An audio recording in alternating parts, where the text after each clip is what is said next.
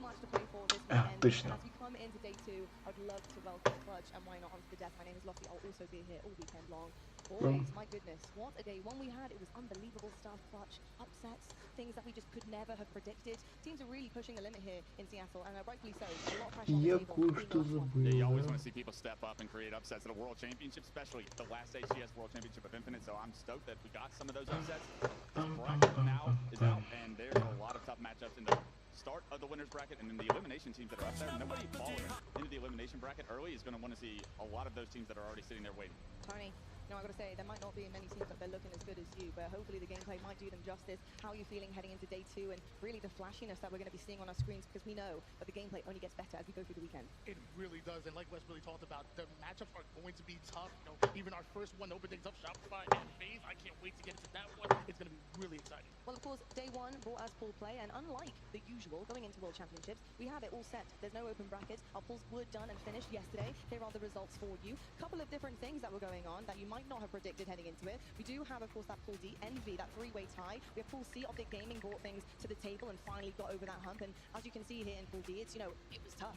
There's so much going on, so many upsets, and really that was caused by Unreal Nightmare. That was really the pinnacle of this Pool D being so mixy. And Clutch, when you're looking at it, the fact that it shook out to some of our games here and basically the percentages of how much they had won, it's tough. They didn't manage to duke it out onto the top, but Envy, they got the top spot. Yeah, I mean, Envy's got to be waking up feeling pretty good right now, knowing that they're finally the first seed coming out in the bracket play, but not the way they've wanted it to happen. They've wanted to finally beat SSG. We've seen them go up against each other 3 times in the past 2 events, and they still fell short in a game 5. They got to find some ice, because what I saw will rear its ugly head once again if they can't figure out how to close some of these games, especially the game.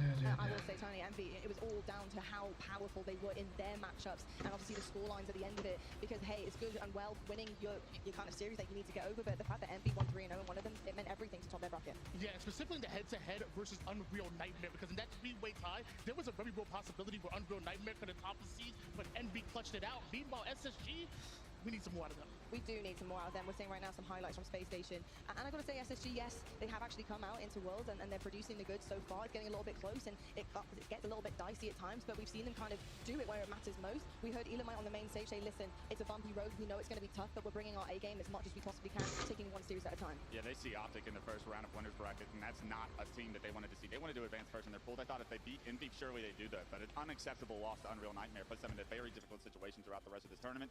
Space Station have a high ceiling. They have a low floor, and we've seen that floor already. They certainly do indeed. Well, here is the ceiling, folks. It's winners bracket side.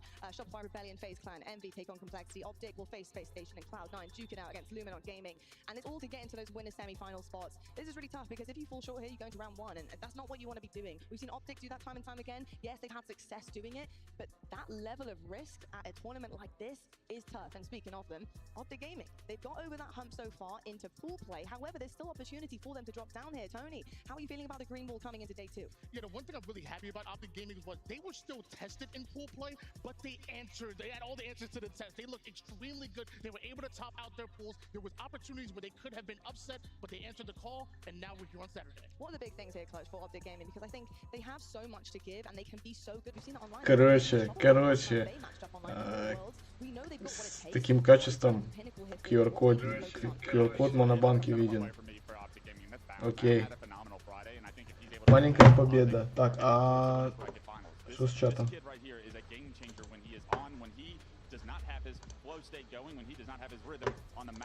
Optic does not have the success we know Optic is capable of. Indeed. Well, there's another bit of success here in terms of the story that maybe we weren't expecting. And of course, Cloud9.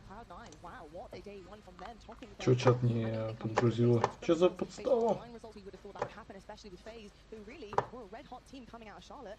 To see a game 5 and not win that game 5 Slayer that we know that they can do with an incredible record coming into it. I think it went 30-8 or 39, something crazy like that. Insane stuff. For Cloud9, they're producing what needs to be done. They had a fantastic full play day. Tony, how are you feeling about this? They push through the winners bracket side of things. Can they beat the likes of the bigger monsters that are going to find in this situation now and in these depths? Yeah, Cloud9 were fantastic, specifically against this matchup against FaZe. When you look at the stats, you had Sab, who topped out in most kills, but what impressed me the most was the damage that Avusi and Collect were doing. Sab may have had the least amount of damage, but he was efficient with the way that he attacked. It was that pure damage out of Avusi and Collect that impressed me. Really strange things happen at World Championships, and guess what? FaZe losing a Game 5, that's pretty strange. Cloud9 winning a Game 5, that's even stranger to me. We have seen Cloud9 fall short after going the distance in series against so many different top teams across several years of Halo Infinite. It feels like they could never win a Game 5, but something happened yesterday that I didn't think was going to happen. Can Cloud9 use that as some opportunity and motivation to continue on through the winners bracket? That would be a phenomenal story with the lackluster qualifiers and placements that they've had throughout this year. So I'm stoked to be able to see Cloud9 finally have that ice factor. On the side of FaZe, you're wondering, where was the ice that is always there when we need it? Honestly, the biggest thing for FaZe, the outlier there, is where was Lucid, right? It's something that we don't see very often, but sometimes your superstars, they do fall short and fall flat, and that's absolutely fine. It happens. It's rare occasion, but you can see right here, Lucid, he didn't have the best series. Now, you know, you need the rest of the team to kind of move around that and to be able to lift you up when that is occurring. We're only human at the end of the day, but Lucid having a bad series is really the crux of that opportunity for Cloud9 to jump on. And Tony, it can be really tough. You know, your superstars, you need them to play well. I do feel like when you're under pressure and that happens, you know what you need to do to turn it back on. We saw an incredible Lucid performance even before the Cloud9 on the main stage. How are you feeling about the superstar FaZe? Well, I mean, we've consistently talked about how good FaZe are at the Slayers, but what's consistent when that happens? First of all, Snake might have an incredible KD, but on top of that, there'll be some times where they're 2 or 3 down, and they need Lucid to bail them out of a bad situation, to neutralize the situation. We didn't see that in Game 5 versus Cloud9, and we're going to have to see Lucid play his best going into today. We certainly will indeed. We'll talk more about Lucid and FaZe a little bit later on, but let's take a look right now at the winners bracket, because of course C9, they will be taking on Lumina Gaming, and FaZe, they do get that rematch there with Shopify Rebellion as well, which is far earlier than expected, although I will say, I don't know if I mind that for FaZe. I think, you know, when you're coming into Sunday, you've got loads of best of sevens to get through as well. How are you feeling about Game 5 with FaZe and Shopify Rebellion to start the day? I mean, if they can get to Game 5, that'd be phenomenal for FaZe. I saw this as an opportunity for FaZe to get Shopify out of the way, if possible. FaZe has never beaten Shopify, it feels like, and this is the only time I think that they're going to be able to. You got an early morning roll, too. That kid stays up late nights, so he's not used to being up this early. And also, a best of 5 is more likely to go in your favor than a best of 7. The longer the series is, the better opportunity Shopify have to differentiate themselves across several different maps and modes. So if FaZe actually have what I say is a golden bracket, if they can just get past that first hurdle is the highest hurdle of the race. Indeed, it is the highest hurdle of the race. I'm excited to see who jumps over that and clears it, because of course they'd be clearing the elimination bracket, and that's not where you want to be heading into Saturday, having to duke it out basically the remainder of the tournament. TSM finding themselves in elim round 1. That is a tough situation to be in.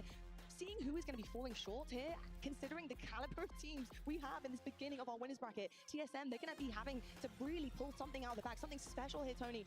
You know these guys. You know what they're capable of. Can they put it together when their back is against the wall, and mentality needs to be as forceful as possible to get through an Optic Gaming, a FaZe, a Shopify Rebellion? Yeah, I think a lot of people were confused that TSM were down the elimination bracket to begin with because they were the favorites to get second place in their pool. But Complexity played fantastic against them, and if there is one player that I'm looking at, it has to be Druk. Druk had a pretty slow start and a slow finish to that series, and normally I don't care about him in the KD department, but it's the damage department. As an entry fragger, they need him to do the damage, they need him to draw the attention of Complexity, and he wasn't able to do that specifically in that series. The big issue for TSM and anybody in the elimination bracket is when you look at the winners bracket, Optic are playing SSG, Shopify are playing FaZe. 2 of those teams will drop down to the elimination bracket in round 1, and they all plan on going on an elimination bracket run throughout this tournament, and they're going to have to take out teams every step of the way. There is no room for error, and you're going to play against Juggernaut so early in that elim bracket with the way the winners bracket's already phased out. Well, listen, I think they need to be ready to go, because they're going to be facing the loser of Shopify versus FaZe, and that is just going to be a really tall order. So I'm hoping TSM are ready. They brought their A game, as Clutch often says to me every single morning that we go into these incredible broadcasts, but they're going to need it. They're going to have to dig deep. Where can you guys catch all of the action? Well, don't you worry. We have plenty of places. We have 4 different streams for you, both on Twitch and YouTube. Make sure you have all of those open to catch all the action, and of course, following your favorite teams along their Halo World Championship journey. Now, if you are tuning in with us from home, here is what you can earn. Get the tabs open. Make sure you're tuning in, because all of these goodies could be yours in game, and they're glorious, especially here at the Halo World Championships. We always save some really slick, clean looks for you guys to be rocking in Halo Infinite as well. And of course, we do have some really exciting weekend events as well. We have lots of things on board. Cosplay finals will be happening, and the BTB match, which I am beyond excited, because of course that bromance slash enemy slash whatever on earth is going on between Golden Boy and Walshy.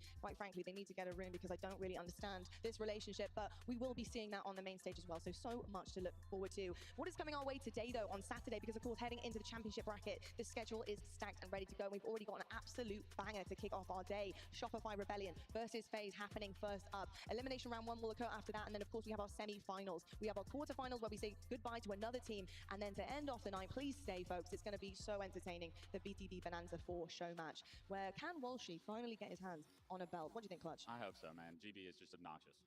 Yeah, but I do love him for it, though. Love's a strong word. What would happen though if Walshy managed to get his hands on the belt? Because I think that would be even worse than GB, Tony. Hopefully there's a third party that comes from the Raptors and wins it. Wait, hold on one second. Why are we saying if Walshy gets the belt? There's one thing that Walshy got that he ain't had before, and it's a secret weapon. Oh, hold on. It's a secret Okay. weapon. So give me a little hint. We need to talk behind backstage. But while we do that, let's actually set up, of course, the main match that's happening first and foremost, and it's Shopify versus FaZe. Really excited about this one. I think this is going to be a difficult one for both of these teams. Again, it gets personal, Wes, and we know that. It's a tough one for all of the players. However, business is business, and if we know anything about them and their experience, it's that Halo comes first and foremost, and when they're on that main stage, that is all that matters. How are you feeling about Shopify Rebellion building upon what they've already done here and managed to do it the latter part of the season, being so close in the first parts, and finally, it seems like they have it down. Так, вот сейчас, конечно, да, сейчас такой матч интересный будет. Единственное, что я сделаю, я ускорю.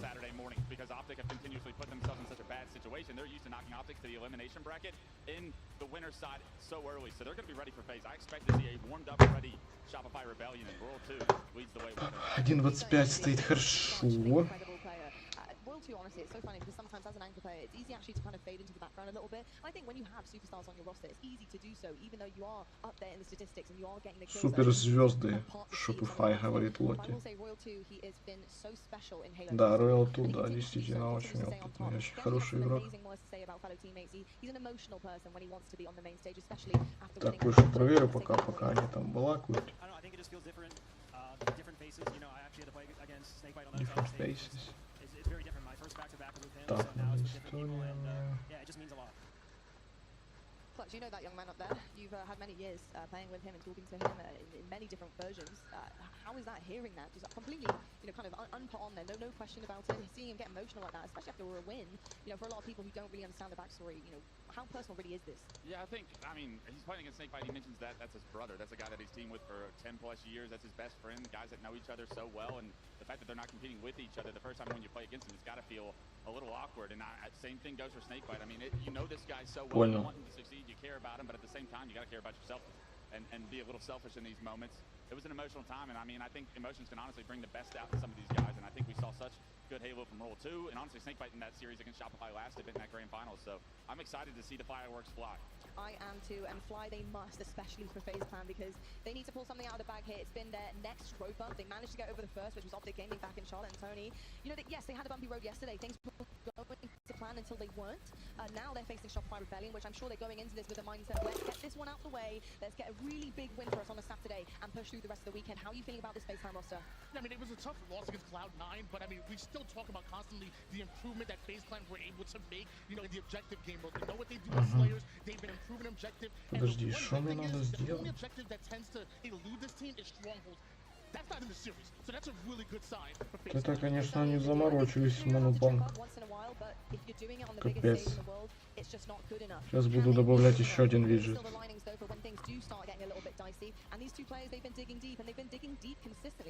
Yeah, this duo is pretty phenomenal, especially when it comes to the Slayers, when it comes to the big-time moments. The big question is, will we see those? I think back to that grand finals in Charlotte, and FaZe had some fight back in them, and the series kind of got out of control after what was a game 2 that was very winnable for FaZe. Getting them back into the series, they lose that game, and that was pretty much everything for me, because when you go down 3-0 to Shopify, you're not going to reverse sweep a team like Shopify Rebellion. So I'm looking at how does FaZe stay in this series long enough to get it to a game 5. Big game trippy. There's nobody else I want on my team than him and Snakebite in those moments. And if Shopify get to that game 5 against FaZe, you know that that's the last place they want to be when the series comes up. All right, here's the series rewind from the grand finals back in Charlotte. Signs of life here from FaZe, although a really tough first 3 matches. What are some similarities coming into this best of 5 here, Tony, that we can really take away for the series? One good thing is that you look at that game number 4, the only game that FaZe Clan were able to win was Aquarius Neutral Bomb. Well, that's game number 1 coming into today's matchup, so that definitely gives you a bit of confidence when going up against Shopify Rebellion here early Saturday. All right, well, I'll tell you what. Who knows what can happen? Things can be similar, things can be different, but all that matters is go out there and you play your very best, and both of these teams, I can guarantee, will be doing that. Folks, it is time to head over to the main stage now. We have our first one of your day 2 here at the Halo World Championships. It's Shopify Rebellion versus FaZe. Так, SR против FaZe.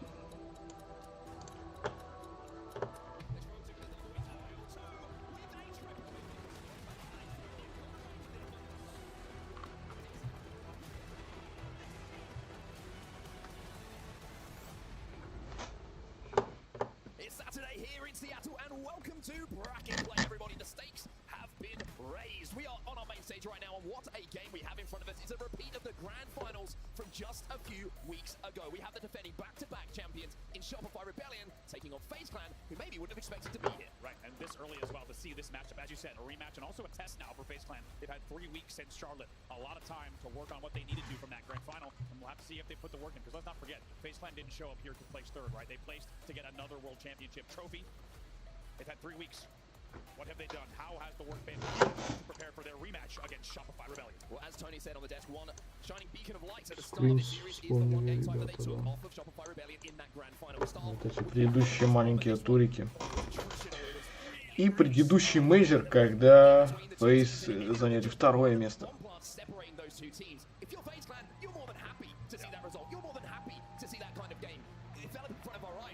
Shopify, you know they would have put some work in, seeing what happened back in Charlotte, and they will want to put that right here in our winners quarterfinal. Let's also not forget, coming into the Halo World Championship, FaZe Clan is your #1 Slayer team in the world. They'll be ready. FaZe Clan #1 team, #1 Slayer team in the world. Вот так. Is this game type, the game type here that they won in Charlotte just 3 weeks ago, their chance to get an early lead in this series. We're underway with day #2 of the Halo World Championship. And that's highlighted on the desk as well. I'm sure a lot of eyes for FaZe fans and a lot of people watching just in general. It's going to be on Lucian, because Lucian had a very disappointing series yesterday against Cloud9. We were lucky enough to actually cast that series, so we have a real good insight on how that went, and it just felt like at times FaZe were just never really in control of that series. A few sloppy plays here and there, a few missed plays when it came to power weapons and execution. It was a little bit surprising, considering how hard FaZe prepared for those specific situations. Exactly, surprising indeed. Some surprising stat lines coming in for the players of FaZe that you might have caught during the pregame as well. They're going to want to right those wrongs. Correct the course of their ship here in day #2. 3 death for both sides off the rip. Not too much bomb movement in your opening minute of play. This Frank though coming in from Royal 2. He's got multiple targets in front of him. And he might have a very comfortable double kill here. Instead, it's going to be a single kill. Last shot will clean up. Just make sure that assist goes the way of Royal 2. And Trippy now finds himself last alive in the journey. He has to stop this bomb progressing. Frosty is still alive somehow. Frosty somehow gets the kill thanks to the help coming in from Royal 2. I don't know how finally he's taken down. Very good cleanup there. Penguin gets a double off of Trippy's damage in the util. Now it might have looked like Trippy had not done enough.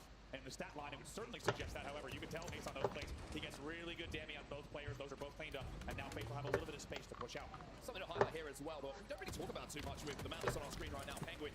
Such a confidence player. When he's in a confident mood, he is a different kind of player. But maybe sometimes he gets a little bit down on himself in these big moments when they don't go his way. So just a small thing like that, a big double kill at the start of a game to slow down that bomb progression, pick up a couple of kills is really impactful potentially for the player that we were seeing on our screen a few moments ago, just feeling like he's in the series. Look at this situation. All 4 players trapped in the back of the base. Shopify looking for the opening damage in order to collapse. And this is a full standoff here. Here they come. Frosty's going to make the first move. Lucian is going to get that kill, but has he done enough damage here, Frosty? The cycle to move in and pick up the remaining pieces. Trippy is last alive. The bomb is down still on the gem bridge. But with Trippy still being alive, you can see the Shopify want to be careful here. Don't want to try and force this. They need to find another round of kills now as FaZe are coming up the Это режим бомбы. Это режим FaZe.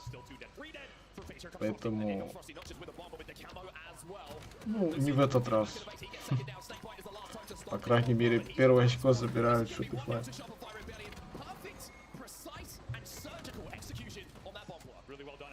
Take them not even 3 minutes of play to get their first bomb arm in a lot of game time if you remember back to what we had to witness in the grand final. So they will now take the lead and obviously have turned this around right away compared to what we saw in the grand final in Charlotte. They now lead 1-0. Fascinating to see how Shopify play as well. Their priorities during that bomb arm. It was almost as if they were like, we've got 10 seconds of camo, we've got a 3-4 dead, but we're good enough to know that we can kill them again, knowing that the positions that we have are superior, knowing the control that we have is superior. Let's get this camo and then move that bomb in afterwards. Let's put all the pieces together to make this a successful arm. Really was a great... That ring got hit. Okay, good. I was gonna say that's the craziest tracking I've seen on a Halo Infinite green gun. Kind of deeply relieved that one didn't hit. They will eventually trade in the fridge there, but I agree going back to the arm. I also love that Shopify did not get the clean 4 dead off the first round of slays, but the way they did not panic, and they just knew, hey, we're not going to force a fridge spawn, we're going to hold fridge door, and we're going to slowly get these next kills. A lot of teams will get frustrated if they don't get the clean 4 dead. Instead, they just ran the playbook. They were like, okay, not a perfect execution, we run again, we go again, we get the slays. That's exactly what they did. It leads to the first arm in the game. Looking at the slays at the moment, pretty even across the board. The standout vote is Cycles, 11 and 7 for the regular season MVP, as was announced yesterday, and you can't say that he doesn't deserve it. What a season this young man has had. Unbelievable, especially when you think of his last few years. Look at Cycle's trajectories. The stocks are at an all-time high for this guy. 2 dead yet again. Here comes Royal 2 just front jumping. He does get pre-nated though, so he will have to be forced all the way back into the fridge ledge. I will say though, he's made a couple of nades out from respawners. That makes it much more difficult to defend the base. And now, off the back of the damage, a killing spree and a double kill here for Royal 2, still blocking those fridge spawns. That means FaZe are going to keep spawning in the back of the base. And now, the distraction started coming from the car side. Royal 2 can get a little bit aggressive. Wow, even gets that first one. Do they kill Snakebite as well? Snakebite's still really the biggest threat here in the back of the base. Snakebite last player alive. Snakebite no shield zone. Last shot goes in. The bomb did move away slightly from the arming zone, which means that the fuse will slightly be elongated in comparison as to if it had stayed in that arming zone. And Trippy is actually going to grab this one. So FaZe making some desperate plays, but important wants to keep this at 1-0. Wow, we have a second now to talk about what we just saw on screen. Lucid front jumps for the melee trade. That actually forces the bomb down the stairs, which you rarely see. And then Snakebite stays alive long enough in the back of the base to hold off the arm. Really impressive defense there from FaZe, but they will have to do it yet again and make sure to get on the offensive. Also get, the list grows longer as you can see, and also get control of the power-ups if they want to get back in this game. The basics are Halo, right? They're just all going Shopify's way at the moment. And when he makes plays like Frosty is turning on to Trippy with that camo still in his hand. Kill is bigger than the sum of his parts because now with this camo, Frosty can keep going to work here. Picks up another kill, and Penguin might be next. Oh, Frosty! Look at him popping off. He's feeling good right now. He is indeed. When Frosty pops off, you know it was for good reason there. You don't always see him yelling in that player cam, but this time he got loud on the main stage and got a lot to be proud of with the way that he's playing 10-7 off the opening of the game. FaZe have really struggled to get out of this spawn. I mean, when's the last time you saw FaZe halfway across the map at the moment? They can't even get a third of the way up the map by the looks of things. Shopify finally lose a couple of players and Frosty will go down as the numbers just overwhelm him. But FaZe finally get out of their base. It feels like they haven't got past halfway of the pink tower at the moment. Yeah, it really does. It feels like they are properly pinned here. If you take a look at the numbers, gotta say, Lucid 13-11 here, so certainly putting up the numbers he needs to. However, it has not translated to objective success just yet. Green gun in the back of the base here. Well, keep in mind though, we know how efficient both these teams could be if they get an opportunity. With Shopify Rebellion, 3 dead and Royal 2 the last one alive. That bomb is slowly progressing towards the base. Так, а ну сейчас попробуем кое-что. Stifled. Now get their chance to strike, and with 3 cores on this bomb arms, it's going to be 1-1 here. The first opportunity that FaZe get in this game. Есть. 1-1. Сравняли. Молодец, Snakebite. Ну, конечно, это еще. Вот по целям, как всегда, лучший. Beautifully done. So these kills are adding up. They are starting to cycle towards a power-up, going at the way of FaZe. Man, Penguin, I think, just burnt it. But in comparison to the first 2 going into the hands of Frosty and Shopify being on the front foot, you will take a burn. You absolutely will. And Frosty got it. I stand corrected. It will be burned in the end, though. So Frosty will almost get away with the camo. I was correct. Very good pre-nade there up top mid to make sure that the camo is burned. 2 dead for both sides here. And a lot has to be said for Lucid staying alive on the fridge door yet again.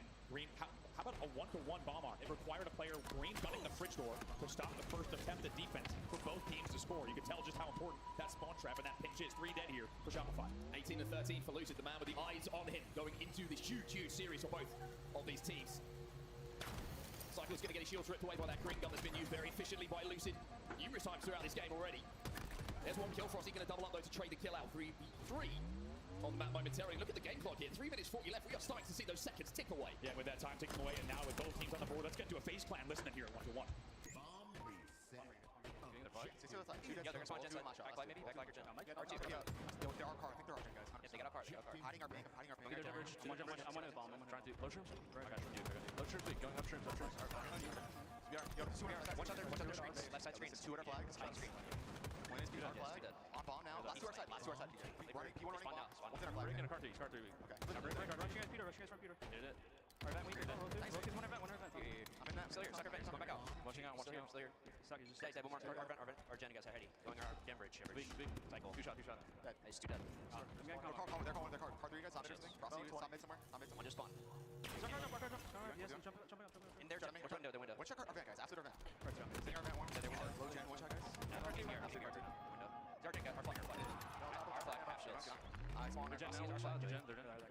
And Snakebite looks like he's ready for a Saturday here in Seattle. That's 2 kills in a row, but outsheeting last shot, winning that individual fight, a huge confidence boost for him. And the metal does not lie. That was a proper reversal. Royal 2 gets away with the camo bottom metal. We'll keep an eye on that. But Snakebite, as you said, you can even hear it in Snakebite's comms. He's like, car 2 on me. He's kind of frustrated. He got outshot first, and then absolutely wins that beautiful battle. Like you said, against last shot. Not easily done with the way the last shot is playing this season.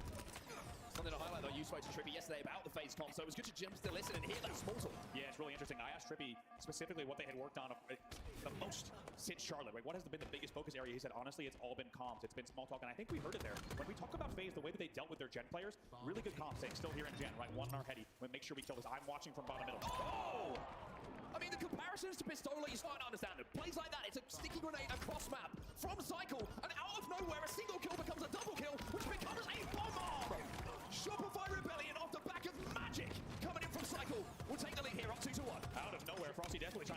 eventually he will die, so it will be a staggered 4 dead for Shopify. But as you say, most importantly, when you have a player like Cycle from top mid just nading Gen Bridge and picking up a double out of nowhere, if you can nuke half the team with a single nade, a lot of things can happen. And Shopify wastes no time. They get right in there. They now lead 2-1 with only 70 seconds left. Yeah, pressure now on FaZe. They are making some progress up the map though, and Shopify have 2 players in the death screen. Half the shields have been chipped away though by Shopify. Snakebite tries to move this one in, and they will need some kills here. Last shot's trying to rotate back into the base to put some pressure onto Snakebite. FaZe have lost Penguin in this situation. They're trying to wait out some nades. They're trying to get some information. They're trying to find some kills here, and Trippy's found one. There we go. First one's on the board. 3v3 here. Snakebite still has to deal with Frosty though. He's rotating back in from the spawns. Wins his fight once again, but it's 2 dead either side at the moment. 35 seconds left on this game clock. Royal 2 stays alive. As does Snakebite. This is on a knife edge. It was staggered 3 dead, but they couldn't start the arm just yet. Here they go. Trippy's gonna start that arm. Nades are coming in.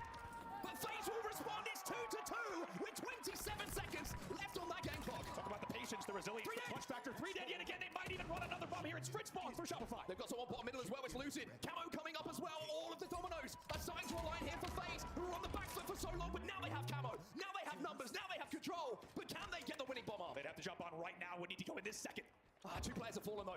And it looks like Shopify have done just about enough. And we are going into overtime. Next bomb wins. Unbelievable here. We said that FaZe needed all the pieces of your Halo basics, and they had them. Moments away, but very key kills come in from Shopify to slow down the FaZe clan push and give Shopify a moment to breathe, but they must be reeling. They were leading with 60 seconds left, and with 27 on the clock, FaZe clan gets a clutch game-tying bomb arm to now send us into overtime. If you wanted to know how close this game is, by the way, you don't have to just look at the score 2-2. It is 87-87 when it comes to slays between these 2 teams. They are completely tied up. By the way, 8-kill deficit earlier for FaZe clan. They were trailing by 8 kills, and they have brought the game back. Here they come, 3 dead. Last shot's in the fridge. He's just got free spawn. Frosty in the back of the base trying to delay this bomb arm. The nades have been used. Cycle, and last shot desperately trying to rotate back and fight through the back of their base. But FaZe are on the precipice here. If they can get some kills, then maybe they have a chance. Lucid finds 1, but Cycle will find 2. FaZe lose numbers, and Lucid is last alive here for FaZe. Oh, good shots initially from Lucid, but even Lucid against a 2v1 against Shopify, that's a tall task. He eventually gets taken down. Very good coordination, and Shopify will push all the way out. Now only 1 minute 40 left in overtime. Taking a look here, what Cycle might be able to do. Still 2 dead for FaZe clan. He wants to get right into the util right away. And this is where composure starts to be a 3 кадра в секунду или 60? You make a play that you wouldn't have made 2 minutes ago in this game, that you wouldn't have made through months and months and years of scrims and tournament play. Да у тебя, наверное, там с инетом проблемы, чуешь? На ваших этих заморских сетях.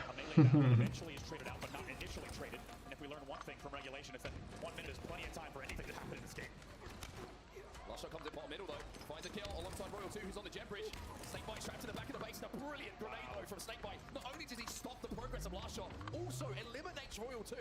That one grenade has kept FaZe hanging on in this game. Tough to put a value on that single grenade, like you said, the damage that it just did and the time that it saved and bought for FaZe clan. 3v3 on the map. Last shot's trying to do everything he can to output damage. He wants to keep the pressure on the base. He gets the touch on the bomb. It was 2 seconds away from resetting here. Cycle finds a kill.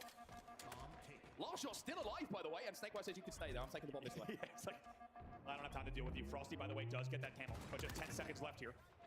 And of course, with 10 seconds left in overtime, not going to be enough time to move that bomb. Time ticks down. Nothing to separate the 2 teams.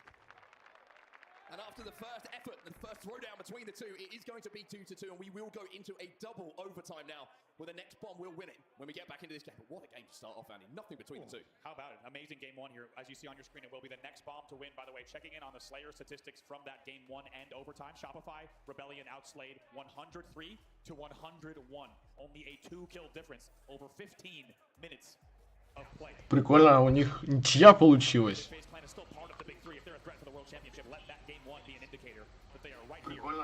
Вот так вот.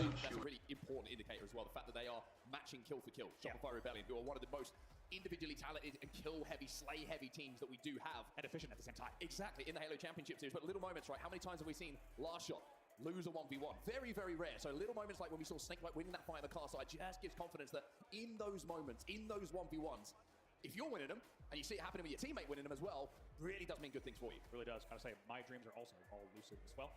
It's funny, I thought it was only me. Turns out it's a lot of us here. Trippy, as we said, confident coming into this weekend. Also, as you saw in the stats during the pregame, good numbers yesterday, big game trip.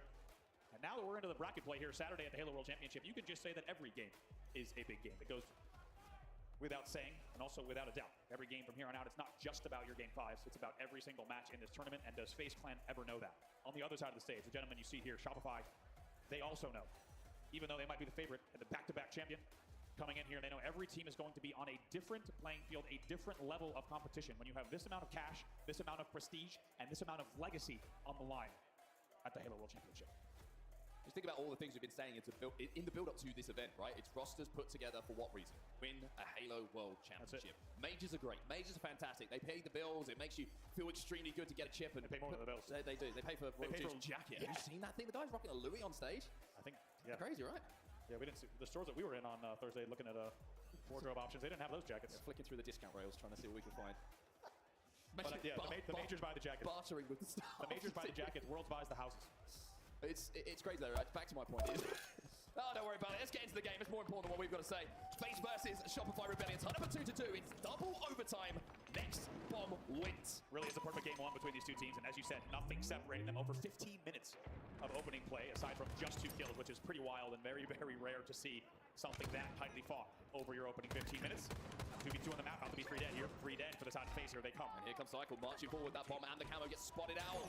Lucid taken down. That is so vile. That is Lucid solo in a 1v4, by the way. Last player alive. He spots the camo and gets the kill on the camo before Cycle can wrap into the gen. That is Lucid at his final. FaZe, вперед! Ну! Капец. Люсид сам. Люсид сам без поддержки какой-либо. Где все хлопцы? Где все хлопцы? А? Ай-яй-яй-яй-яй-яй-яй. Ай-яй-яй-яй. Communication, right? Which is what they're trying to focus on. So it could very easily go wrong, but I like how they're trying to adapt to the Shopify style. You're right, though. The decision, the vocal and verbal decision to leave a player back in your base is very midship-esque, right? There could be a really annoying, and you could do the same thing if you think back to H3 as well on Narrows. There's these classic... Я вот не пойму, как сделать так, чтобы фон при донатах был белый. Точнее, чтобы текст был белый. А, да, хочу. Не там это. White. Ну, я написал white, сейчас попробую. Я, походу, не там написал. Нет, тут все правильно. Сейчас еще раз попробуем. Там уже на банк возмущается, что за фигня.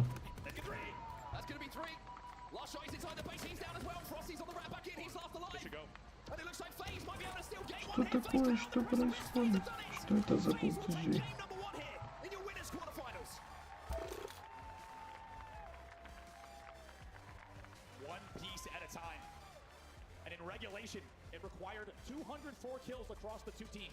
Ладно, черный. FaZe взяли первую карту. Молодцы. Let's go, Lucid.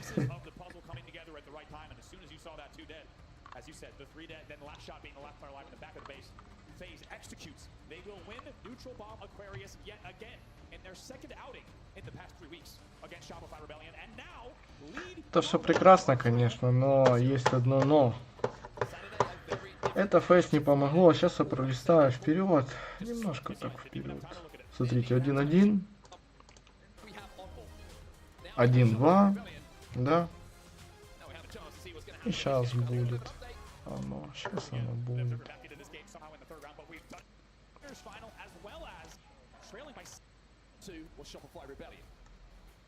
2-2 и самое интересное.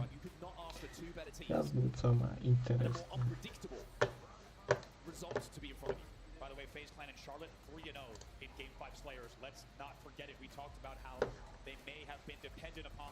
First, take a look at Shopify's last 8 Slayers. Yeah, www, and I'm not entering an incorrect URL. That is win all the way down in their last Slayer games that they have played against. And when you consider that 1, 2, 3, 4 of those are against FaZe Clan, with the record that we just highlighted as well, Shopify will feel confident, as they always do, that they can continue their run here at the Halo World Championships in this winner's side of the bracket.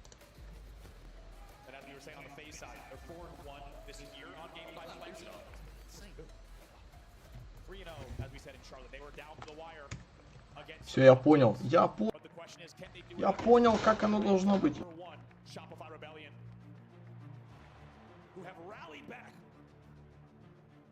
To force this game number 5. One single game remains between Shopify Rebellion and FaZe Clan to decide who will stay alive in the winner's bracket. There was always going to be game 5s in the Halo World Championships. There was always going to be game 7s. And FaZe, who were on the receiving end of a devastating loss yesterday in a game 5, now have the chance to make that a distant memory.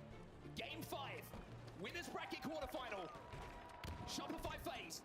Who is going to continue on this winner's side of the bracket? So much riding on this exact game here. For what will happen in the brackets, how does the rest of this tournament go? Really, you cannot say enough about it here. 3 dead off the opening for Shopify.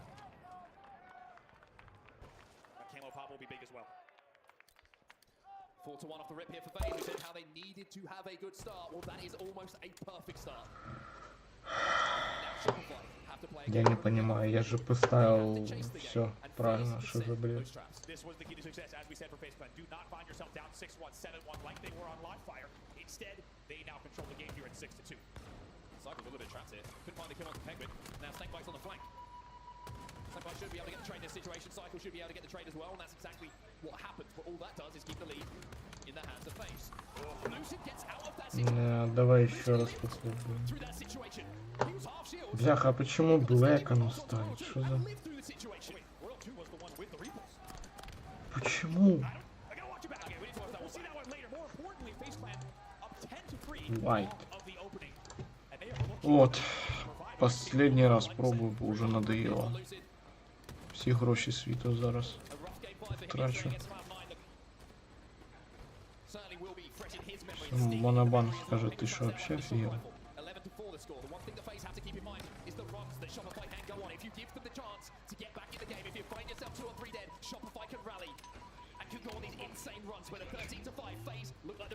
Yeah, so far it's been the FaZe run. Let's get into an early listen in here with FaZe Clan.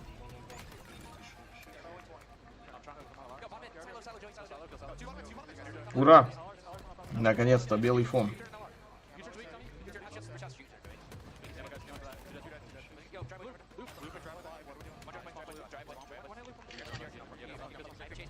Я даже не знаю, может быть, увеличить этого котика в центре. И вообще, стоит ли его в центре оставлять? Тут надо подумать вообще, куда котика этого с баночкой. Я думал, если честно, снизу поставить его. Снизу под плашкой поддержать автора. Это мои мысли такие были. Тем временем, кстати говоря, FaZe лидирует чуть ли не вдвое. На минуточку, да, FaZe, андердоги.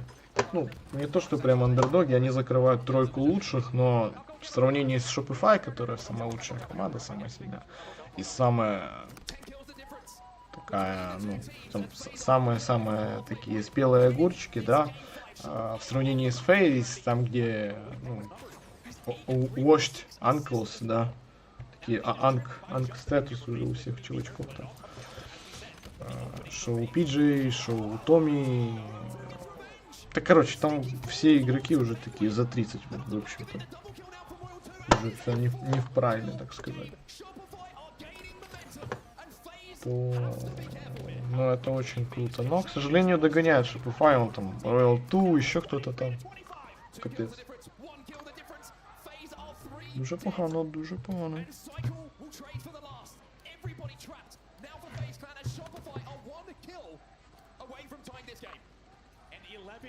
Swing. Royal 2, by the way, he's 1 kill away from something special. We'll see if it hits. They were trailing by 10. Oh, he doesn't get it this time around. The Triple will get the trade. Royal 2's run will be stopped. Так, что? Snakebite finds another and just gives it a moment for FaZe Clan to just regain some composure here because they have been in a whirlwind for the last few moments. Royal 2 trying to get away with that camo. Can they find him? Yes, they do. Lucid finds the kill. Very, very big to neutralize that camo. That could have really spelled disaster for the side of FaZe Clan. Tied up at 30-30 here. FaZe Clan back into the lead, but narrowly. Penguin versus Frosty. Penguin wins it. Huge 1v1s. Could be the result. And the way that this game is decided. Royal 2 gets another kill himself. Royal 2, by the way, 11-8 in this game, leading the charge. on the side of Shopify Rebellion, but FaZe still with his slender 2-kill advantage. Snakebite gets away and gets very good damage and info about last shot on truck. They're likely going to pitch that right now. Она маленькая Snakebite in the end, будет. it does. And now just a 1-kill game at 35-34. FaZe Clan still leading, but very, very narrowly.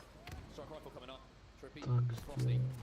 Stare into the whites of each other's мне eyes. кажется, слишком маленький будет To текст. the reflections of each other's helmet. Не читать. See who can get Сейчас. their hands on it. It is a tie game. Нереально сейчас. Shopify go into Монобанк матюкаться начнет, что за фигня? Практически сравняли, нет. Shopify обгоняет FaZe. Очень жалко. Тут по-хорошему бы просто по верхней сетке пошли бы FaZe и все. И завтра бы, точнее уже сегодня, а сегодня уже третий день начинается. То налегке бы просто дальше шли. Ну, смотрим. Смотрим. 39-39.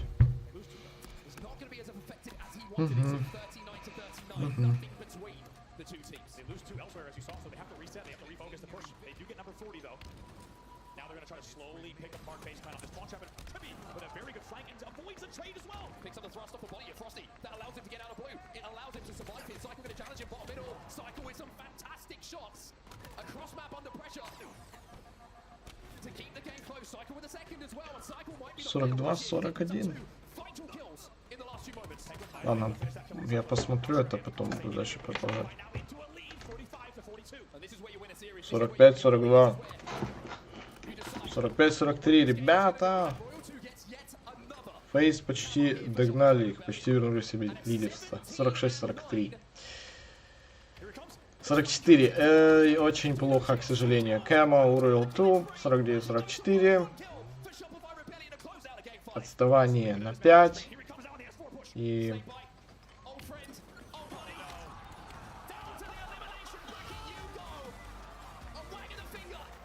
Шо, к чему это? Ну, молодец, ты нахлево взял Кэма. Ну, к чему вот это? Тут, как он там показал вот это вот. Ай.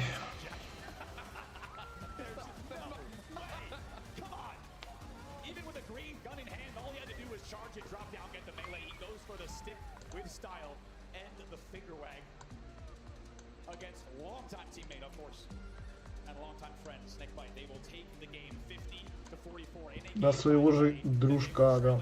24-14. Да, очень жалко Томми. Очень жалко. I cannot wait to see some of the highlights and to watch that entire game back. Because the way that they went on an 11-2 run, they took over in the game and they win the series. Royal 2 finishes that game 20-9 in a game 5. Да, очень жалко. Producing a performance to remember when it matters most. And what it means is FaZe Clan will be going down to our elimination bracket now, but Shopify Rebellion, the back-to-back champs, had a scare, but they come through the biggest series of the Halo World Championships for them so far. What series that was, man? Like, front to back, just brilliant. Amazing. First matches out there as well. Love it. I'm telling you, these first matches of these days, yesterday as well, it's just packed house for the series, and then for good reason. You just saw what the Halo World Championship can bring in terms of quality and maybe even surprises. That series had everything, man. It had all of the drama you could ask for, and for it to end the way it did, it's quite a statement from Royal 2 as well. I mean, let's take a look at the bracket to see how things pan out after that series has now concluded. Shopify Rebellion will now go on to play Complexity for a spot in the winners' finals. Complexity, of course, taking out Envy 3-1 in a series that we caught the back end of a little bit earlier. Opti Gaming with a swift and severe 3-0 over Space Station. They'll take on Cloud9, who delivered, I should say, the exact same thing to Luminon in the game that they have as well. But yeah, pretty good performance in that game 5 from Royal 2. Want to hear from him? I do. I got you. Blaze, you've got us. Let's hear from the man himself. Everybody make some noise for Shopify Rebellion. Turning up on the main stage. I got the flyest man with me in the league right here, Royal 2, with a fly performance in that game 5. Just initially. Ведущий в кроксах. That was a super tough matchup. Like, I mean, shout out to them. They just put on a show. Hopefully everyone enjoyed that. But yeah, that was, I think, a little too close for our liking, but probably pulled it up. Definitely a little bit too close for Shopify's liking, okay? We've seen so many dominant performances from you guys here on this stage, and we rarely see you guys being tested. But in that last match, they're up 9, okay? And something just snaps to you, okay? Talk to me about, from your perspective, how you guys make that comeback and close out this last match. Honestly, I didn't even know we were down by 9. I don't even look at the score, but I noticed they were taking one performance, and as soon as I got one camera, Да-да-да, не знал, он не знал, что они проигрывают, в шоке I вообще. was like, I'm gonna win this game myself, and I know how exactly how to do it. So I just kept hitting the cameras, and yeah, just guaranteed the map. Guarantee the map and blacked out like this jacket. Don't you look good up here, Seattle? Now, as you guys get ready to go into this next series, you know, gas up the Shopify fans. What do you want to say to these amazing fans out here who has been just been cheering Так, тестируем. to kick off the championship bracket. Yeah, just a shout out to all the Shopify fans, also all the Halo fans. I know this is the last Halo World Championship, and we appreciate everyone in the crowd tuning in, especially everyone at home in Twitch chat. Shout out to the Twitch chatters, and yeah, all the Shopify fans in the building, any team fan. We appreciate everyone just showing up for the last tournament. We appreciate you all, everybody, okay? It's just the start of the champ bracket. We got 2 days left. Let's get through it. Thank you so much, Blaze, and wow, what a series to kick off day 2 here. It really did come down to the wire between these two teams. But Shopify Rebellion, again, perfect track record. They continue on, and FaZe, they are left, I think, questioning a few things. A couple of mistakes going the wrong way for them, decisions. But back to the drawing board, they're still alive, of course, in the tournament. Wow, so much to talk about here. And I think objectively, I think FaZe are right there. They are so close for greatness. But Shopify Rebellion, they are always able to kind of swing things back into their favor. I mean, there's so much to pick up on and touch on here. Clutch, what are kind of some of the key moments that you thought were kind of sealing the deal for either of these teams? I mean, you knew it was going to be a banger of a series after game 1. The way FaZe was able to fight back and just contest on the map, something that we've seen them struggle with against Shopify in the past. They were actually going to ward there, and they forced Shopify to play their best Halo in order to take them down throughout the series. The Slayers are, of course, where the series always gets decided in the close ones. And that's where Shopify really extended their opportunity to close the series out in their favor. I can't say enough about the Slayers. You saw the graphic before Game 5, how they've won 9 Slayers in a row. An insane stat, considering Slayers are usually the most volatile game type. But for some reason, this team always figures it out. And you got to feel for the FaZe guys. They gave them a hell of a punch. You know they put in a lot of work coming in here. But Shopify, once again, standing strong, going through the winner's bracket. You heard World 2 say, a little bit closer than they're liking, and they know that there's still an Optic Gaming on the other side of the bracket, and they know Optic saw that and are saying we have an opportunity to take this team down this event. They certainly do. What really impressed me was that game number 3 went from FaZe. I mean, honestly, they showed a lot in that one. That's one of Shopify Rebellion's favorite game modes. They love Capture the Flag. They're 5-2 on Capture the Flag Forbidden over the course of the entire year. And FaZe with that 3-0, that was absolutely huge. That's when I was a believer. It was huge. I will say that final Slayer, there were moments where it was just like, you know, hey, they might do this, FaZe. You know, the beginning was a great start. It's something that we were looking for from FaZe. They typically have terrible starts regardless of their kind of ratio in terms of wins and losses on a Slayer. I will say, I think Snakebite having a bad game 5, which we don't see very often. Наибольшее количество урона FaZe Clan это у Томми. И наилучшее соотношение убийств и смертей у Royal 2. Вот так. I think if you're FaZe and you go into the elimination bracket, we showed a graphic of Lucid's stats at the start of the day here, and it wasn't too strong of a graphic. Lucid played out of his mind. That's exactly what it's going to take to beat a team like Shopify. You need your superstars to be superstars. Lucid gave them that. Now you're looking at the rest of the team. If they can elevate their game plan, they can go in an elimination bracket run. These guys are veterans, and I have all the faith in the world. The big problem is there's so many juggernauts in that lower bracket already that it's going to be a long Saturday, and you're going to get tested every step of the way. Yeah, you certainly are. Tony, how are you feeling about the test that FaZe have to overcome? Just to remind us as well, last World Championships in 20, I think it was 2023, FaZe, they actually did manage to get through the elimination bracket. Yes, a completely different team, but we did have one person on that team with the experience of this, which is also back on FaZe, and that is Snakebite. Knowing you can do it, you can win a World Championships from that elim bracket. How are you feeling about this team's chances? I mean, I'm going to be completely honest with you. You asked me before that series, I would have said I would be worried for FaZe going down to the lower bracket this early, but I also would have told you I would have been worried for FaZe going up against Shopify Rebellion, and I saw a very gritty FaZe. I saw a very resilient FaZe that I was proud of and that I believe in. You're going to go down to that lower bracket and you're going to do your thing. We could still see FaZe make a deep run. Well, shining very bright is Shopify Rebellion, and on the winners bracket side of things, they move on to the semi-finals, where they're going to be meeting Complexity. Complexity having an incredible run, a run of a lifetime, and peaking at the right time. Yeah, what do you think is going on there? I mean, it's year 4, it's World Championships. Strange things happen, and for Cloud9 and Complexity both define what feels like their first winner semifinals probably in 4 years, it feels like. That's an impressive feat, and they have a real opportunity to create some upsets, but on the east side of the bracket, look at Shopify and Optic, who we know can win this tournament, who has proven that they can win World Championships. Those are the two teams I'm looking at to advance in that upper bracket. Let's take a look at the elimination bracket side of things, because of course our safety net of Halo can only hold these teams for so long. FaZe, they're going to find themselves against TSM. I think my eyes go immediately there. TSM looking for a bounce back, knowing that they had to face either FaZe or Shopify Tony. How do you think they're going to be feeling about this one? I think it's going to be a lot closer of a series than people think. I think we know that FaZe are going to be the favorites going into this matchup, but we also know what the ceiling is for TSM. When TSM are playing their best Halo, they're able to overcome almost any adversity, and that includes FaZe Clan. Well, I'll tell you what, we won't have to wait too much longer, because we are going to a quick break. But when we come back, we will in fact have that elim round 1 on the main stage for you. It's going to be FaZe versus TSM coming right up after the break.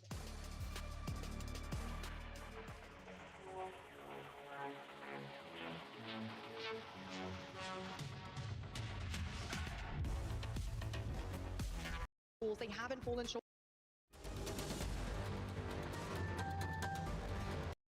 More here. Who is hungrier after being sent down to this TSM? It's not dreadful. I think it gets pretty bad at games 4 and 5, especially when you look at the Slayer record for FaZe that the Desk was talking about as well. So for me, it has to be these opening 2. Lattice, always still a bit of a 50-50 toss-up for me. No one seems to have really got this one down to a T. So if TSM can somehow sneak this away from FaZe Clan, perhaps that could be the perfect way to start this series and maybe, just maybe, pull off. А вот это уже серьезно, ребят. FaZe против TSM. Плюс-минус равные силы. На самом деле FaZe сильнее.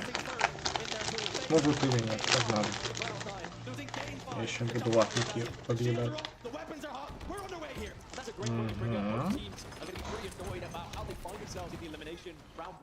TSM losing out to complexity yesterday, especially after the changes that were made from TSM side. That one would have very much hurt. And FaZe Clan coming so close just now, progressing through into winners round 2 and doing the unthinkable of taking down Rebellion.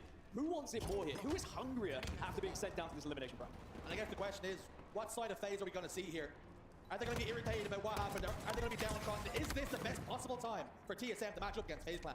We'll keep an eye on Trippy and Druck here in this first game. They've been the standouts when it comes to finding kills on these oddball games, but as always, it's Penguin who usually is the one who's going and grabbing that ball.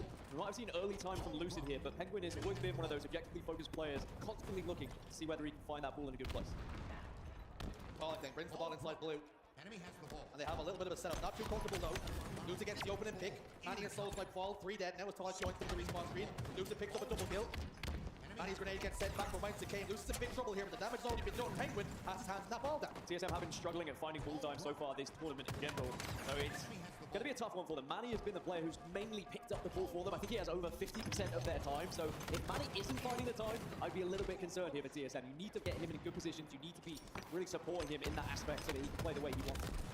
Nice early start for FaZe and for indeed Lucid. 5-0 and 2. They spoke about on the desk. You want the best performance from FaZe Clan. You need Lucid firing on all cylinders. We've seen that in the last series. The rest of the teammates need to join. Double kill now for Soul Snipe, and they should get some ball time along with it. Ball time and a QT to go alongside it as well. Soul Snipe has been spotted out, but now can try and put this to use. Does get the kill alongside it. Those are the kind of individual gunfights you need to be winning here against FaZe. To just try and beat down a little bit of that confidence yet again. Yes, it's an early lead for FaZe, but TSM need to understand that you're never out until you are truly out here. And after the comebacks that we've already seen on the main stage today, TSM maybe can go for something along that. Good luck. It's also important to note this is TSM's first series today. FaZe Clan have already had that warm-up, if you will.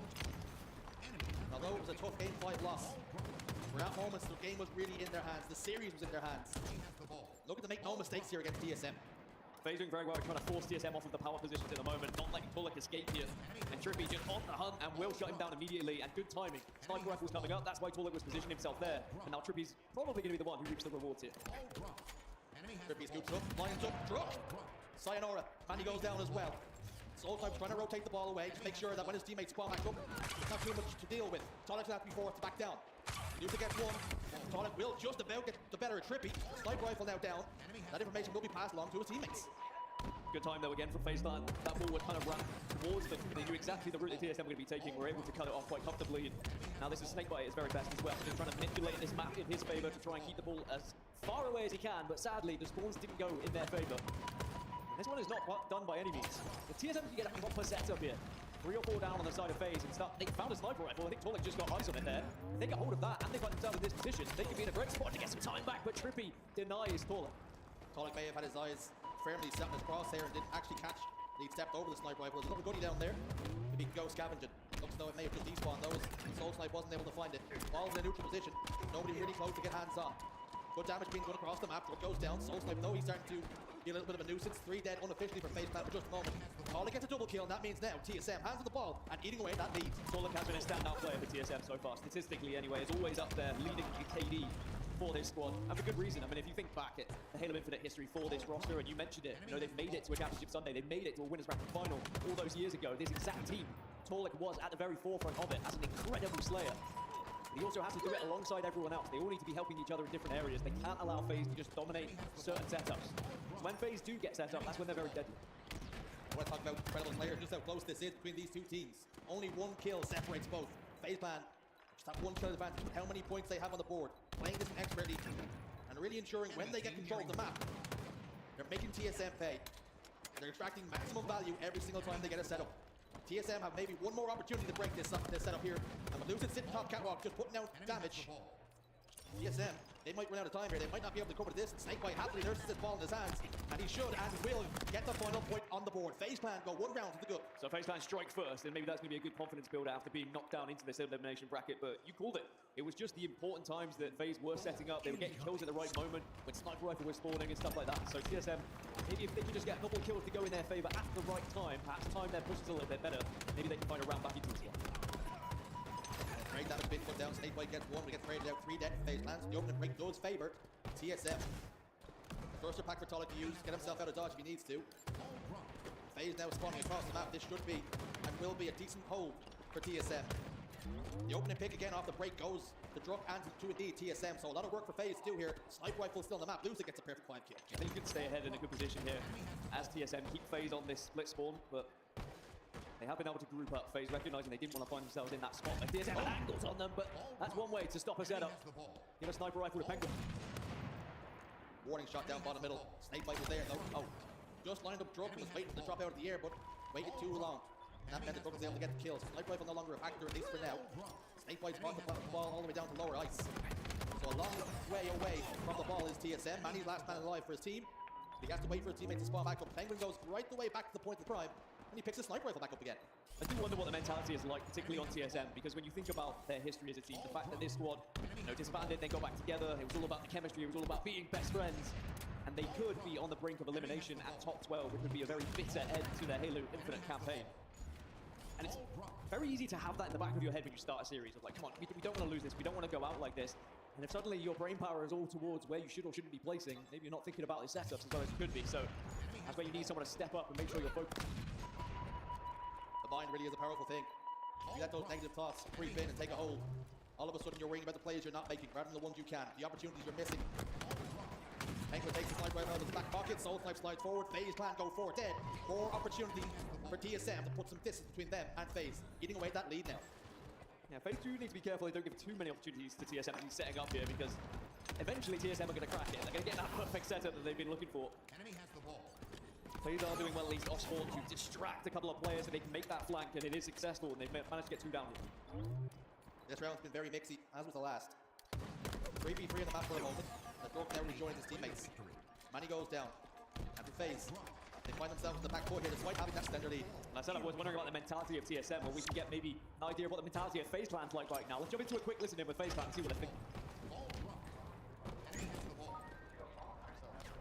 Hey, box if you did. Wait, just 3 times. Oh, absolutely. I think. Try and go. Yo, Blue Cat sniping on ball.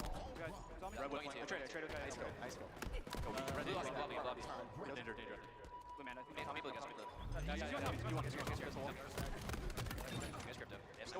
Going out, blue up, blue snipe. Blue up, snipe. He's watching front. He's red then. That's one car, one. Top it. Going front yellow. Still blue up. Yeah, I'm fighting ball. Still blue up. Yo, repulse. Watch out, pistol. Top it. Spawn kill by elbow. We go towards Volgas. Try. R1's up. You want sniping Mando or something? Back blue sniping. There's a quantum down, guys. He's at Walshy. What's top mid sniping? He's hitting front boxes. Grab the shot. Watch out, repulse. One shot guy on repulse. You guys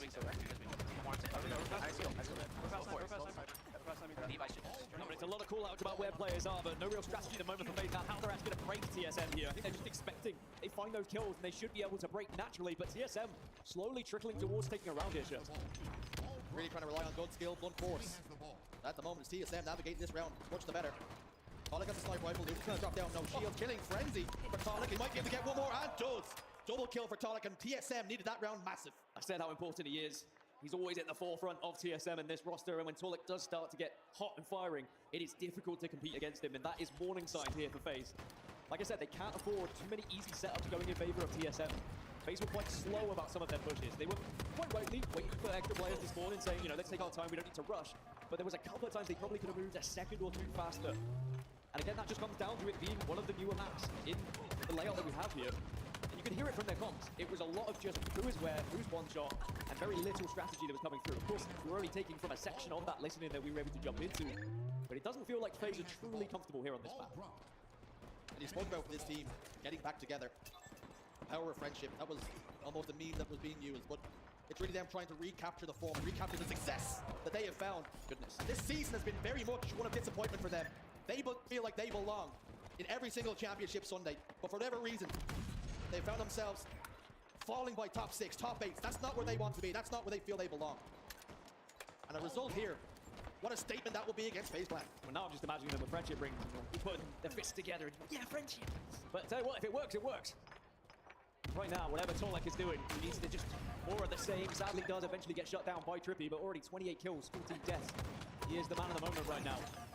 FaZe ideally need to slow him down, but... А потом, когда уже, типа, надо было прям решать, потому что я уже выпустила полностью, меня же отвезли, мне под анестезией удаляли зубы. Там была хана. И я ж пластину носила, а пластина, она не настолько, как брекеты, которые, поняла, ну, правильно закрыта. Выравнивает. А потом мне надо было брекеты одевать, и сейчас же у меня не только кривые зубы, у меня прикус неправильный, у меня дистальный прикус, у меня челюсть сзади. Это надо вытягивать. Я уже почти вытянула. Скоро снимать будет. До Нового года, я думаю, сниму. У тебя повезло, у тебя все нормально. У тебя даже они ровные. Ну да, только 4 нижние зуба. У тебя брекеты надо будет ставить. Нет. Дистальный прикус. Что такое дистальный Это прикус? типа, вот так. Вот так ровно. Отсюда по шоссе это не падает. Это сзади челюсть. Зубы далеко стоят. И этот череп неправильный. Это некрасиво. Страшно. Это не страшно, это. Вот, смотри, вот так потом будет. А что-то поменялось? Ничего не поменялось. Выдвинулась челюсть. Вперед? Да. Ну это прикольно, кстати, Это да. правильно, когда вот так. Да, это ж тогда в углы вот эти Ты видишь, какой у меня подбородок вообще? Да. Да сбрей бороду. А он, кстати, подчеркивает на подбородок.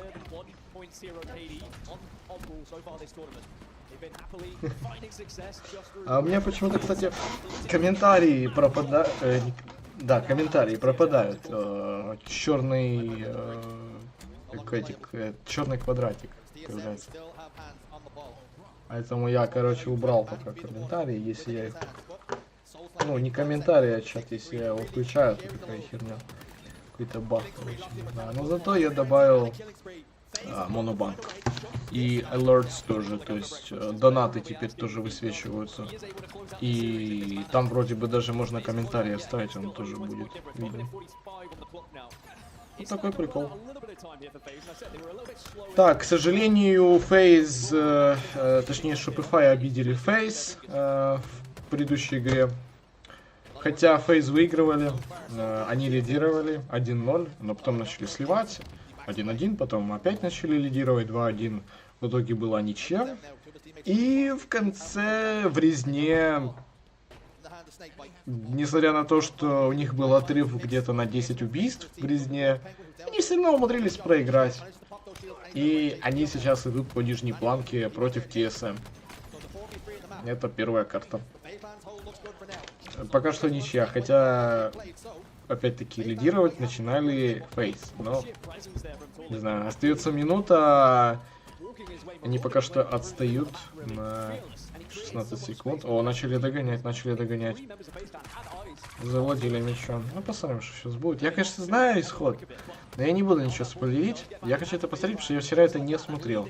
Я посмотрел только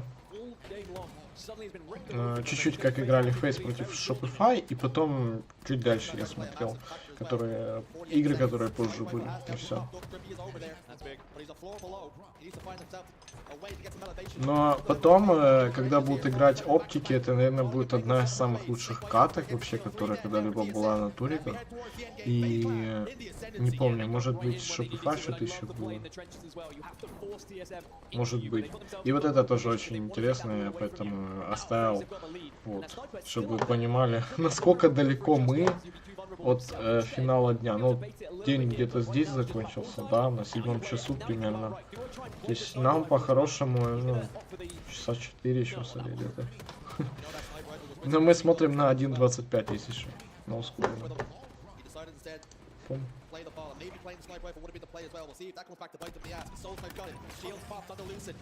Penguins between a rock and a hard place as TSM collapse. 10 seconds remain, but TSM have got to get hands on the ball, and they've got to be a perfect hold here. One break from FaZe Clan will secure the map. Yeah, it looked like the ball was trickling away from them there. They just couldn't get their hands on it, and that could be valuable time that they are giving away. But that sniper rifle being in the hands of Soul Snipe now, it not being played, like you said, it could come to bite them in the backside if Soul Snipe can start hitting some shots here. A couple of warning shots being fired off. Soul Snipe trying to find the angles, but he's a little bit uncomfortable. As Penguin gets his shields popped, but the damage is done. The setup is broken, and FaZe Clan secure map 1. Deadlock broken. Didn't look pretty. It was a grind on both sides, but all that matters is it's 1-0 on the side of FaZe, and they can start looking towards maps that they're a little bit more comfortable on from what I've seen so far from them this season. As for TSM, there's going to be a little bit of frustration with how close they got, especially the lead they were holding for that entire game 3, just thrown away in one setup, and that is where FaZe are dangerous. FaZe are a team who, when they get locked in, when they find that perfect position, they punish you. And they went for something a little bit unorthodox. The trench setup is not something you always typically see. Usually it's a last-ditch attempt to try and get a little bit of scrappy ball time, but they all played it perfectly together, invited TSM, invited the pressure, and then they punished them down in the trench. They almost didn't want to allow TSM to be in a position where if they broke the setup, they would then find themselves in one naturally. Instead, if they did break, they would have been in a vulnerable spot themselves. It's interesting, right? You think if you've got 2 opposition members inside the trench, you think they're exactly where they want them to be. You throw a couple of grenades in there, we get a cleanup, a couple of kills. But when they're down there, you have got to expose yourself to so many lines of sight to try and clear those players out. And that's exactly the bait that FaZe Clan did, and they executed it to perfection. How are you feeling if you get 36 kills and you still lose the game? That's a difficult pill to swallow. You outslayed the entirety of FaZe Clan by 16 kills in your TSM here. But as I said, so far this tournament, FaZe have not had one player go above 1.0 KD up to this point on oddball, but they still find a way to get it done. And it's because of the players that they have on that roster. You look at the likes of Snakebite, Penguin, 2 incredible objective players who just know exactly what to do, where to be, how to position themselves, but then they grew into support players, then into just sometimes main slayers as well. And then you add in the likes of Trippy and Lucid, and this FaZe Clan roster has just been getting better and better every single time we've seen them, and that's why they came so bloody close against Shopify Rebellion just then. And I don't think that FaZe will be at all prepared to be dropping out of the tournament at this point. I don't even think it will be a consideration in their mind. On the flip side for TSM, it will be a worry. They know full well they might be able to find themselves getting eliminated here. If we could take a look at some of the map records, and that was map 4 that I was talking about, shows. Livefire Strongholds gets ugly, as we have seen FaZe dominate it all season long. However, for TSM, when you look at Recharge Slayer, when you look at Aquarius CTF, they don't look like bad statistics. At the same time, you're in a position now where you just allowed FaZe to win the game when they're getting outslayed, when you're getting hammered at times. And you look at the amount of objective games there is there for them. I mean, that CTF, I would probably say FaZe is going to win it. So, Recharge Slayer, it's a big one here for TSM. It is kind of that feeling of go hard or go home. One thing's for sure, one of these teams will be going home come the end of this series. And it'll be a miserable, disappointing World Championships experience for both teams. You'll no doubt both these teams with Miserable, disappointing experience for both of teams. Неправда. For one of the teams. Which one? We'll see in approximately 40-45 minutes. TSM know that what if back when we got to winners finals, elimination finals in the World Championship a few years ago, what if they were best of 7? Well, the only way you can find out is you do it again here this weekend, but it's going to be a tall order, especially with that one just slipping through their fingers. I wonder whether maybe this is going to be too tall a task for TSM. Soulsnipe gets dispatched by Penguin. Still a little bit of camouflage to play with, and Penguin now has information of exactly where those 2 players are positioned over towards blue. 2 players down to no shield, but Penguin's trying to play this one passively, trying to play it patient, and waiting for his teammates to spawn back up, trying to prioritize staying alive. Unsuccessful on this occasion, but buying his team just enough time to rotate around the map and take some control. Trippy has been one of the standout players for FaZe Clan when it comes to their Slayer game types, even though they haven't found as much success this tournament, especially with the 2 losses that Clutch was talking about. They want to get back onto that form. They want to be a team that people fear going up against in Slayers. They want to look at that record and be like, okay, we don't want to be going to a game 5 against FaZe here. But after losing back-to-back once against Shopify Rebellion, suddenly that takes a little bit of wind out of your sails. So this would be the perfect way for them to perhaps just start to generate a little bit more wind. And not only that, just the complexion of being the team that's one of the best, if not the best Slayer team in the league. When you see that team dropping a couple of Slayers at the World Championships, all of a sudden TSM have a little bit more confidence than maybe they should have. Yeah, you think that FaZe, they can actually bleed. You can take them down here. And one thing we know about TSM is historically they have always been a pretty impressive force when it comes to Slayers. Remember some very impactful moments over the years, especially in Game 5 that TSM were able to close out, and we've seen the likes of Torlik roaring across the main stage. But are they going to be able to find that same form here today? I mean, if Torlik can play like he did in Game 1, it's certainly going to give them a damn good chance, but it's going to be very difficult to find that kind of play because he was really on firing all cylinders. His hands might be nice and hot to wind up the bird at some point from the end of the series. We've seen him hit the emote wheel pretty heavy. And that's the kind of passion that you expect from TSM, particularly when things are going right. They're one of the best momentum teams. When things are going their way, they can really make it a difficult, miserable day for you. Snake White inside tower, he settles for a trade. So the numbers favor FaZe here. Camouflage is shimmering in the background. As Lucid gets a killing spree and Penguin appears to have the camouflage. I do think it's one of the difficult things when you go up against a team like FaZe or Optic or Shopify. It's hard to get into their heads. When you watch maybe the top 6, top 8 teams competing, all it takes is one player popping off, getting loud, and you can notice a little bit of a difference in some of those players where they maybe want to avoid a couple of gunfights, or maybe they're scared to take certain routes because that player has been shutting them down. Whereas the mentality is just far stronger on the top 3 teams for me. It is always fascinating, the difference between communications on teams. You know, for TSM, if you hear them loud in the comms, the performances are usually going their way. For FaZe, it's always cool, calm, and collected. Emotion is something that we don't really highlight all too often. FaZe though, so far business is going pretty good. 3-kill lead after losing a couple of players over towards blue. Is this the opening now for TSM? To get a couple more and close the gap. Yeah, they found 3 there. They're going to be on split spawns now. They actually need to hunt down this last remaining player in pipes. But Penguin was able to spawn down long haul, which actually is the perfect spawn they could have got because it just gave crossfire available to them. Now TSM, even though they tried to pinch, but tell you what, it did work out. But Snake White does clean up a little bit, but that's a brilliant stick just to make this 22-22 now. So a nice response here from TSM. Soulfly drops the elbow and then sticks the grenade to Snake White's toes. Good for 2. And now we have to see what FaZe are made of. And they're putting the back foot here on recharge. So often they've seen success in the Slayers, but they've been shaky, they've been wobbly this tournament. And a real opportunity now for TSM to tie up the series. Yeah, it would be quite worrying going forward if FaZe were to drop more Slayers, especially against a team that they would consider themselves superior against. But that being said, TSM is no easy opponent. So also needs to be careful he doesn't overextend without support here as well, because Trippy is definitely waiting, trying to set a trap a little bit. And he's got camouflage. It's looking pretty good for TSM right now, but there's a lot of responsibility for Manny to do something. Manny's lost a couple of teammates as well. Lost all 3 of them. So now he's got to play this one patiently. This only burns into his camouflage. He's got to try and isolate the player here. And he's managed to do so with Trippy. He's let him slip by, and he's communicated it now to his teammates. He's getting all this information. He's not able to put down any damage. He's just watching his teammates die as he walks around. He's just literally walking around the map, just seeing the kill feed going in favor of FaZe and not really being able to do anything bar give information. But the information was arriving, but it just wasn't enough for TSM to actually do anything with it. Because once they knew a player was coming around the corner, the kill had already been had. The only benefit is Manny has been able to find himself in a position where he is behind enemy lines here, so it does eventually pay off. Sadly, it was for about 4 or 5 deaths going the other way, but they are still only down by 2. We are going to see a shock rifle in the hands of Manny now. Again, still a lot of responsibility here. 2 and 6 right now. We need to see Manny pick up some kills to try and bring his team up here. Все, комменты, чат починил. A snake. He's wriggled away down the stairs. Penguin's long haul. FaZe happy to slow this one down. Manny finds one. Lines up Trippy, but the headshot just missed. There's enough to tickle the shields, and that will mean Trippy will force to back away. Manny now will look to take top elevator control. Getting impatient for his team, firing another shot, but just not able to find the face. It's a 2-kill game here. Finding that first one, though, huge confidence builder here for Manny and the rest of the squad. A 2-kill lead. Game suddenly slows down. FaZe recognizing that TSM are in too good a position to be just pushing out willy-nilly here.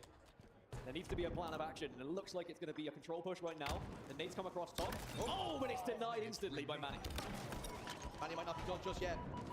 Shields looking quite low, but doing a lot of damage. That's the perfect exchange for TSM. Now find themselves 4 kills to the good.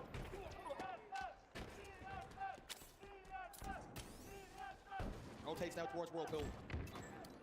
Snakebite bides his time over towards Long Haul. Not interested in stepping out for now. Engaging with Soul Snipe. Manny just waiting patiently. Team nearing victory. The players and the fight are not coming his way. He's got to get a little bit more proactive with his weapon. Penguin spots him out, that information is passed along, and Manny falls with a shock rifle, but still a 4-kill lead. It was such an important shot that Manny hit, by the way, for that push. TSM лидирует 42-36. О, PJ взял... О, господи, я хотел сказать. Кэмо! Ой, PJ зря, наверное. Ой, зря, наверное. Даже не добил его. Очень жалко. Если бы он пошел за ним, и потом поднялся на какая-то зона на Си, я думаю, они бы, может быть, сравняли бы. 39-47, ребят, ну, невозможно для старых пердунов. Невозможно. Не. 40-48. 40-49, ну тут... Ничего себе, это кто так... Кто это там вывез? Триппи, ничего себе. Surely they can't throw this one away. All of FaZe plan over towards tower in blue. Lucid is isolated. Lucid needs trouble. Trippy falls. Триппи у меня. And TSM. Видимо, осколки гранаты задели его. Вот так вот. When TSM truly needed it. If you had fallen 2-0 down here against FaZe going into games 3 and 4, you might have been walking out of this building as top 12. But now there is a little bit of life brought back into this series for TSM. They can use this opportunity to take a little bathroom break. Maybe just strategize a little bit, try and plan ahead to see just how they can take this Aquarius capture flag game that's coming up next. But here's the stats on your screen. There is the Soul Snipe game that I was talking about, but all round, I mean, an impressive game from TSM. No one really was a weak link. We saw, even though Manny doesn't have the stats there, but played an important role. Even though it's quite funny to watch him walking around with camouflage, watching his teammates die, but had he shot a little bit earlier, he probably dies as well. And just giving that extra little bit of information and being behind the enemy for that one moment, that one spawn, it kind of turned things in TSM's favor. So while statistically it's not going to be up there, there were still important plays being made. Speaking of players who struggled in that Slayer, all eyes on Trippy. Just the 4 kills and the 12 deaths. Did have 9 assists, so involved in a lot of gunfights. His damage 600 less than the rest of his team. He's called Big Game Trippy. Unfortunately, right now he's been found wanting, and he needs to bounce back himself as well as FaZe Clan. Yeah, I don't think FaZe Clan will be too disheartened just because of how the Slayers have been going today and how they played in that first game. They know that objectively they seem to be a little stronger than this TSM roster, but my worry is, with how they have been slaying TSM, I mean, they can just start to actually turn that into a little bit of objective work, maybe an extra flag cap or so here. They might find themselves 2-1 down here, FaZe, but at least they have the fallback. It's almost a safety blanket of Stronghold's live fire with how good they've been at Stronghold's live fire so far this season. But then if it does end up there at 2-2, suddenly you start to scratch your head a little bit and you say, hey, we could have another game 5 here. It's another Slayer, and we've lost 3 on the bounce on main stage here. Then you question where the mentals go here for FaZe Clan. Taking a look at the elimination bracket, how things stand at the moment. As you can see on your screens, our featured pack, FaZe Clan against TSM, still in the balance. Elsewhere though, Envy taking down Akave Esports 3-1. They push on. SSG take down Mindfreak. That's the end of the road for Australia. They will be facing up against Luminon, who got the better of one real nightmare in a clean sweep. There are no easy matches in this elimination bracket. It's dog eat dog down there, Dan.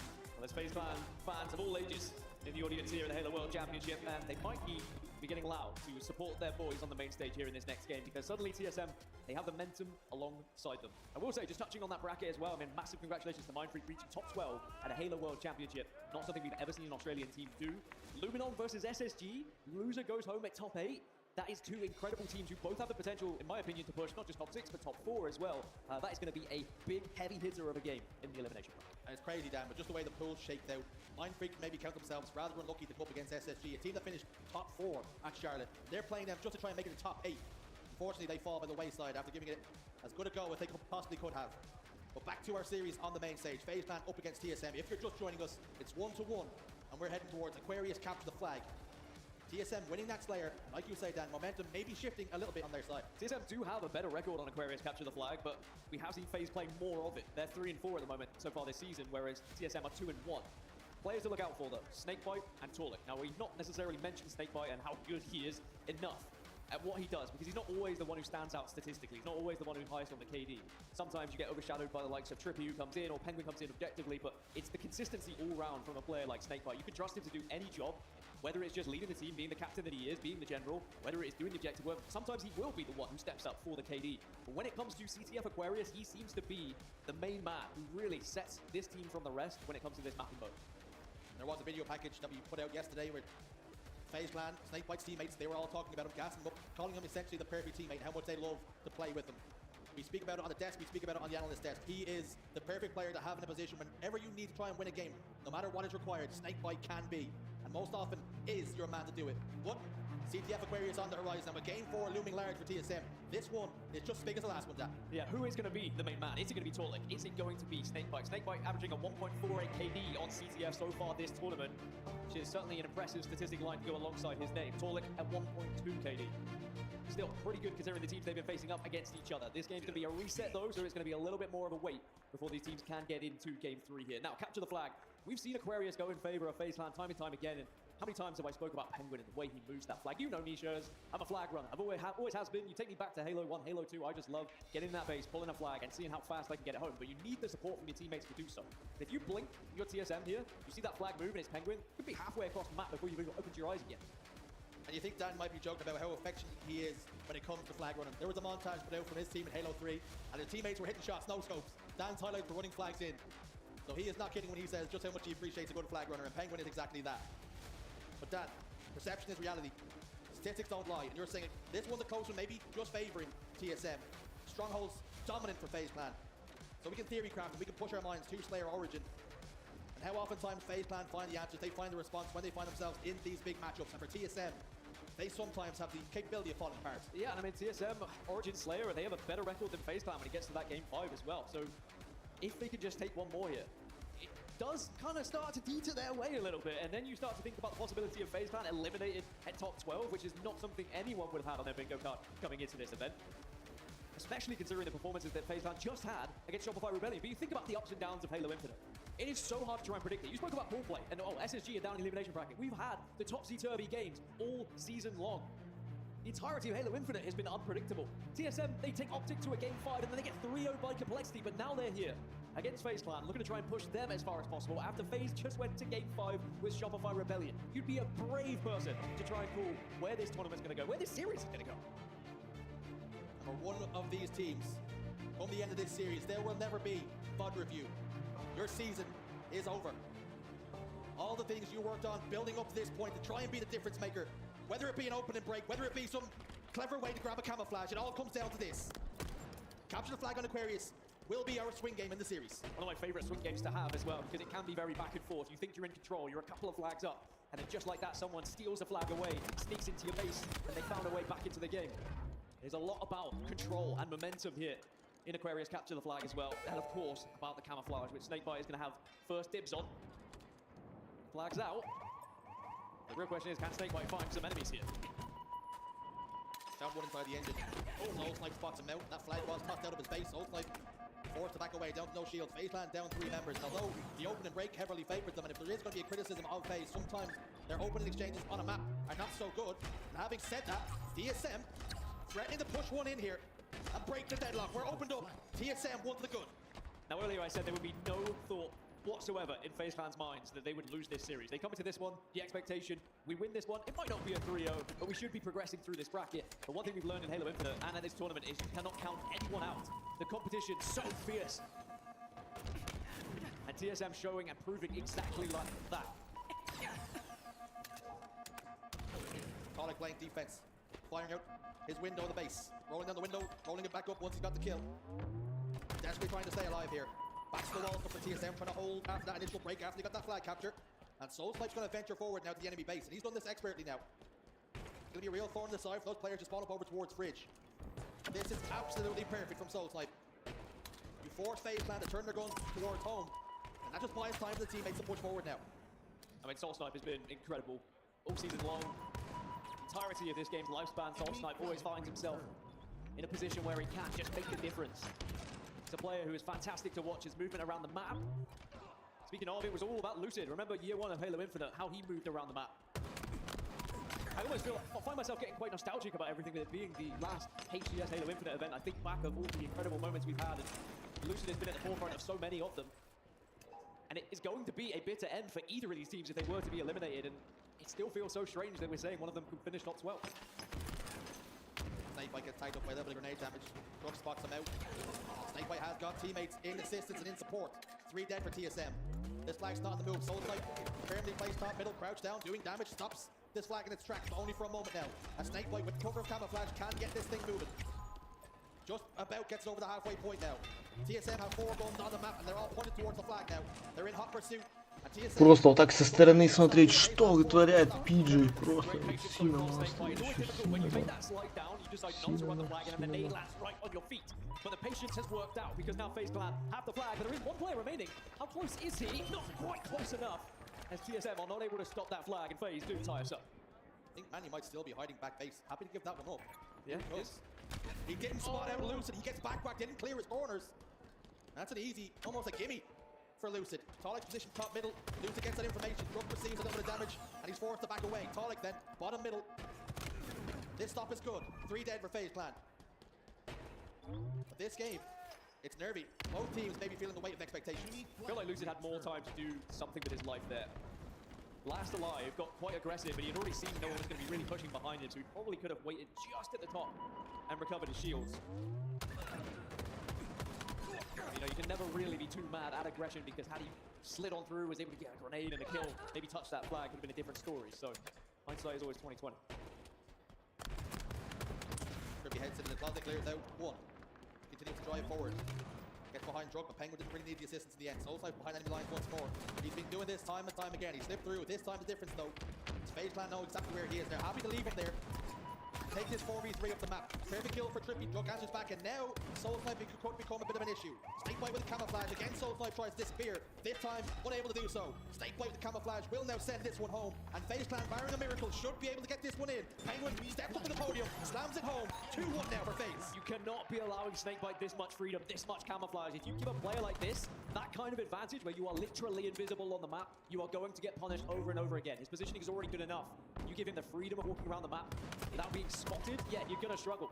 So we need to see more setups from TSM, and whether that's just taking a little bit more time when that camo's coming up, perhaps positioning yourself in a different kind of spot. But you've also got to put it down to how FaZe have been playing. They've been timing their pushes excellently, and now Trippy's running another flag. Trouble on the horizon for TSM. They need to try and get the stop here. They're emptying their pockets. Grenades are landing at the feet of Trippy, but he waits patiently for them to empty them. Tolik forced to back away from his engine, go front base instead. Take a different point of contact, a different line of sight. A couple of players get traded out. Penguin and Soulside fall. Tolik goes down. Numbers advantage now for FaZe Clan. And as they drive this flag forward once more, TSM do not appear to be in a situation to stop this one. Gunfire will come. Grenades as well. Oh, here comes the TSM push. But it's been delayed just enough. Trippy slides home. Trippy touches face. Trippy safe. 3-1 the score. That's what we like to see. Bravery when you need it as well. How many players would have been hesitant in that moment, worried that you send it in and you go down, but he trusted in his teammates, trusted in this position to get that flag in, and how important could it be for FaZe Clan in this game? They now have a little bit of cushion here. A 2-flag lead, and then Snakebite instantly turns offense into defense here. Does get taken down, but he's able to stall and allow the rest of the team to spawn up so they can stop TSM from having too much control. Lucid spots out 1, gets a second on the Soul Snipe. That's what this one does hit him. Takes away his shields, makes him much weaker for Manny. Penguin waits patiently top middle. Does 1 ticket damage to Manny. Druk also lines into the crosshairs of the Penguin. Manny forced to put a stop to this one. Back away. There's so much presence on the map for Penguin here. The issue is all of his teammates have fallen around him, and he desperately tries to stay alive here. Falling heads back towards the base and gets the pick. This should be a response for TSM. Camouflage for Druk as well. Soul Snipe makes it up the room stairs. Waits patiently. Soul Snipe fires from base to base, from port to port. Trippy is there. Grenades go down. Soul Snipe forced to wait. Trippy slides in once more. Gets the touch. Gets the pull. Keeps this one alive. And it's sure Soul Snipe is not going to get this one in too comfortably. Penguin gets the kill from top middle. This one's not done just yet.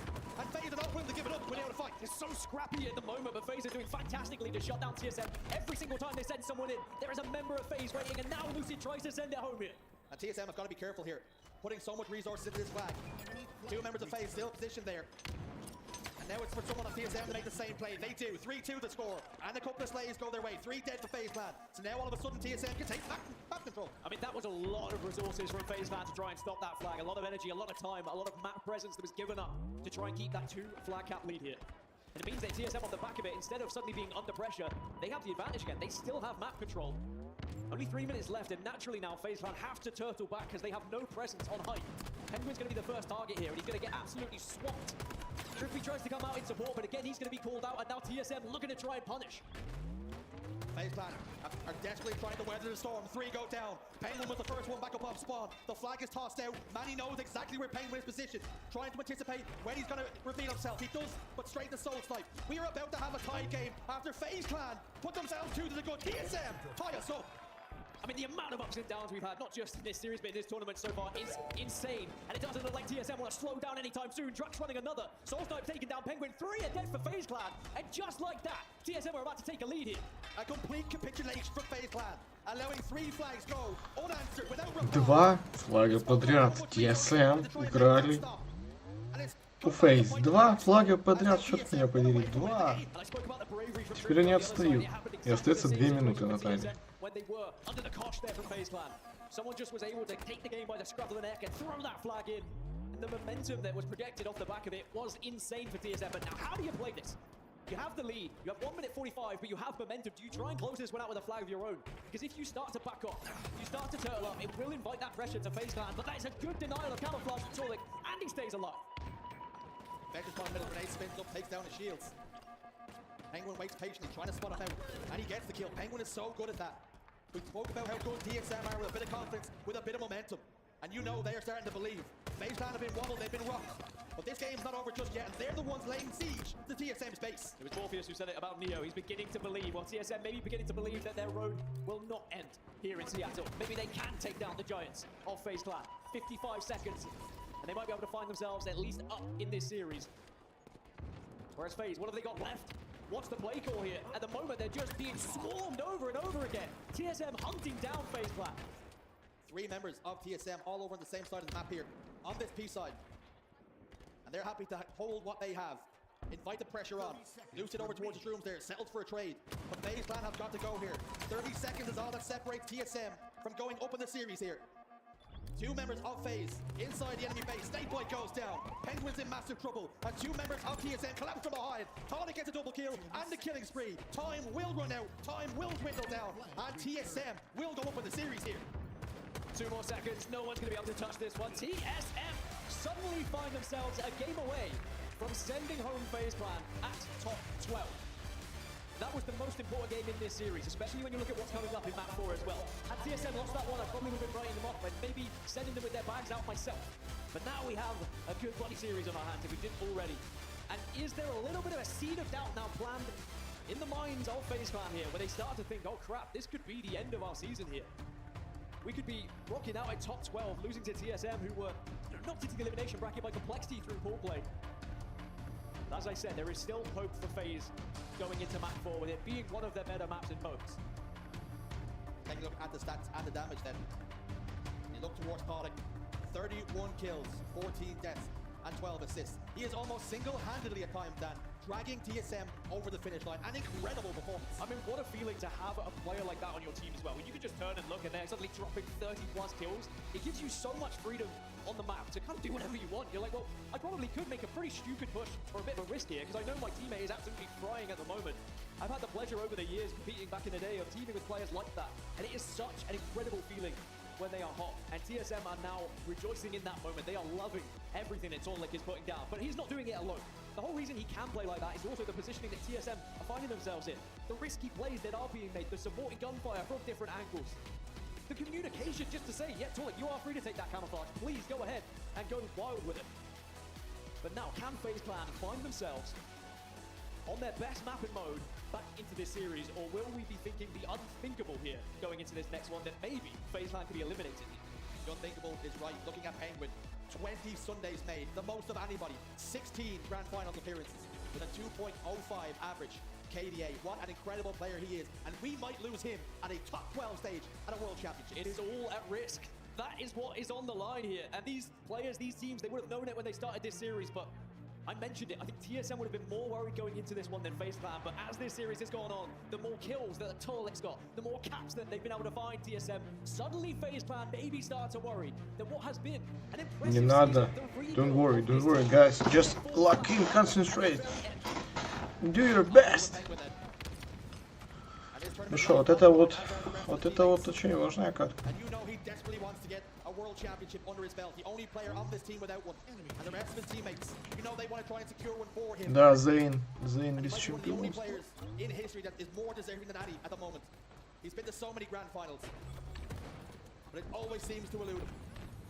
Loses with sniper rifle, taking control of C here, and he will turn his attention over towards camouflage, provide some cover fire for his longtime duo in Trippy. Druk will escape down bottom middle and head back to house. And this should mean an easier camo grab for FaZe Clan. I mean, it has to be a camo grab here. With the lead that TSM currently have, you can't afford to give up camo as well. So Lucian has a lot of responsibility to be hitting this shot, but you can't watch every angle. Desperately trying to at the moment, listening to those call-outs, trying to watch top middle and camouflage at the same time. But it's so difficult, and TSM may be trying to bait it here. Maybe trying to send someone top middle so that then someone else can go for that camo. TSM, like you say, using it as bait, and perfectly so, because they're scoring all whilst this fight doesn't happen. Prolonging this fight, prolonging this engagement means more and more points. And for Baseline, they get the camouflage, sure, but the sniper rifle now falls. Manny scoops that one up. Penguin goes back tower, and he's trying to desperately get away here. Taken down to no shield by Manny, but C now taking control for TSM. This is a perfect start for TSM. And as a reminder, FaZe Clan have not lost this map in mode all season long. They're 5-0, whereas TSM, they are 2-6. But it looks like they've been practicing it. It's an incredible lead, but it is still very early stages here in Stronghold. We know how back and forth it can be with a little bit of momentum, but Manny gets the stick, almost gets the melee, would have been massive for them. The FaZe Clan will continue to score here, even though Drux picked up a double. Our statistics almost irrelevant in this game. Are we playing purely on field and emotions? And no team is feeling themselves more in this series than TSM at this current moment. A and B in control, they will lose C, but they will care little about that. They will continue to score and continue to apply pressure to FaZe Clan. Again, Soul Snipe is everywhere. Жень, Turn around, you look around the corner, Soul Snipe's waiting there, probably with вот a эта smile on his face пашка as playing at the moment. подо мной, которая And FaZe Clan, no matter where they turn, no монобан, matter where they look, there is она a нормальная по размеру? Ты можешь ее, типа, ты можешь делать скриншот там, она тебя типа QR-код, ты можешь его скопировать вообще, он у тебя открывается, переходит по ссылке типа внутри кода. Потому что если нет, значит качество не позволяет, надо больше сделать. Ай-яй, 3 зоны держит. 94, 95, 26. Ой-ой-ой.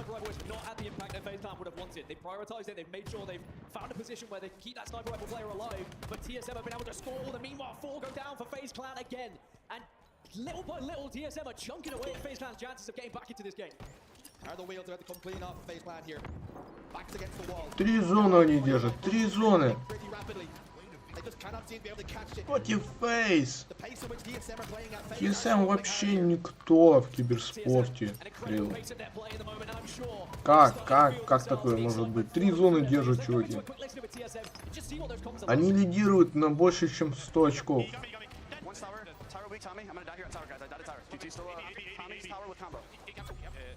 Нам еще дают послушать, что они там говорят. Ай-яй-яй.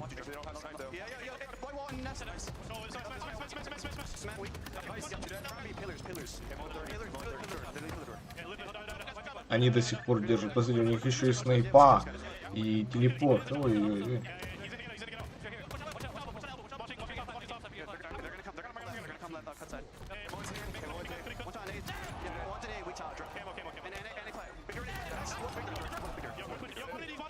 Ё-моё! Drug is on fire, and TSM are definitely feeling themselves. They can almost taste the next round. FaZe Clan on the brink of elimination. Expect the unexpected at the Halo World Championship. What on earth is happening on our screens here, Shirts? The weighted expectation, the moment almost getting away from FaZe Clan. TSM have been relentless, unstoppable at times, and they always seem to have a player in the right spot. But all of a sudden, FaZe Clan do seize control. Это просто звездец. Ты видел, что Драк сделал? Ё-моё! Надо сделать чуть больше. Угу. Хорошо. После этой игры. А меня нормально видно, потому что я, знаешь, я стараюсь типа параллельно делать, типа сопоставлять по размерам, поэтому я тогда себя тоже увеличу, чтоб, ну, типа, чтоб красиво было.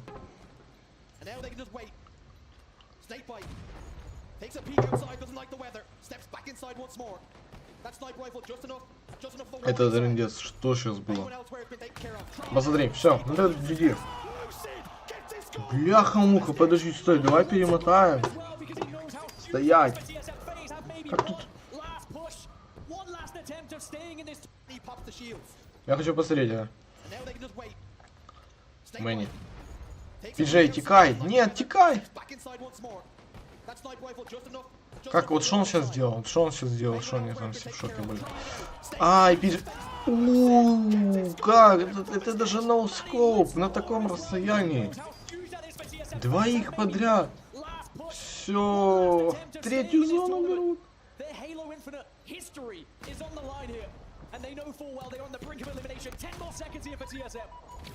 FaZe Clan on the ropes, desperately trying to duck and cover, trying to get the chin away from the punches, but TSM keep on swinging. Manny, top nest, A and B in control once more, waiting patiently. FaZe Clan step in, FaZe Clan step out. They're going home, and TSM will FaZe. FaZe выбыли. Топ-12.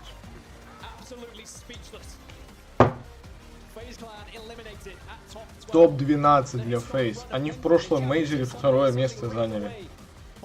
Топ-12, нубы их выбили. 3-1. 3-1, ну это вообще трындец.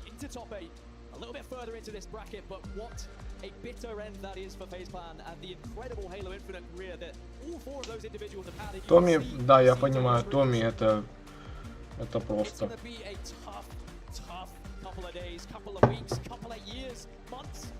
Так, прикинь, как ему обидно. Он был в оптиках, в самой сильной команде, они выигрывали чуть ли не каждый год. Ну или там второе место. Потом его уволили. Он пошел к SSG, не срослось, не подружился с этим Дэвидом, как его. Ну, короче, вот этим. Короче, этот, который бородатый, низкий, я забыл. Стеллар. Со Стелларом.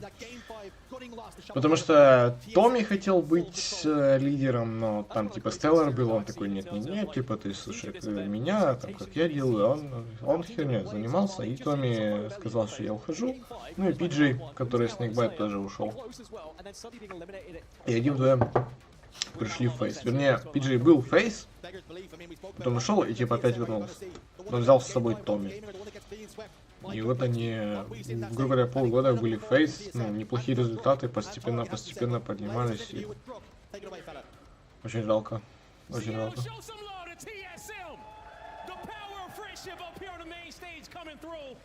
Топ-12 вообще это ни о чем. Им там что-то заплатят 1015-20, но вообще ни о чем, копейки.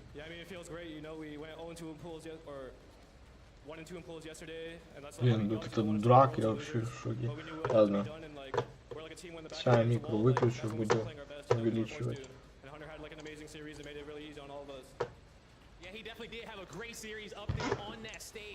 Now, the real pivot point here of this series was the map 4, okay? There's about 2 minutes left on the clock. You guys are down by about 2 flags, and find a way to win it. Talk to me about the comms. Talk to me about the energy that you guys got in those last few moments of that map 4. I mean, it's kind of like a blur, to be honest, but like, I just remember getting 2 kills in their flag, and then after we're running the 3rd cap, I think, and then I ran the 4th cap bottom mid. I just kind of knew that, like, with 2 minutes left, like, as long as we just played our lives, we'd be good. You guys were good there in that one going into that game 5. Now, about 2-3 years ago, I had you and your squad up here with your highest performance at Worlds. What would it mean for you to beat that performance with the same team you started in Halo Infinite with, playing with the same squad? How special would that be? I mean, yeah, it would mean everything, you know? Like, just being up there, like, on the stage holding the trophy, that's all I thought about the year I couldn't compete, you know? Being back with these guys, that's all I thought about, just visualize it on repeat, and, like, here we are, you know, and we're gonna make that run. You guys are. Lastly, what do you want to say to TSM fans out here who've been cheering you guys on throughout the whole weekend? I want to say thank you all for the support. It means a lot. Like, we can hear it. Like, you can really feel in the ground, you know, just the energy in the atmosphere. It feels great to be supported like that, so thank you guys. They can hear it, they can feel it. It's that world energy out there. And that's going to do it for me and Druk on the stage. Locke, take us away. Thank you so much, Blaze. I told you, anything can happen here at Worlds, and happen it did to TSM.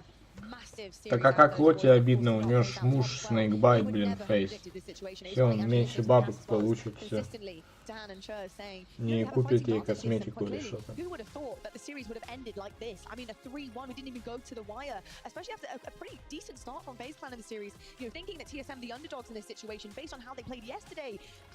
А, вот да, говорят, что типа TSM вообще же андердоги. Ну, они типа средний эшелон, я бы сказал.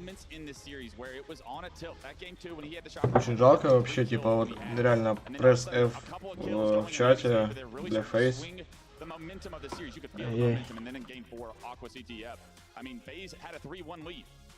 And here came TSM, started making plays, started winning their individual pivs, and then, I mean, FaZe Clan couldn't buy a kill in game 4, and it was perfect from them, from TSM, the entire game, from the start to the finish. Even though FaZe got the early snipe, even though all these things seem to go in FaZe's favor, the plays were always being made by TSM. When TSM is playing like this, they can beat anybody. I mean, Manny hitting insane shots is a way to take down a juggernaut like FaZe and to knock them into the top 12.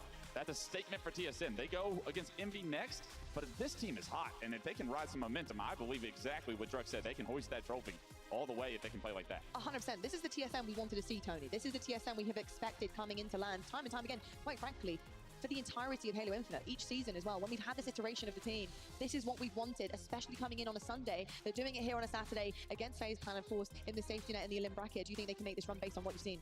I definitely do, and I'm really happy that you brought up Manny West, because he definitely the plays that showed out outside the stat sheet. But as you saw in the stats in that last graphic, Talik was lighting it up. I said it from year one. He's the best player that nobody's talking about right now, and we need to start talking about him more. Talik is incredible, and he's been incredible since day number 1. Congratulations, TSM. I was waiting for a big-time series from Talik, and that was a big-time series. Keeping your team in a world championship and doing it your damn self is what Talik did that series. Unbelievable performance. He was in flow state the whole time. I don't think he lost any individual pivs when we saw it on the screen. No, they certainly did not. Let's take a look at the winners bracket, though, and see who potentially could be dropping down to join them if they do continue on this run with Envy, because we do have our semi-final set. Shopify Rebellion versus Complexity, Optic Gaming versus Cloud9. Так, дальше у нас... мы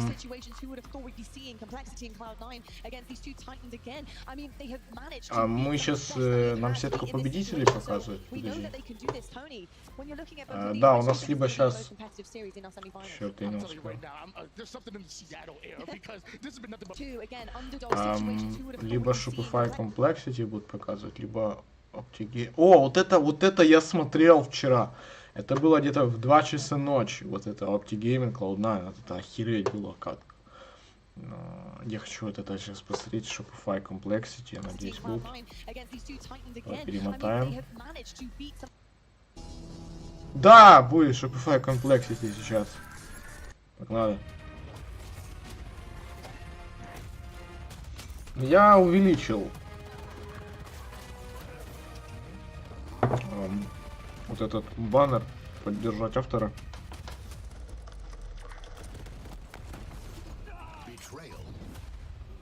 Себя я чуть-чуть увеличил тоже. Попробуй сейчас. А я пока всплывашку с донатом уменьшу.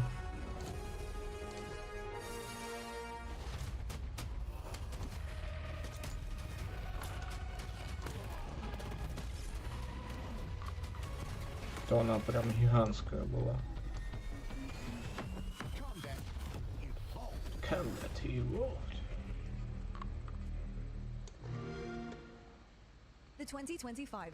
А, говорю вчера, я действительно говорил вчера, что пойду спать. Я не знаю, что произошло. Понимаешь, я же смотрел Гран-при Формулы-1, у меня там сумасшедшая ставка была. Ну, не прям, ну, для меня она большая.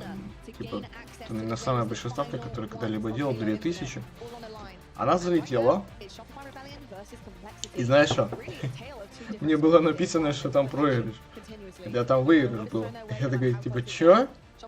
И я часа полтора писал, короче, типа, в техподдержку. 3 раза точно. И потом только до них дошло, что да, действительно я выиграл. Ну, конечно, это же не в их же интересах, слышишь, бабки мне отдавать, еще там сверху еще что-то накидывать. Вот. И я... Ну, у меня сейчас, типа, бабосы там были. Я параллельно тоже ставил на Shopify. Я все ставил. И вот только вот это я не ставил. FaZe против Shopify. Ой, господи. FaZe против Shopify, то, что было перед этим. И FaZe против TSM. У меня такое, знаешь, вот было предчувствие, типа, лучше не ставить. И я заставил в реальном времени, как FaZe слили TSM. Не, подожди. Я практически полностью посмотрел FaZe против Shopify. То, что перед этим было в начале. Я там чуть промотал, когда трансляцию запустил. И то, что мы сейчас посмотрели, я только конец посмотрел. Последнюю. Вот. Вот это... Подожди. Надо сейчас кое-что глянуть. Ты пока проверь QR-код, а я гляну, что тут дальше будет. А, все хорошо, слышишь, все хорошо. Все хорошо, хорошо, хорошо, все. А это у нас это было. Все нормально.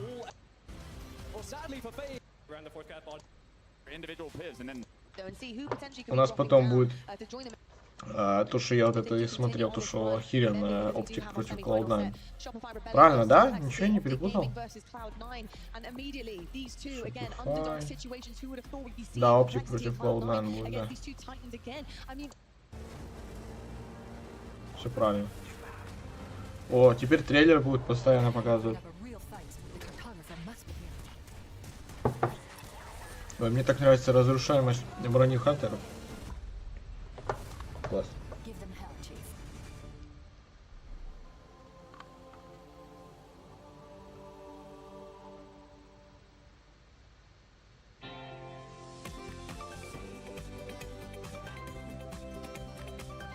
Мне кажется, или надо выше поднять вебку и баннер. И под ним, под баннером будет всплывашка доната. Потому что сейчас у меня всплывашка доната чуть-чуть покрывает баннер.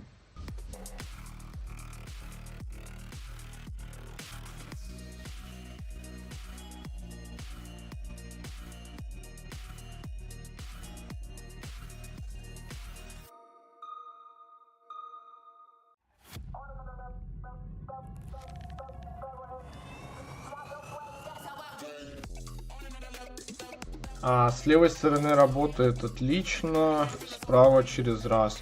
Нет, слева то всегда работает, там размер идеальный. Уже давно проверяли. Его, кстати, чуть-чуть уменьшил, все равно работает. Ну, в плане качества. Качество достаточно. Немножко у меня тут беспорядок. Ё-моё. Беспорядок на столе. Я... Это пятница была, наверное. Не прибрался.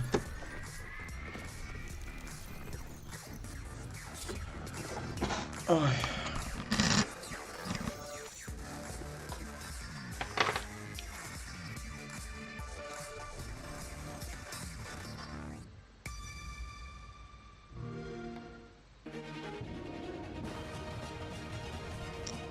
Какие-то фигурки показывают. 343 Industries? Ребята, что вы не обновили трейлер-то, а? Ай-яй. А причем это, кстати, фигурки по Halo 3. Halo YouTube. Ага, YouTube.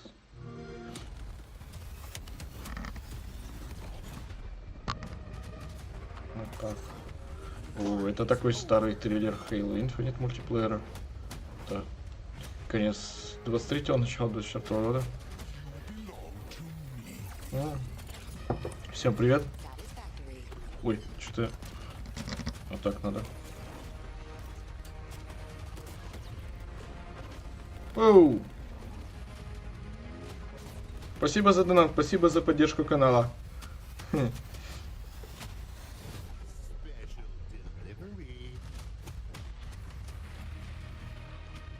это я, конечно, вовремя все это настроил. Не, ну видишь, кинули. Спасибо большое. Я, наверное... Короче, я выключу микрофон и себя, где я сейчас, я типа справа сбоку, я себя чуть-чуть выше подниму. И вот этот баннер, вот эту плашку монобанка тоже под себя, но чуть-чуть выше. Все.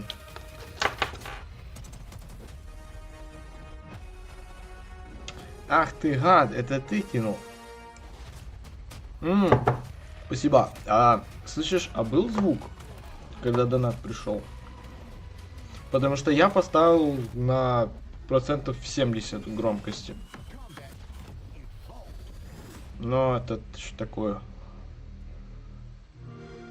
Может, просто вот эти все звуки, то, что происходит на фоне, оно может перебивать. Так что это такое. Но если перебивать, то это еще ладно. Главное, чтобы хоть какие-то звуки были. Fighting for the journey, the pleasure, the honor to gain access to the rings, the final ones of Halo Infinite, all on the line. And right now, it's Shopify Rebellion versus Complexity. Really a tale of two different stories here. One, perfection, continuously. No matter what is thrown their way, no matter how close it gets, Shopify Rebellion, they remain incredibly strong and true to what they believe, and that is that they are going to win this World Championships. And Complexity, well, they've got it together just in the nick of time. But is it enough when you're going up against perfect, when you're going up against a confidence that really is unshakable at this point in time in the season? Clutch, you look at the two, how are you feeling about the balance of this series that we're about to watch? I mean, in all honesty, I think this is going to be a beatdown.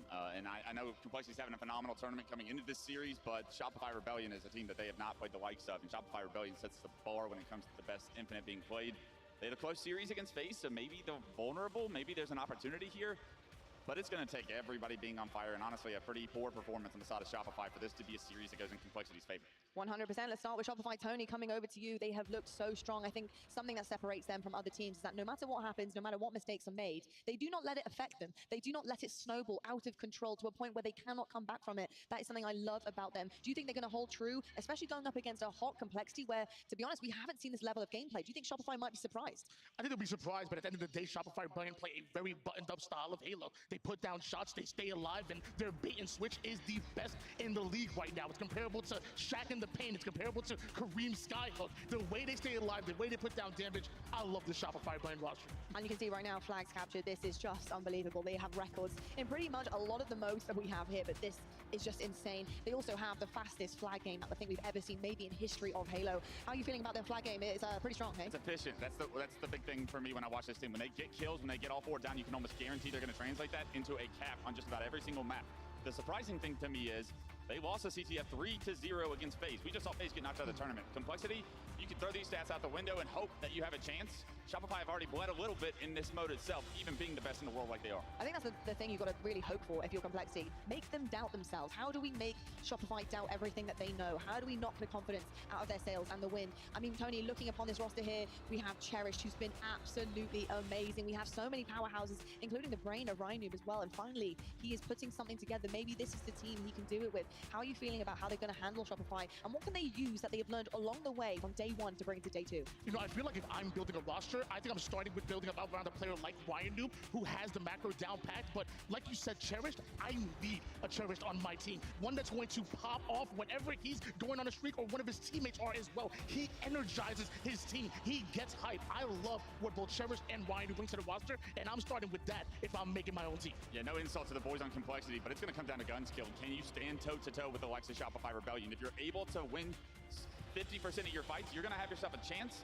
But that's a tall ask against players like Psycho, Last Shot. I mean, the entire roster doesn't miss. So you need to see that same level of gun skill in order to even try to compete when it comes to the objective play. Talking about gun skill and trying to match it, here are your players to watch. And Tony, we talked about him a second ago, Cherished, but we haven't touched upon Last Shot. And Last Shot, not only does he have the gunny, it's just the way he efficiently moves around the map. He is able to pop up, pop back, disappear, reappear, and it's so difficult to track him. And it's not as if it's kind of tweaking kind of behavior that you see from the likes of Bound, where he's difficult to keep track of or keep under control. He's almost calculated with it, smooth, flexible. He's a really difficult player to gain. Do you think Cherish has a similar kind of, I think, power when it comes to his roster and the way that he can kind of carry himself on the map too? Actually, to be honest with you, I think it's complete opposite with the way that they approach the game. Last Shot approaches it with a very fundamental. He puts down shots, he stays alive, picks and chooses his battle. He controls the pace for when he chooses to engage you, it's at the right time, right opportunity, and one that he's going to win. Cherished, he likes to make things mixy. He'll come at you with some different angles, different flanks, and do max damage on the map. They're both very efficient and have a maximum impact for their squad, but they play the game entirely different. I mean, Wes, my eyes on Last Shot right now. He has been performing so well, time and time again. It's so consistent, so true, and so strong. You expecting more of the same from this guy? Yeah, I mean, the thing about Last Shot, and honestly, Cycle, that stick out to me, it's so Roll 2S from a point of they hate to die. They are such hard kills. You never see them get perfected. You never see them just get 5. Like, the kill time on them is so long for everyone. It's so frustrating to play against each one of these players, and because they stay alive, they're buying time for each one of their teammates to advance on the map, to involve themselves into the combat loop. So You got to find ways to get these guys dead fast. You got to have predictive grenades that get them to no shield, finish this kill, because the more time that they're buying, the worse it's going to look for Complexity. Well, all right, it is time to go to the main stage. It is the next one for you, Shopify Rebellion versus Complexity. Who's coming out on top? We'll find out right now.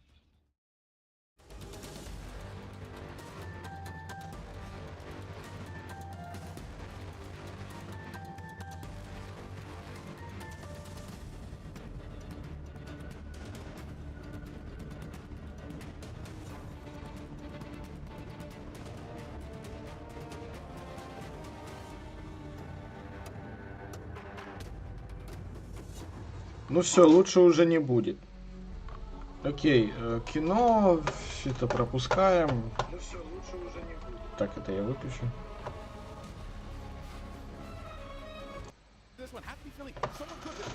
Так, захват флага Origin. Ну, это точно берут Shopify. Они... Это их карта. Они умудрялись за 30-35 секунд красть флаг. Не сомневаюсь, сейчас покажут мастер-класс.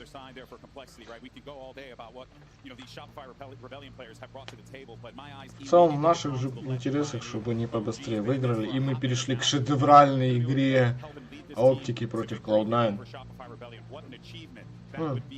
Вообще Complexity себя хорошо показали в этом турике, но тут, ну, типа, без шансов для них, мы все понимаем, кто сейчас выиграет. Окей, смотрим. Мастер-класс Ройла. Мастер-класс Ройла. Подожди, а как? Ты ж посмотри, зара, трипл килл Сайкл. К слову, Сайкл MVP этого сезона в этом году. Ну, никто не сомневался. О, смотри, сколько? 37 секунд где-то. Ну.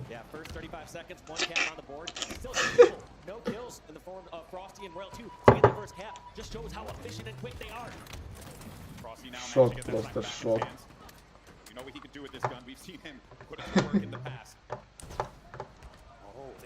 Да. Это жесть.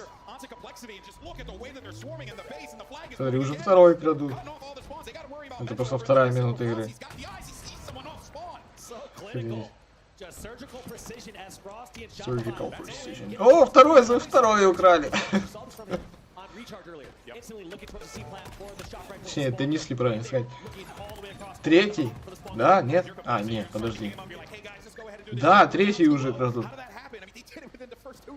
How did it happen? Да, действительно. Это там ведущие уже наигрывают. На самом деле они знают, кто Gold.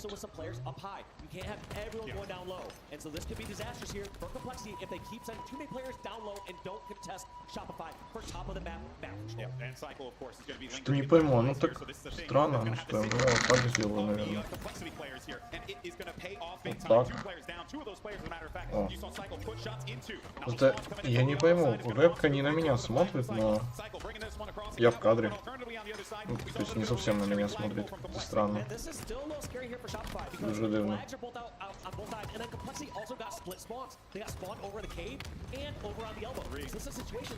Почти... А, не, о, йо. Йоу. Он... Украли? Royal 2. Да, сейчас будет. Смотри, сейчас. Ой, ну это как делать. Все. А, подожди. А почему там было 5? Я не знаю. Действительно, тут же 3 флага всего лишь. Это же большая карта. Жестко. За 3,5 минуты. Да, так, погнали дальше. О, Streets. Ах, ладно, я чуть-чуть вперед. Вчера случился массовый Trouble Stitch Drops. Мне осталось 20 минут для получения награды за 9 часов 500, это не ставится на паузу. Ничего себе, ты что, гонишь? У тебя что, сброс произошел? Ты меня заинтриговал, давай я тоже зайду, наверное. Ой, почему она открылась у вас, я не понимаю.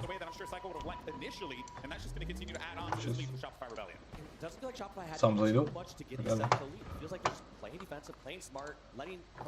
Я там еще ничего не проверял, не выводил, не трогал.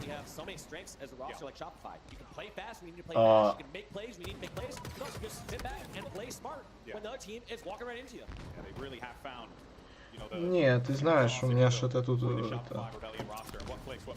Вот сегодня вечером будем мне добивать. Ну, на 9 часов я не претендую, меня интересует на 6 часов. Сегодня по-любому надо. У меня почти 3 часа на трофее, который у меня там есть. И на Natal Ivory Charm. Это же контроллер 360-го. Почти. Ведь я же в основном типа шейвея смотрел все. Вчера я не транслировал. Вот за это, кстати, мне драпс не дают, потому что это запись на Twitch. На записи там типа не показывают, что можно. HCS Trophy Backdrop. А, тут есть награды, я понял, за 24 год. Они, правда, у меня и так есть.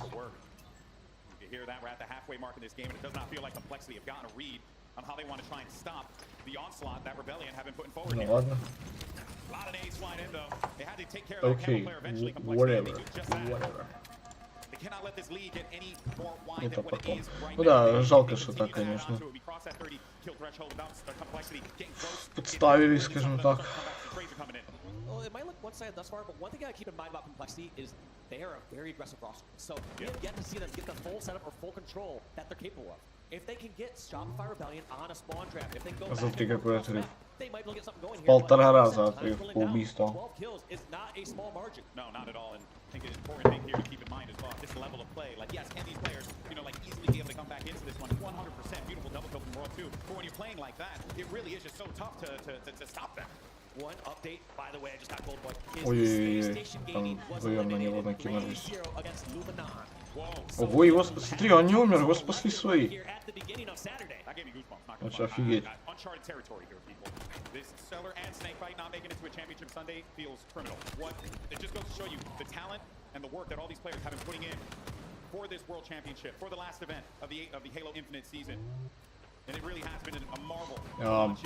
Проблема комплексии в том, что они почему-то по одному ходят. Ребята, это же командная игра. У вас сумасшедшее преимущество, когда вы вместе. Самая лучшая тактика это 3-1. 1 это приманка, которая ведет за собой, и 3, которые вот так вот, как акула, берут и съедают рыбку. Всегда работало. Ну или по 2 ходить. Йоу. И как плазма его не достала? 2, там 1 или 2 плазмы было. Не достала ни одна. И в размен ушел. Ну все, тут видишь, уже сейчас 2-0 будет. Давайте 3-0. 3-0, побыстрее уже перейдем к вот этой схватке. Вот, кстати, жалко, что это он не забрал. Ника.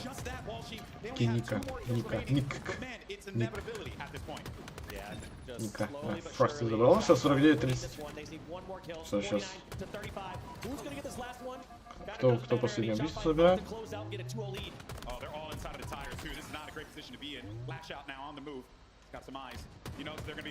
Ничего себе, посмотри. Они вот сейчас они начали ходить вместе вчетвером. Уже поздно. Да, уже все как бы. Last shot забрал. Ника убил. Ника. 2-0. Давай дальше. Третья карта.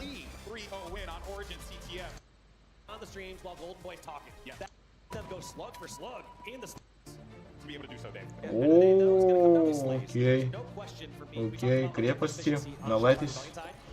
Отличная карта. Отличная карта для того, чтобы Shopify взяли 3-0. They need to be able to hit back. They need to be able to go near even. Try to go ahead in slaves. Easier said than done, obviously, against a squad like Shopify, but end of the day. Вообще налегке просто. Посмотри, а как это... Куда он там плазму кинул? Извини, сдетонировало. You're not going to see complexity be able to overcome that in that first lane deficit. No, I don't think so. And they're going to certainly need to find something here now. Shopify Rebellion, though, with that snipe. You got Royal 2 in the back lines here over towards Shard. He's just going to work the angles. Rare miss from him. They're going to have to handle this guy eventually by the box, but they're waiting this one out. Flip comes through. World 2 needs to hit those shots. That's the second one that he missed, but this is an opportunity now for complexity to try and do something here. Отличная тактика A и C. Всегда стоит практиковать ее. Что на Recharge, что на Lattice этой карте. Но все равно. SR умудряется держать без зоны. Окей, теряют B, сейчас они все появятся и налетят на кого-то. Вдвоем, втроем. Ё-моё. О! Шайвей репостнул то, что следующий мейджор будет 27-29 марта. Вдруг кто не знает, HCS как бы не будет в следующем году, но будут турниры от партнеров и будет DreamHack. Это как, ну это в общем-то и есть HCS. Я не знаю, что они сказали, что HCS не будет, если по факту это и есть HCS турнир. Правильно сказать, не будет чемпионата мира, но будет пародия на него на Halo Fest, который пройдет в декабре. Там будет HCS Invitational. Капец, я сейчас такое... У меня сейчас такое осознание пришло. Ё-моё. Все, я знаю будущее многопользовательского Halo. Я вспомнил, как было в 2021 году, когда этот мультиплеер Halo Infinite выходил. Точно. Ребята, вот это я сейчас... Просто до меня дошло. Все, я, короче, знаю, когда выйдет вот этот, типа, многопользовательский проект, Королевская битва и все тому прочее от Certain Infinity. Все, я знаю. Я потом скажу. И оно, скорее всего, выйдет тоже сразу на PlayStation 5. Это единственное правильное решение. Пока Series XS, PlayStation 5. Ну, Switch опасно. Там разве что какие-то 40 кадров типа режим. Потому что портативное железо там. Ну, Unreal Engine 5 не сильно совместим с таким железом. Это видно по деку, он очень плохо тянет игры Unreal Engine 5.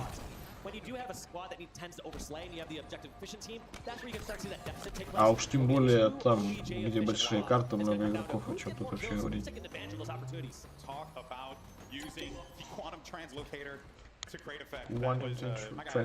Посмотри, 3 зоны, 2 зоны держат, 150. У них они опережают на 110 очков, 115 очков. Seeing it happen again here, where complexity, they had a good start, which is what we wanted to see from them. But some of these, like, I want to say habits, but just the way that Rebellion are playing, they kind of just ramp things up here. Complexity need to wake up a little bit, get those slays online. And look at this, so many players reacting to just a single call out from complexity. You saw everyone just trying to hunt down Frosty. Frosty still not even picked down there. Ого, ничего себе, 3 зоны потеряли. Это так, они просто отвлеклись. Сейчас они сделают 3-0, я уверен. Тут без шансов. Для комплексити. Типа, Shopify тупо контролирует всю карту. Все спауны, все. Все, что только может быть. They do manage to have ANC control. Solid way to get themselves back into the game here. Massive fight there for King Nick to win on last shot, keeping him alive now. Nick's going to need some help in a moment because he is going to fall, and there it comes right from the silo there. You got a couple players that are trying to push forward here, see if they can help out. But Royal 2's on the flank. Смотри, опять экипировку украл. Все. О, потерял. Не, он использовал, он значит все в минус. Музыку. Сайкл, не иди сам, вместе, ребята. Ничего себе, вот эта плазма была.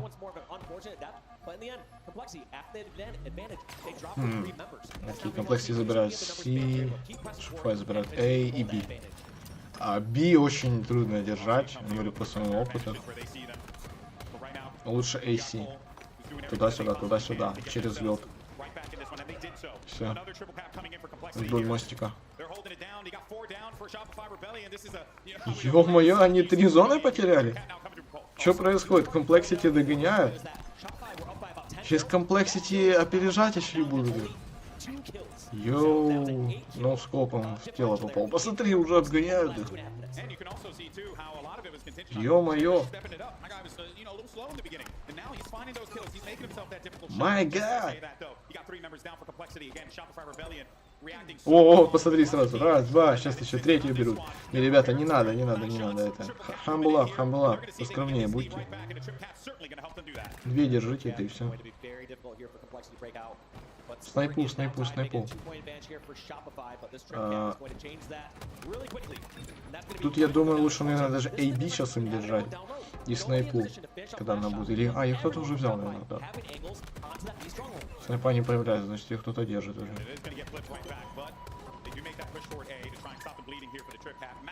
Не, почти взяли. А вот трипкап сейчас будет, да.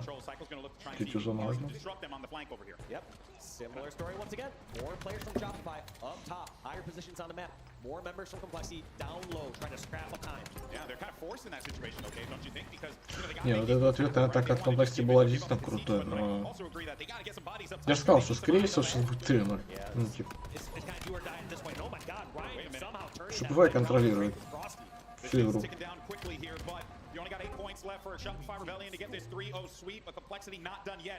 Gonna hit that 200 point threshold as well. Very well do it here, but they gotta hold this one the entire time, Dave. Very possible for Complexity, but they don't have any room for error. That first 2 kills there is gonna be tough here. Cherish and Mental have to pull something out, but looks like they both fall one after the other. That's all 4 down for Complexity, and Shopify just have to get a couple more kills to secure this game and the series. And this is a great place to hold here. A and C to make those spawns difficult. That's a wrap. Shopify Rebellion march forward in this tournament with a 3-0 win, taking a trip to the winner's finals. And they're looking mighty strong. I mean, we're trying to talk about, are they sending statements here as they get into bracket play? We saw statements in pool play. We're now seeing it in bracket play. Yeah, but I do want to give some love to Complexity there because as we have noted in that match, right, it really was a story of how the Slaves were playing out. It was so reflected on that, and Complexity, they're doing a lot to keep that as close as they possibly could. Do want to give shout out to Ryan who in that one had a great game, dropped 20, was active from the beginning. Все, погнали. Фух, та самая катка. Не катка, там много каток будет. Та самая схватка, правильно сказать. Up to Gaming versus Cloud9.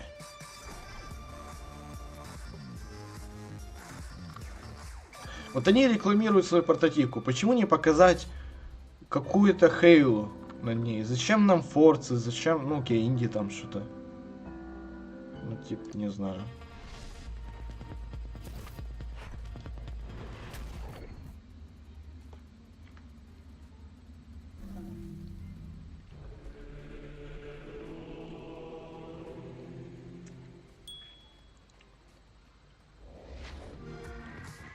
Вот смотрим. ROG Xbox Ally. Minecraft. Hollow Knight Silksong. О, офигеть, вот это, конечно, игра для портатив. Такую игру, мне кажется, надо на мобилке выпускать. Они показали 3 игры.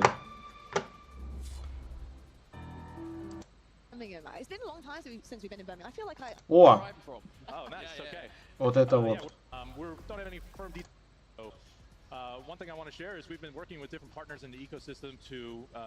Таша рассказывает про партнеров, да, ну LVT, например, и Европейская лига Halo.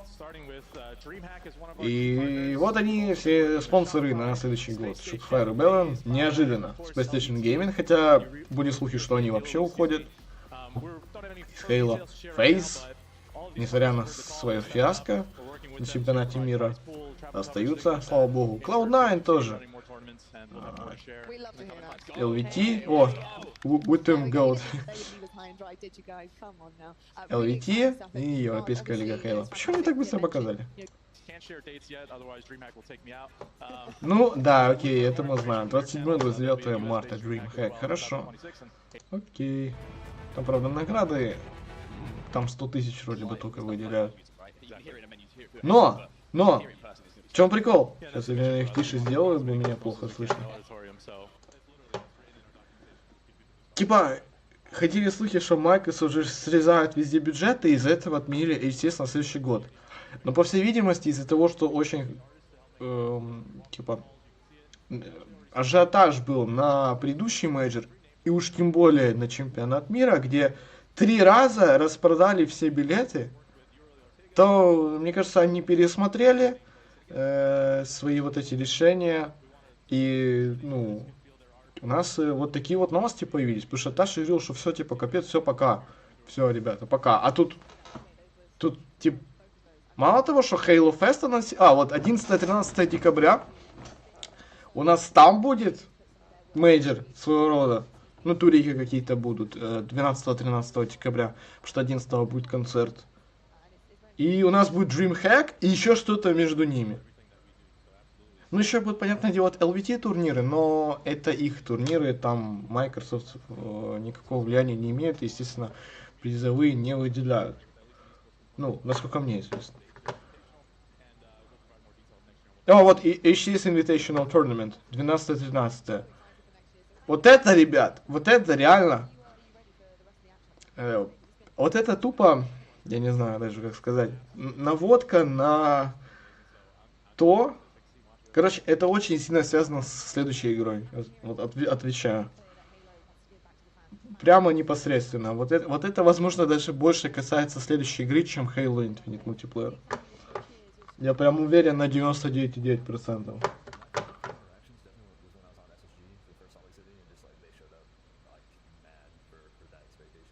О, прикольно, вот это я помню.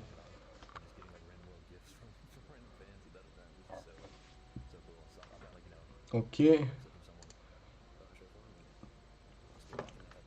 Томми.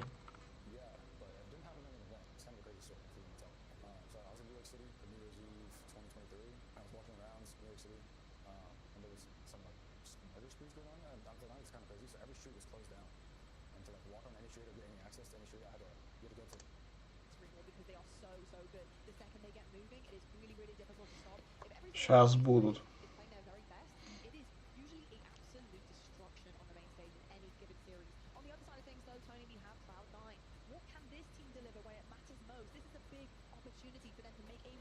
Я не знаю, как, типа, мотать.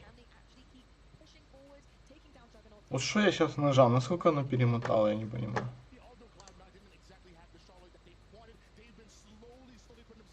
Advanced. Ладно. Пофиг.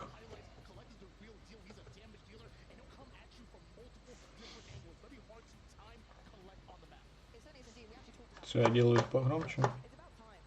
Showed what he's capable of. We've seen it in little forms here and there, online, sometimes on LAN, but getting the right roster sometimes is all you need to be able to play around a talent such as Collect. And sometimes it never happens. I'm happy for Collect so far throughout this weekend, but I want more from the kid. We saw glimpses of Collect's brilliance very early in Halo Infinite, but it feels like he hasn't ever had that roster, hasn't found the success, maybe not the performance on Луси, Кюлек,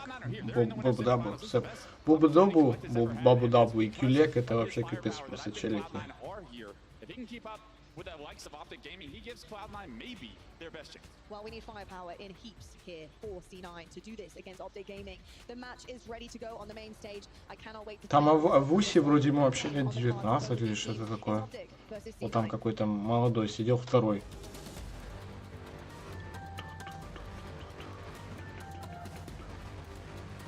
Вот этот второй. У которого много волос.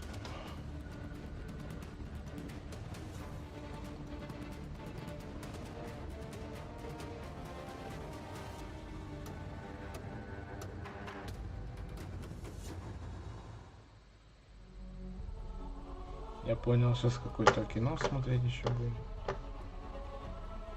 Куча пафоса. Wow. Now we talk. Now we talk. Опять у нас Capture the Flag Origin. То же самое, что ли? Стоять. Ну, плюс-минус. Да нет, это те же самые карты. Те же самые режимы. Погнали. So there is still that opportunity with the way and the level that Cloud9 are playing at right now to come into this series and not feel like an underdog, feel like they can go up against Optic. Да, Cloud9 сейчас не чувствует себя андердогами, они, ну... Full push, no stop. Full push, no stop. Окей, погнали, PUE, Renegade, Renegade, MVP, лучший игрок Halo Infinite мультиплеера когда-либо.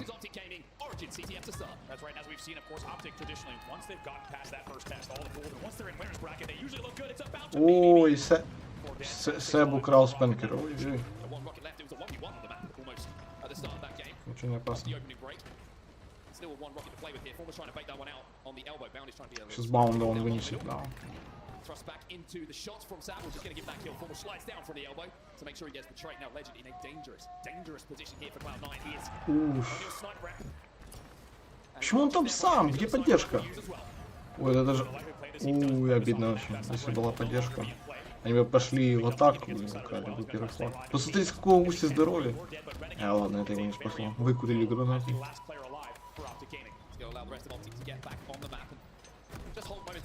Пум-пум-пум-пум. В размин ушли. Не, формал слишком далеко. Надо подходить ближе. А тут неплохая тактика. 2 справа, 2 слева. Или 2 справа, один идет по мосту, и еще один по левой стороне, по краю. Putting good damage down onto the 2 remaining players of Optic Gaming means that, much like Optic a few moments ago, Cloud9 will be able to get 4 back on the map momentarily. So we're back into a 4v4 position. Looking across the stats at the start of this game, no surprise to see Renegade leading the game in Slate. He's 7-3. Feels like late season Renegade has unlocked a whole new tier that no one was even ready for. This man has been leading this team, and as Marcus, you have said sometimes this team. Группа поддержки. He's leading once again, not only on the team, but by far in the lobby. Double the kills of most players on Cloud9 here. Actually, now all players on Cloud9, and then some. Nice little double kill for Renegade. Takes him to 9 and 3, positive 7 at the start of this game. However, his teammates are falling around him at the moment. Ничего пока не происходит, уже прошло 3,5 минуты. У нас тут обычная размина, и все. Только как кто-то начинает идти в атаку, так их давят. It can be quite dangerous with the speed at which this game can be won and lost. If you think about Optic Gaming, right, if they allow themselves to go 4 dead, you have to think with C9 and the way they're playing, could easily get a flag or 2. Не, Себа выкурили, он хотел забрать снайпу, но нет. Да не, скорее всего, первый доберется Legend.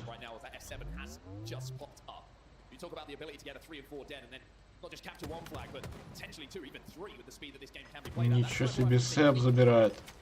Да, Себ забрал снайпу. О, Ренегат там уже с Спенкером.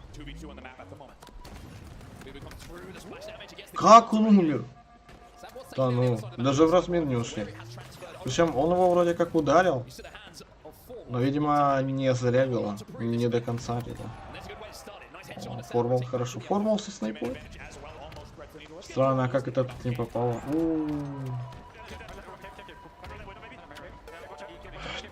Так, 2 убиты, Усинайн и Оптики крадут. Оптики крадут флаг. Несут его? Не вижу. Не, его вернули.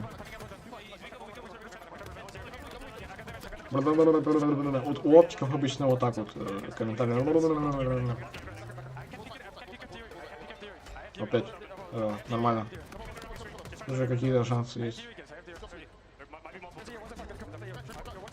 Ага, значит, 2 идут по правой стороне, да? Все, окей, первый есть. Что он сделал? Ренегат, слышишь, сам себя ранил, щиты снес. О, нифига. А что он умер? А Вуси убил.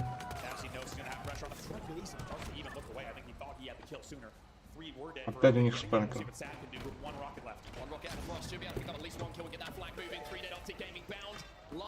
Крадут еще один. Ё-моё. Не, фиг там. Остановили. Или не остановили? Нет. Cloud9 крадут флаг. Донесет, донесет. Я думаю, донесет. Донес. В конце он уже сам бежал.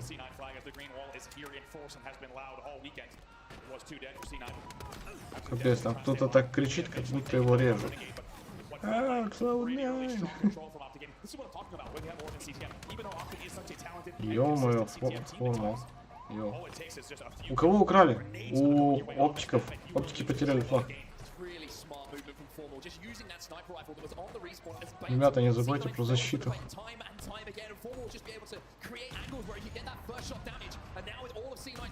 Что ж такое? Промах за промахом, ну?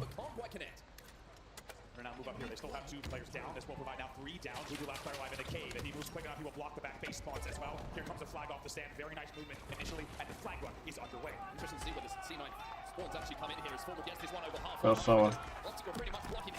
Чуть ли не в соло, почти сам донес. Кто-то сейчас должен помочь. Legend или кто? Legend появился, Ренегат появился, но... Все, вернули флаг, серьезно.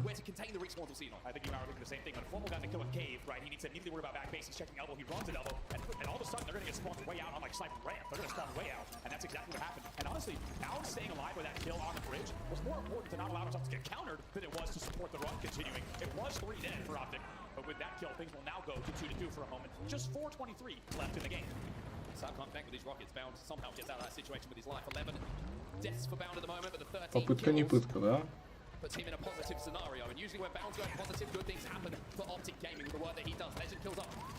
Вровень идут, вровень идут. А Ренегат почему-то решил пойти по другой стороне. О, у C9 4 мертвы. Так, уже два восстановились. 3 восстановились. О, второй флаг.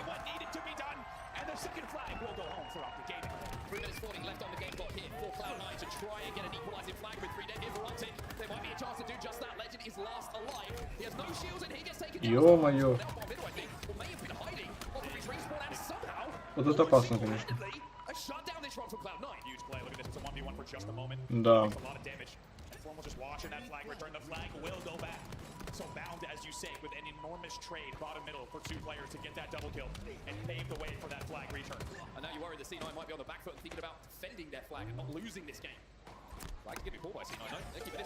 Что такое? Потеряли флаг? Потеряли флаг, Cloud9 несут. Чуть-чуть, надо коснуться его, да?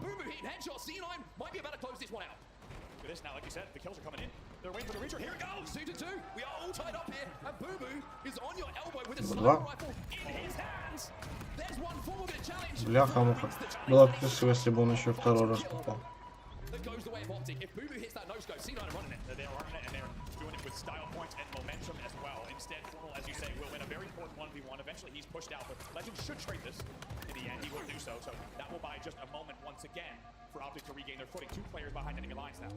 Rockets coming up in 5 seconds with a shape that's on the map. Legend should be able to pick these ones up.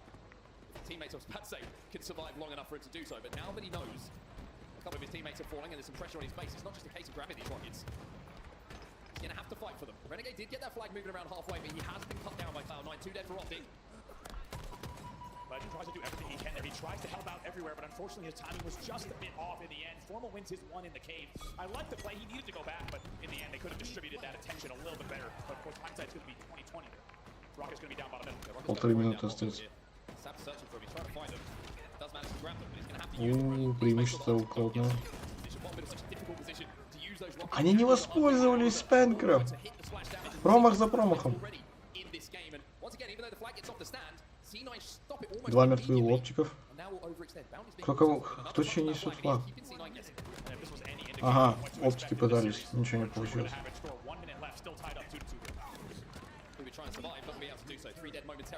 Скорее всего, пойдем в овертайм.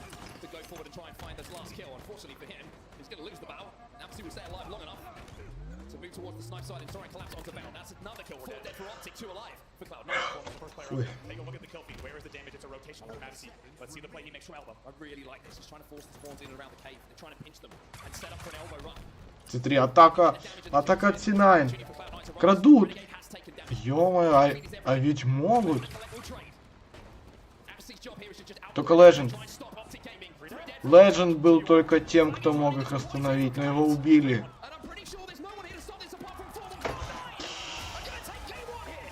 Капец. Почему они были на той стороне? Один Legend был только. Если бы он хотя бы спрятался за уступом, гранатами закидал, дал инфу, может быть остановили бы атаку. Жестко. Ладно, я отойду на пару минут. Ты занадто потужно.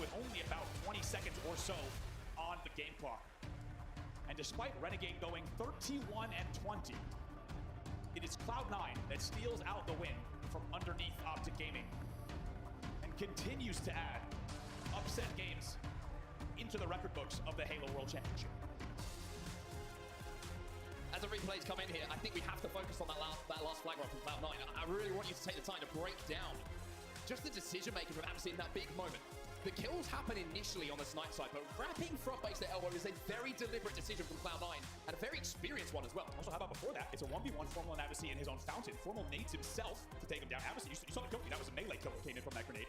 So Formal ends up nading himself, and here is the rotate earlier. This would have been maybe even earlier in a big 1v1 win, but here's the play. Ready? Advocacy has just won that 1v1. It's 4 dead. Look at this decision. Just like you said, Mark, you pointed it out first. It's a great point. And he, who else but he, is the one to continue the run. Guess what? Collect spawns up while they already had help. Formal cannot win that 1v2. Actually, really a 1v3, including the flag carrier. And in the end, it is Cloud9 who win Origin CTF 3-2 and really put the heat onto Optic Gaming. The cat is officially amongst the pigeons here in Seattle. And Cloud9 will strike first here. A 3-2 win in CTF on Origin. And next we go to Slayer Streets. Now, speaking of Slayers and speaking of MVP duos, Legend and Renegade. Ridiculous when it comes to stats. This isn't Slayer, by the way. This is objective. This is Slayer stats. I mean, unreal stat line from both of them. And like we said yesterday, if you caught their first series against TSM, it was a series which they uncharacteristically won both Slayers. And Slayer has always been a focus for Optic Gaming all year long. Now they will need to make sure it is well in focus here in game number 2. Otherwise, they will go down 2-0 to the heavily underseeded and underdog C9. I mean, we've been waiting for this from Cloud9. We were talking about this on day 1 when we were watching Cloud9 in pause. We've been talking about it all season. Cloud9 is so close. With different iterations of the roster, the organization has been so close in so many big series to having great finishes in tournaments, but it's always felt like just when they're on the precipice of something good, they find a way to lose. This is maybe feeling like a different situation. It certainly is the last situation this year in Halo Infinite for them to get this right. What a way to do it to take down Optic. Only one game gone, of course. A long way still to go in this series, but this man playing some phenomenal Halo run. Yeah, what a time to turn it on for this team. Like you said, they've had close series all year long with top teams and always fallen just a bit short. You've heard it from the coach this season, too, just how close he feels they've got. And now, with camo in hand and a 1-kill lead off the opening, we'll see what they can do in game number 2 as well. That Sam's been spotted out there by Legend. They'll know where that camo is. Optic trying to out-rotate, just one shot so that if someone does try and push with this camo, they'll be in a position to trade. But I like the proactiveness here, actually, from Cloud9. They're using the camo as kind of bait. They're trying to push the other side of the map, but the problem is they've run into the wall of 4 Optic players, and all of the kills have gone the way of Optic here. Ooh, good buddy system, and very nice from Optic Gaming there. You see they traveled in pairs and a little bit of a baiting and switching there to try to distract the camo player. It worked very well. They will trade 1 for 1 in the end with that camo and now have a 3-kill lead at 9-6. Really good counterplay from Optic Gaming there against the camo. Another one here for Formal. Legend start this one off 4-1. As we jump into the POV of the Frenchman. 11 kills on the board already for Optic. Ooh, big win. Big win on the stairs though as C9 keep this one close. 2 kills between the 2 teams, 2 dead on either side. Bound picks up a double kill, and all of a sudden from 2 dead either side is 3 dead here for Cloud9. Wow, really good response. As you said, 2 dead for Optic Gaming meant it was up to 2 players to take down the rest of the C9 roster, and they do that, as you say, in a very clean sweep. Now they lead 14-10. It's been very controlled gameplay off the opening from Optic Gaming. Absolutely finds a kill onto Renegade. Sab will find another one. Bound at the moment just feels like he's hunting ghosts. Just feels like the push is coming from Cloud9 elsewhere, and Bound hasn't quite read this one yet. And right before Camo as well, how often does Optic miss time just before power? Can they get back in position? Because Camo's popping right now. For alive, should have some LMSs onto it. Bubu's going to be challenging here on the plants. A little bit shaky from Bound, but good enough to get the job done. Sab taking down to no shields, and it's going to seem like slip this one away. Collect, I think, just has to let Bubu die in that situation. Yeah, quite rightly so. He's going to play his life and keep this camo. Let's see how he plays this. Like you say, he has to play this slow. 9-1. That's going to force Optic now to move. LP's coming in. Gets the second one onto Bound. It's 3 dead for Renegade, and it is brilliant decision-making under pressure here from Collect. So many players would have fired the shots, tried to get a trade, but he knew the value of the power up. He also forces the split spawns. Look at this. They force the splits. They isolate 2 players in PD by perfectly pitching. And now the game is tied 18-18, forcing the other 2 players here on B side and around Trent. Wow, I agree. What a series of plays. The patience from Collect. Also, let's not forget, who was it that won the 50-48 against FaZe in Game 5? Collect, who hit the shot yesterday. This man is making all the right plays, and he may have saved his best for the Halo World Championship. We're tied up at 19. To go to Slender Lead, though, Renegade will find what Collect gets his kill. The repulse, though, isn't going to keep that nade away. Trades happening in and around those B stairs. But it's Optic with a Slender advantage. 2v2 on the map right now. Bubu with a couple of grenades. Into the Zig is going to hopefully flush out a couple of Optic players. Forward down to no shield, in and around the cafe. He'll be taken down, and now Bubu starting to come to life a little bit. Speaking of players who've been waiting to have their moments throughout Halo Infinite, Bubu certainly falls into that category. Well, look at that. Bubu comes to help. Absolutely already has the nade eliminated. Beautifully done there. Really good. An offer to help from a teammate. The support is there. They didn't even need it in the end. Now they lead by 2 here. A Carbine and a sidekick. The Bandit has been discarded for this life for Bubu Dubu. Sith Lord himself is looking for some targets. 27 seconds until that next camo comes up, and you feel like both teams are playing for that power-up. Everyone holding their lanes, everyone holding the line. And now with this camo popping in 20 seconds, it's a perfect time. Let's see what C9 has in store with a listening.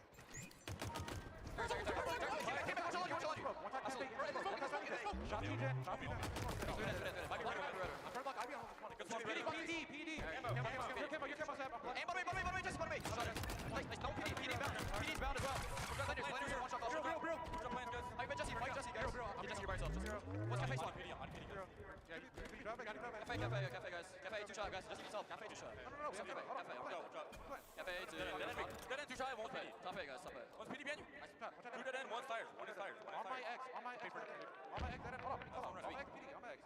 There's 2. 1 3. 1 is weak, 1 is fire. Saw me. It's fine.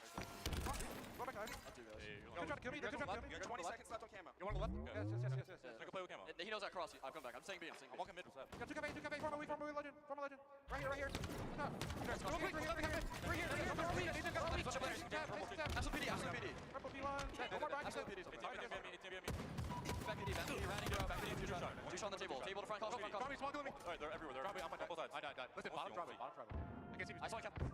So out of the Cloud9 listening, and we're going to jump straight over to the Optic side now with the listening, as the game is just 2 kills separating these 2.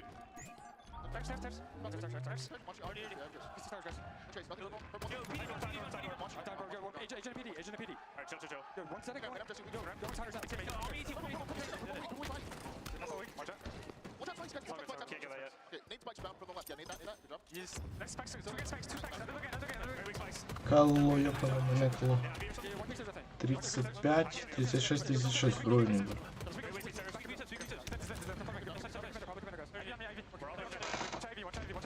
Капец.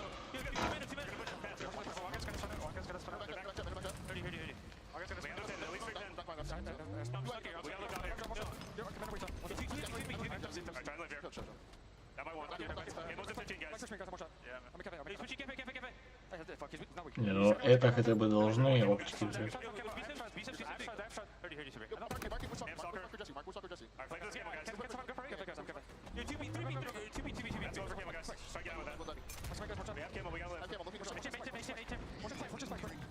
Out of the listening, back into the game, into the final stretch, and Formal has found a camo, but he's last alive here for Optic Gaming, and they're 3 kills. Безопасно, очень. Last line, exactly, and the most important part now, all teammates are going to be spawning here, back A as well as BD, because assume no split spawns here.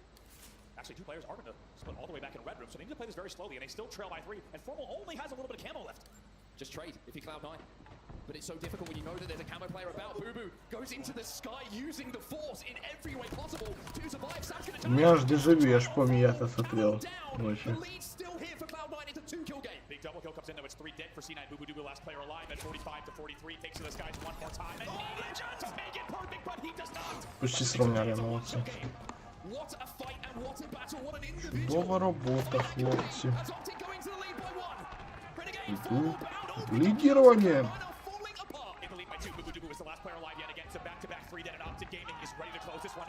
Let's go, Optic. Let's go, Optic.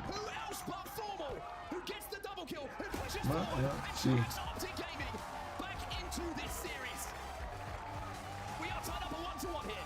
Молодцы, хлопцы.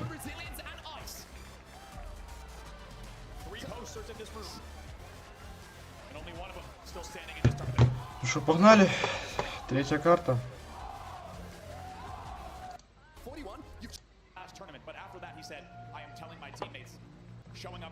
О, ну конечно, это Летис. Летис. Strongholds Lat is going to be the next game type and mode combination. The newest in the suite of Halo Infinite. The question is now, where is Cloud9's head? Because we know that Optic are going to be full of confidence after that clutch win in game number 2. Can C9 reset mentally? Winning game number 2. And really keep the momentum going that they've had throughout the bracket and force Optic to play their best Halo to take this game. Key for me for C9 here is to play this game type with speed. They need to be dictating the pace of the game, the style of the game, and the direction of the game at every turn. Off the opening now, it's a momentary 2v1 against Boo Boo, who gets pushed back. So it's going to be Renegade and Formal working together here. I think both these teams are going to be doing here is looking for an initial AC hold so you can pin the players back.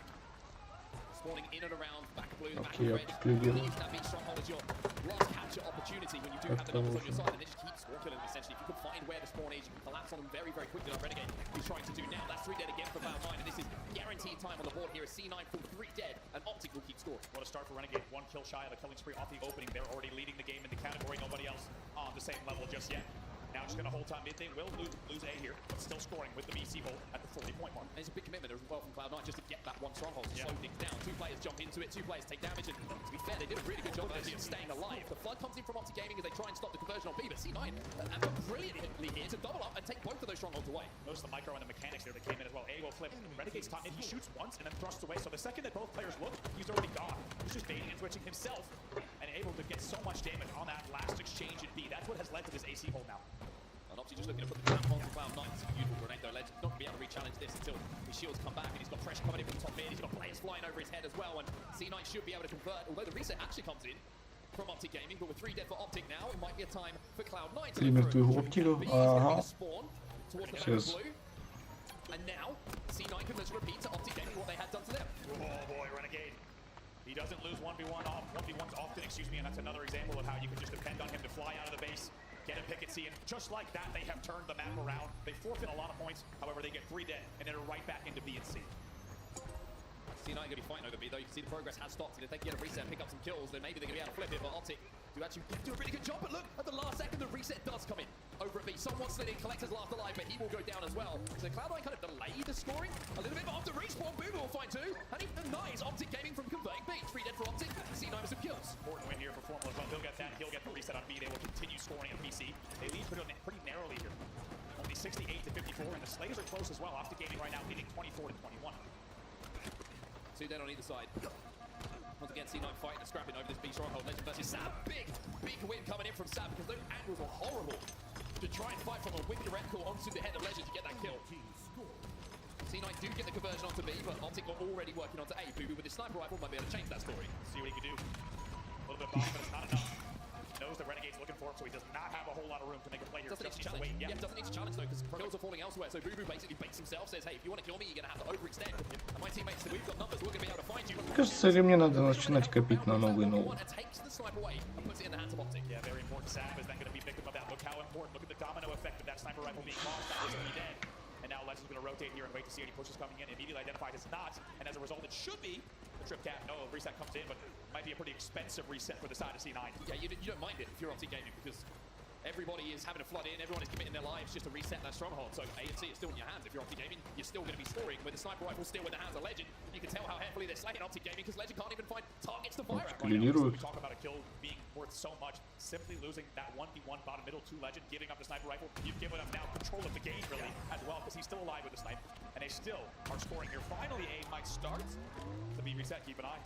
They will finally, and now C9 scoring once again, but they're going to need to get a few more kills off the back of this. It's 2v2 right now. Interesting how C9 are seem like they contribute a lot of resources to A a lot of the time and surviving long enough to get the conversion, even with the pressure coming in down to gaming. So C9 survivability very impressive. By the way, shots coming out of Sampo, very impressive as well. This game really is on a knife edge, by the way. There's only a few points between the two teams, and we're almost tied up around the 100-point mark. Yeah, you feel that Optic's outselling. They're outselling still by 4 kills at this point. It feels like the game should not be as close as it is on the scoreboard itself. C9 still scoring, and they're about to tie up this game. And it feels like the big plays are swinging back and forth as well. It's not just the individuals being won by one side of the stage. We've seen it from Legend, we've seen it also from Sab, winning those big individual fights that keep your team numbers-wise kind of even on the map. Nobody's had full control, it's felt like, for quite some time. But C9 are starting just to find some continual momentum here, and AB is being a hold that is working for them. 130 points and rising to Optic Gaming's 130. Really impressive hold with Collect. This one is big as well, and the help comes in for Boo Boo. Stays alive, and he's going to have help. They can work together on B. That's big as well.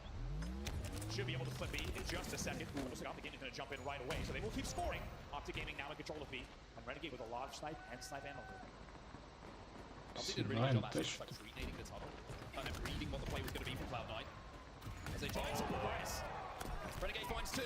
Now the player behind it, if he hit that, we'll have to wait and see what would have happened, because luckily he didn't. AC still in the hold of Cloud9 though, and Optic Gaming all of a sudden find themselves down quite a deficit. Boo Boo Doo taking his turn to go off right now. He's on the killing. How about this? He's only +4 when he hits a spree, so this is a huge, not only spree for him, but also a big swing in the game, as he would have been negative before this killing spree. Sab is working on A. In the meantime, B is the contested stronghold. Wow, keep him alive as well. What a good job keeping Sab alive. That was huge. Just that moments like that.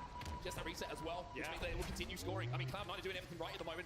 And obviously he's got the next snipe. I mean, Optic have got to be worried because it's another triple cap now. We talked about Optic's momentum out of game 2, but where is it now? C9, they bounce back. The mental strain for this team to lose a 50-47, yet be playing this game 3 this way. This is something special. They already have 205 on the board. 3 dead for Optic Gaming. Conversion at A. Absolutely drops down, finds 1. No, he doesn't. Renegade might have just given. Капец, сейчас будет 2-1, ребята. Стопудово сейчас будет 2-1. C9. That is a file that under moments before disaster. Because just like that, what could have been actually a closure to this game for C9 is now a staggered 4 dead for C9 and a trip cap for Optic Gaming. And will we look back upon that as a turning point in not only the game, but the series? Renegade gets away with absolute murder, picking up both of those kills, and it's still 2 dead for C9. He finds 2 1v1s off of respawn and somehow wins both of them at a disadvantage. That's the brilliance of a player like Renegade. When it feels like there's no way back into a game, when it feels like you need something out of nowhere, he can provide it. And he's done just that. Optic has scored again. Still a long way to go, but they are continuing to put pressure on. Now let's not forget, C9 has already done so much of the work. They are already at 221 on the board. Optic would need to string a lot more plays like that together, and Collect hits the thrust beautifully. However, losing A, so it will be Optic still scoring. But like we said, Optic still has a long way to go. C9 needs to make sure they put together a push, and they break the setup. Even just once could be the end of the game. Bound is trying to survive right now, trying to move himself between where the pressure is coming from Cloud9 and one of those strongholds. Double man push again coming in from Cloud9 here on A. Bound's going to try and challenge. Boo Boo does have the repulse, but he doesn't have the chance to use it. Because Formal's looking over his bloody shoulder and saying, I've got you, Bound, you stay alive. Now he's trying to get re-engaged. Пытаются. Не сдаются, но Optic не сдаются. Optic are back in this, ladies and gents. ANC still the hold, as Bound is still alive. C9 is panicking, they are scrambling, and they are 3 dead yet again. And what they feared the most continues to play out as the Green Wall 10 rings out in Seattle. Trip out for Optic. Cloud9 are still in the lead, but for how long? As Optic cross 200 points. Sam gets stuck. Bound finally. Отлично, плазма была. As Optic go into a lead, they have turned this game on its head. Просто на 180 развернули игру. 241-221. Йоу. Синема просто. Кресло в шоке. Просто.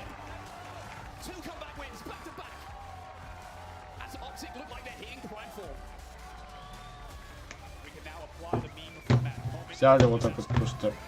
Reverse. Fails to get the kill. Renegade resets and And guess what? C9 spent the rest of the game 3 dead. That is a devastating, heartbreaking loss for C9, who was leading by 80 points with 221 on the board. And at the World Championship, that is not going to cut it, because Optic Gaming is here for one reason. They were assembled for one reason, and it is comebacks and series like that. What a comeback from Optic Gaming. And that man on your screen changed that game in an instant. Optic 3-4 dead. Renegade comes off spawn, finds an individual fight against Sap, wins it when he has no right to. Gets his shields back as he's G-sliding past Boo Boo Doo Boo. Wins that fight, and from all of a sudden, a situation where Renegade is the first on the map and Optic are stuck in the respawn screen. Cloud9 find themselves 2 dead, and the rest of Optic have spawned. From there, it was all Optic. Brilliance from Renegade. This moment here doesn't trade. And from 1 alive, they're 4 alive, and C9 do not get a chance to get back into it. By the way, I apologize to Optic Gaming. They were trailing by 110.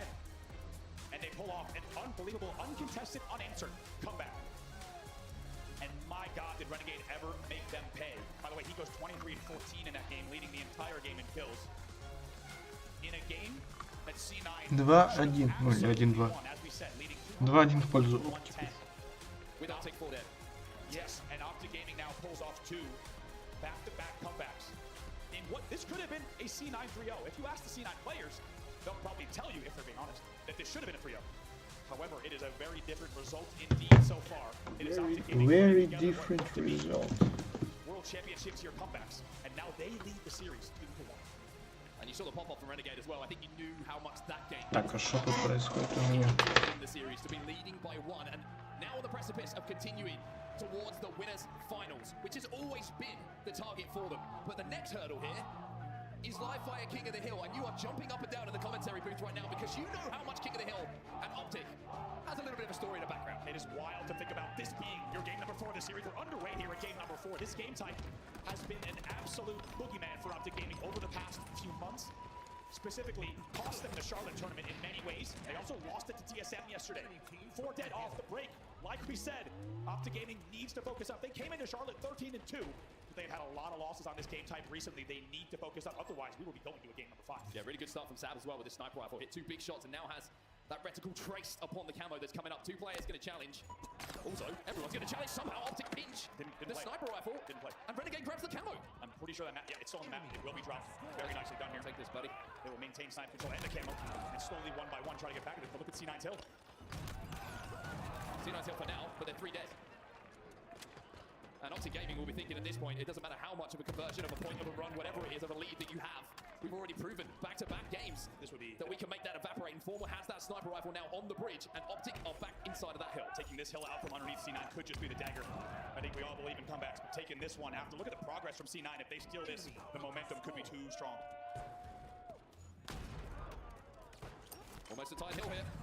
C9 needs to make the play, and they need to break it now. 2 dead, 3 dead. Game 4. And C9 will get that first on the board. A huge amount of credit has to be given to Cloud9 for how they played that, not just in the context of the game itself and the moment itself, but also for what's happened in those previous 2 games in those close moments. Very important indeed there. I love the patience from C9 as they find 2 dead yet again. Specifically, staying alive on Pedor and then using the pillar drop to not take any damage and get a very clean break at green.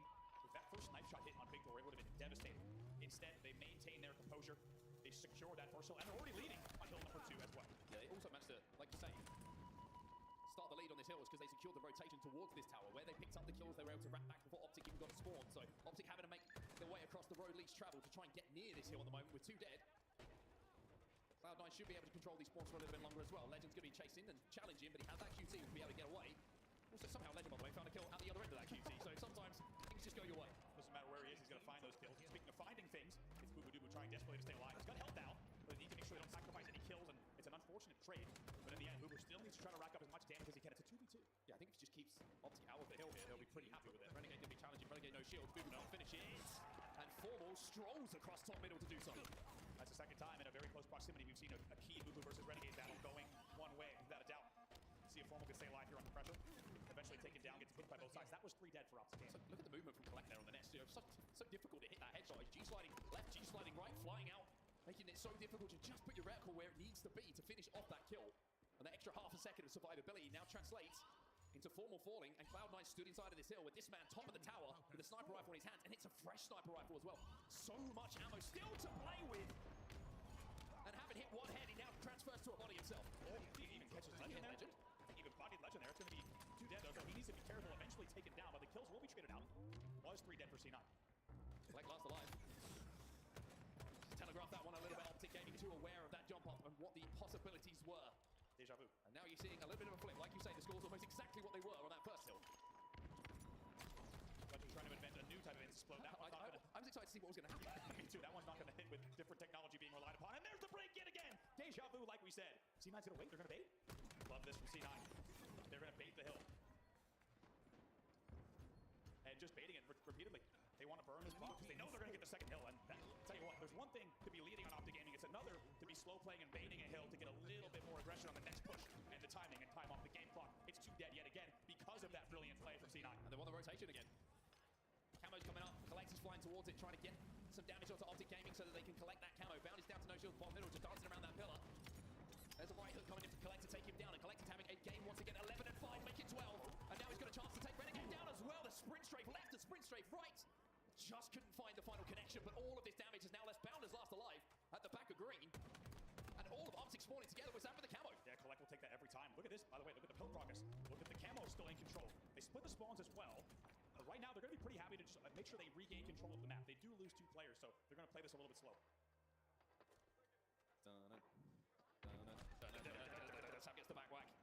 And now Formal has to turn around. He's a little bit worried. Sam with the double kill. Can he survive? He turns the corner, but doesn't manage to get away with his life. Booby flies in. 2 players inside and around this hill. Bound has got multiple targets to deal with, and the help comes in from Cloud9. And look at the progress. All of a sudden, we're looking down the barrel of a 3-0 lead here for Cloud9 over Optic Gaming with 2 minutes and 27 seconds left on the game. But they're doing it again, Andy. Again, look at this. They're just playing with Optic Gaming. Boo will now step in. It is 3-0 in favor of C9. A perfect game so far.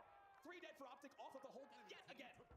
Heavily outslaying, heavily outscoring, and like we said, what was once a standout, almost record-breaking game type for Optic Gaming in the first half of the year has completely fallen apart. They are down 3-0 with only 2:18 left on the game clock. They're down, but having seen what happened in the last 2 games, there's still 2 minutes and 14 seconds left on the game clock, and just remember that when you're inside of that hill, that game clock will stop. So Optic down. And maybe closer to being out than they have been in the previous 2, but they still have a chance here. Cloud9 surely cannot throw this one away. We say it, but hey, guess what? Sign me up. Let's see what they can do. Oh, that's one way to start it. Double up, though, again. Another double up inside of the hill. Renegade gets taken down. Formal last alive here, but inside of the hill takes down Abbasia and manages to pick up that sniper rifle. Optic have 1 bullet inside on this sniper, and it's going to break the kneecaps of Boo Boo, who gets taken down immediately. Optic have control of the mud hill, and they're close to getting this first hill on the board. That's big. Formal just taking that extra nade damage about 7 seconds ago, cost them quite a bit of time, so they're going to have to jump back in, rotate once again, but still scoring here, still controlling. Now Renegade with the camo. This is a big piece as well. Surely he jumps in as fast as he can. Someone has to get near this hill. Time is a problem. Yes, there's time left, but it is slipping through their fingers here. With that kill, he should be safe to jump in. Oh boy, take a lot of damage though. They give a freebie to Collect. Almost 2, by the way. They did not need to double stack kill there. So that cost them a lot. Still have a trapped in green, and they will get that first point on the board. Now we go towards top middle. Important kill from Renegade to control the tower side. There was one more Cloud9 player there. Not sure he knows about it, but he still has the camo, and Cloud9 still can't find it. Collect spray-nading. They know he's nearby. They're going to hear the green gun as well now on the audio cue. And now it just comes down to the kill feed. Can Optic Gaming dominate the rest of the game like they've done in the past 2 games? What a story it would be. Big kill coming though from C9. Even though it's traded out, it's going to force Formal to take a little bit of damage and have to step outside of that hill. Optic are doubling up inside of this hill at the moment. Bounce crouching down inside of that vent, and Formal is now going to try and create a little bit of space, but Boo Boo will 1 pick. Formal with his head on the swivel, he's not sure where the pressure is. Тут, честно говоря, без шансов для OG, поэтому будет 2-2. Out of the hill for Cloud9. Time will elapse. Time will slip through the fingers of Optic Gaming to think about getting this even closer. Snipers up top mid. C9 obviously going to just play time here as much as they can for the rest of the game. But that's a kill will be traded out eventually. The sniper could really be an impact here if either team gets enough control to grab it soon. It's go time for Optic. Trades aren't going to be good enough. They need to pick up clean kills here. Renegade getting away with his life is going to be big. Legend inside of that hill with a sniper rifle is going to be big. But Sam and Collect just when it felt like Optic. We're going to steal away. The hill will make this interesting. C9 goes huge. All dead for Optic, but the point is secured. And there is time still left. Oh my god, Bound staying alive just long enough, even though he goes down and even though it's 4 dead, Bound staying alive there is massive. It buys them so much more time, but they will need to construct 1 or 2 of the best pushes of the tournament to break right now. Collect can break their hearts though, he's got the sniper rifle. Bodies Renegade, but Renegade got away with that camo. Cannot find the connection onto Bound, but it then turns the fight in his favor. Legend forwards, Collect is going off! This man has been unbelievable this tournament, and as we said, may have saved his best for last. 3 dead, 15 seconds left for C9. Game 5 is calling once again. And Collect is going off in these final moments. 22 and 14 in this game. Sniper Rifle still here, but Optic still breathing, and Optic still pushing. Can they get in the hill? No, they can't! It's a game 5! Once again here on the main stage, Cloud9, hold on! And Boo Boo absolutely popping off, getting loud, as they will step away from the stage for just a second. And force a game 5, and how fitting that Optic Gaming needed to do it on a King of the Hill. It feels like every step of the way, the Halo gods ensure that justice will be found, that you will never get through a tournament getting away with anything, and it needed to be King of the Hill. As we said, a devastating game type for them over the past few months. What was once one of their best is now one of their worst. And even though they started to put the pieces back together for a comeback, Collect hitting shots like that, hitting double kills like that down in mud, was the absolute difference maker. He racks up 6k damage and leads the entire line. And it's so difficult to do that with the heartbreak of the previous 2 games still in your memory. You see Optic get the first point, you're like, okay, cool. You see Optic get the second point, you start to panic. It doesn't matter who you are, you're a human, right? Even if you've been in these situations, even if you've scrimmed, you've had it in tournaments before, this is the Halo World Championships. You can't prepare for that feeling. And this is where the intangibles of personality and player come to the fore, right? A player like Collect doesn't feel that pressure. He hits those big shots to close out the game here for Cloud9, and that is the difference between game 2 and 3, is someone like Collect saying, I'm going to go and win this game. And actually, and even an example where we didn't see him get the finish, he gets the damage on right, he gets middle, and then they collapse. We just saw the team really on the same page. And this kill as well, to get that, to not leave Bound top middle, and then to hit this body on, I mean, come on, you're going up against 2 of the best players in the entire game. And you're winning key battles. By the way, Optic Gaming, even with Formal dying, was about a split second away. Take a look at this. Formal gets taken down, 2 players flying in. And we cut to the player camp, but there was about to be a lot of Optic Gaming pressure coming into the hill. And as you can see, C9 getting loud, and for good reason. Take a look at this series layout. 2-2. The heavy underdog, C9, force a game 5 in your winner's semi-final. And Informal said he was going to leave it all out there, and his Spartan was diving for the line to try and get in that hill to keep that clock from ticking down 2-0, but not quite able to get there. And here we go then, everyone. Game 5. You look at the scores in these games, it has been so close. The 2 wins from Optic, comeback wins. And they almost managed to make it happen again in that game number 4. The difference in this man's performance over the Halo World Championship, it is a welcomed return to form for Boo Boo Doo. Especially, look at that damage differential. Are you kidding me? That is all the difference in the world to be outputting significantly positive damage every single minute versus those 2025 average stats. They've already locked in, as you see on your screen, the best tournament finish for this squad in 2025. Of course, already securing top 6 here at the World Championships. The difference between light and dark. I mean, look at him on the left side. Looks like he's chilling. I know it's still the dark side, so to speak, but he looks significantly more angry on the right-hand side, and I think it kind of shows in those stats. He's playing angry, and the stats are backing him up. And now we get to talk about some clutch statistics for Optic Gaming coming in here. Their Game 5 Slayers, all year long, it's a tough spot for them. They are 4-5, a losing record in Game 5 Slayers. And let's not forget, in Charlotte specifically, 0-2 in Game 5 Slayers. We need to find a way to ice up here. Let's not forget, though, to give credit to Optic Gaming, their Slayers have otherwise looked very good here this weekend. It's a different story so far at the World Championships. And is it going to be a different story in Game 5s for Cloud9? Is this going to be the same repetition of the story that we've talked about for what feels like years now for Cloud9 rosters? Great series, so close, unlucky. Try again next time as you lose that Game 5. Or will this be, at the final dance, the last dance, the chance for them to have a memorable, favorable Game 5 going their way? The loser of this game will fall down to the elimination bracket. Their run will not be over, and they will play up against Envy, who are waiting for them. But you don't want to be even considering that if you're on either side of this stage right now. This is a Game 5 for the winner's final. Some say if you're in the winner's final, that becomes the most important series of your tournament. Without a doubt. And what a time for Cloud9. After all these years of not just Infinite, but also Halo 5, of course, ebb and flow of different levels of success. But for these 4 players specifically, their 2025 has been really told by a story of close calls. Just being maybe a kill or 2 away from closing out a huge series at times. And now instead, like we said, they have saved their best performance of the year for the most important tournament, not only of the year, but you can say of this entire game. It will be remembered for years to come in terms of where these teams netted out at the end of Halo Infinite. And they are 1 game away from pulling off what would be It goes without saying, a historic upset as we get ready to load into Recharge Slayer game number 5. It's a game 5 here in Seattle, and this one feels a little bit different as the lights dim down in the room. The nervous energy starts to rise.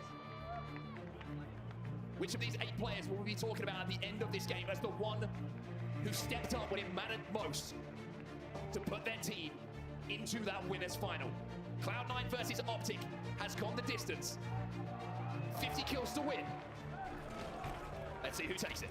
Underway now. If you're just joining us, you have picked one hell of a time to join us. Optic Gaming and C9 are in game number 5 in your winner semifinal. It has been one of the best series of not only the weekend, but the entire year. One game will decide which team stays alive in the winner's bracket. Camo down. Sav is going to be able to maybe collect it, actually. Yes, indeed. Did he get it? Did he pop it? Still down there. It looks like Cloud9 will be able to grab it. Collect the hot hand from the last game. Gets the first camo at 3-3. And now he already has movement pipes, which means he knows that pipes is safe. Collect with an early camo shot. What can this man do? One thing about Collect is always confident in these situations. Doesn't quite hit the top tower here. Maybe got a little bit of a call out that it's not going to be safe. Bound finds the first pick though in this team fight. That's going to give Optic a little bit of freedom, and also he baits out the shot.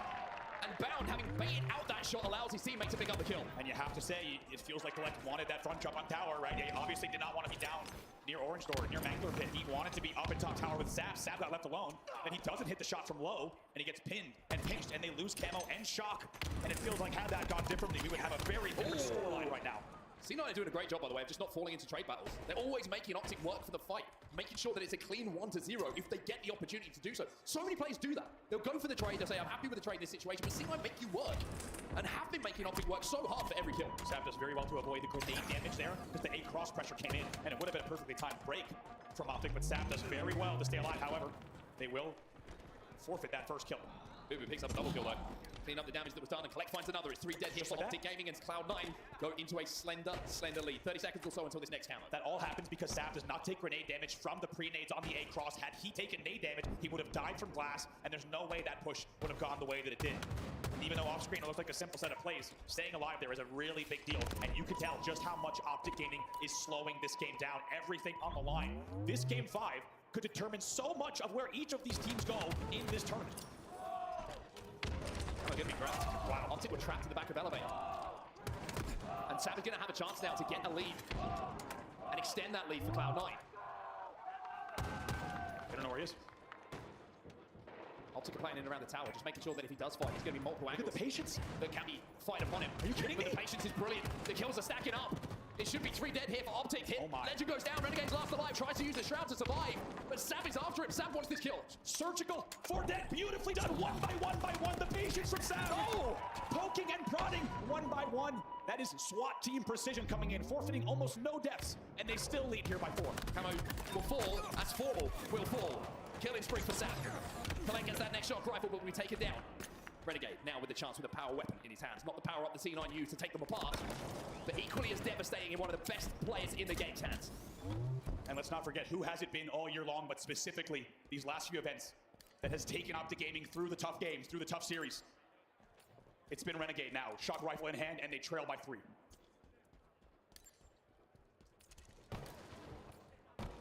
Just looking for angles at the moment. C9 not giving him anything. As the Optic fans try and get behind their team. 3 kills the advantage here for C9 as the game comes to a complete and utter standstill. And you always knew that once Optic Gaming trailed in this game, it would slow down with this. Let's get to a listen. Let's hear the comms on Optic Gaming. I'm marching rapid real quick. I think they're on A, bro. I think they're on A. How do you want to do this, guys? We can hold for camo? We'll keep that right now. We'll keep that right now.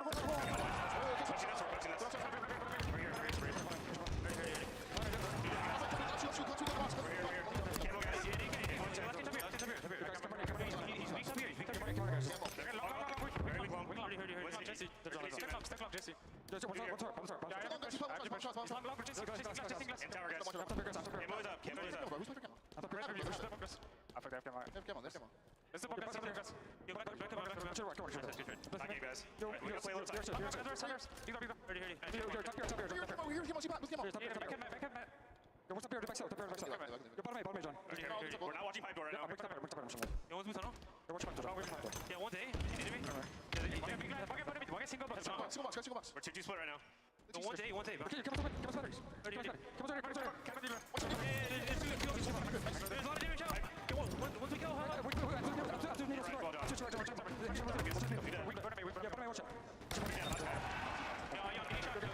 And it's that man again, Renegade, out of the listening, who sits at 9-4 and has dragged Optic Gaming back into a lead here, 21-18. Somehow, time and time again, when you have these big, high-stakes moments, it's Renegade who shows up, he performs. When we started that listening, let's not forget it was 14-10 in favor of C9. Now everything has turned around, and Renegade gets away with a shot, gets away with a grab one. 3 dead for 4 dead for C9 yet again.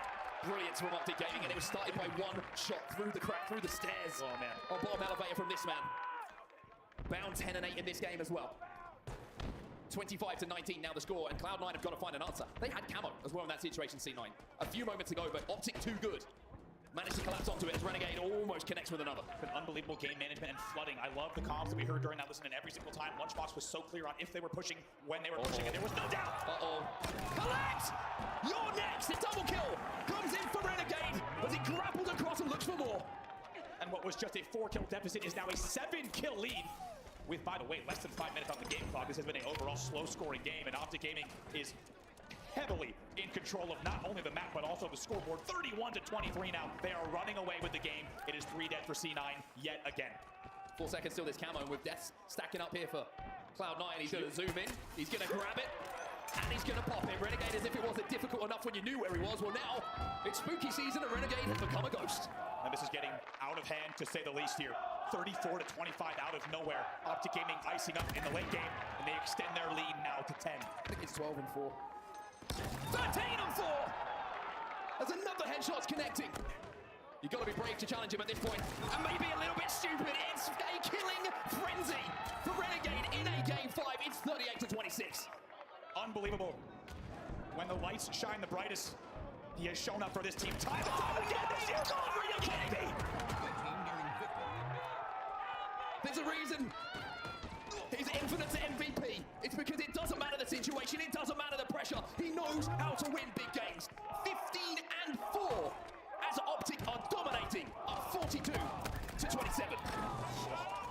Finally out of ammo, and C9 fans will be very happy to see that. However, 43 kills already registered. And if you are on the C9 side of the stage, you are thinking, we could have 3-0'd in this series.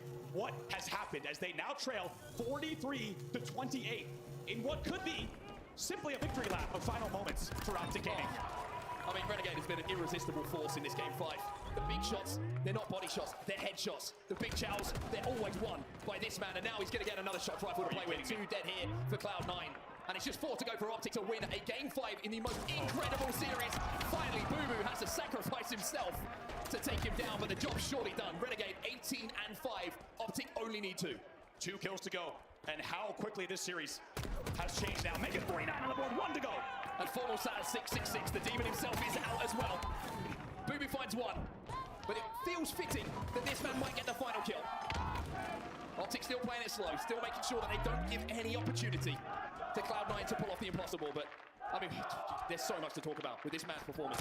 When it matters most, he finds a way to win games. Formal will get it.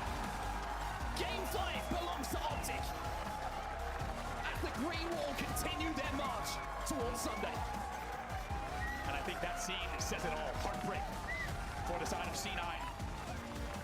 Leading not only in that game 5, but also leading Абсолют Cinema. leading in the game 3. Вот это просто Абсолют Cinema катка была. Естественно. Да, естественно. Оптики взяли и раскидали Cloud9. Кстати, я ставил на... Короче, на эту схватку. На оптику. Я поставил там, ну, такую приличную сумму, плюс-минус. Там 1000 с чем-то. И я помню, я в офиге был, когда оптики начали сливать. Потом было вот это 2-1, потом 2-2. Я такой, ё-моё, неужели? Ну, нет, они вывезли. Молодцы.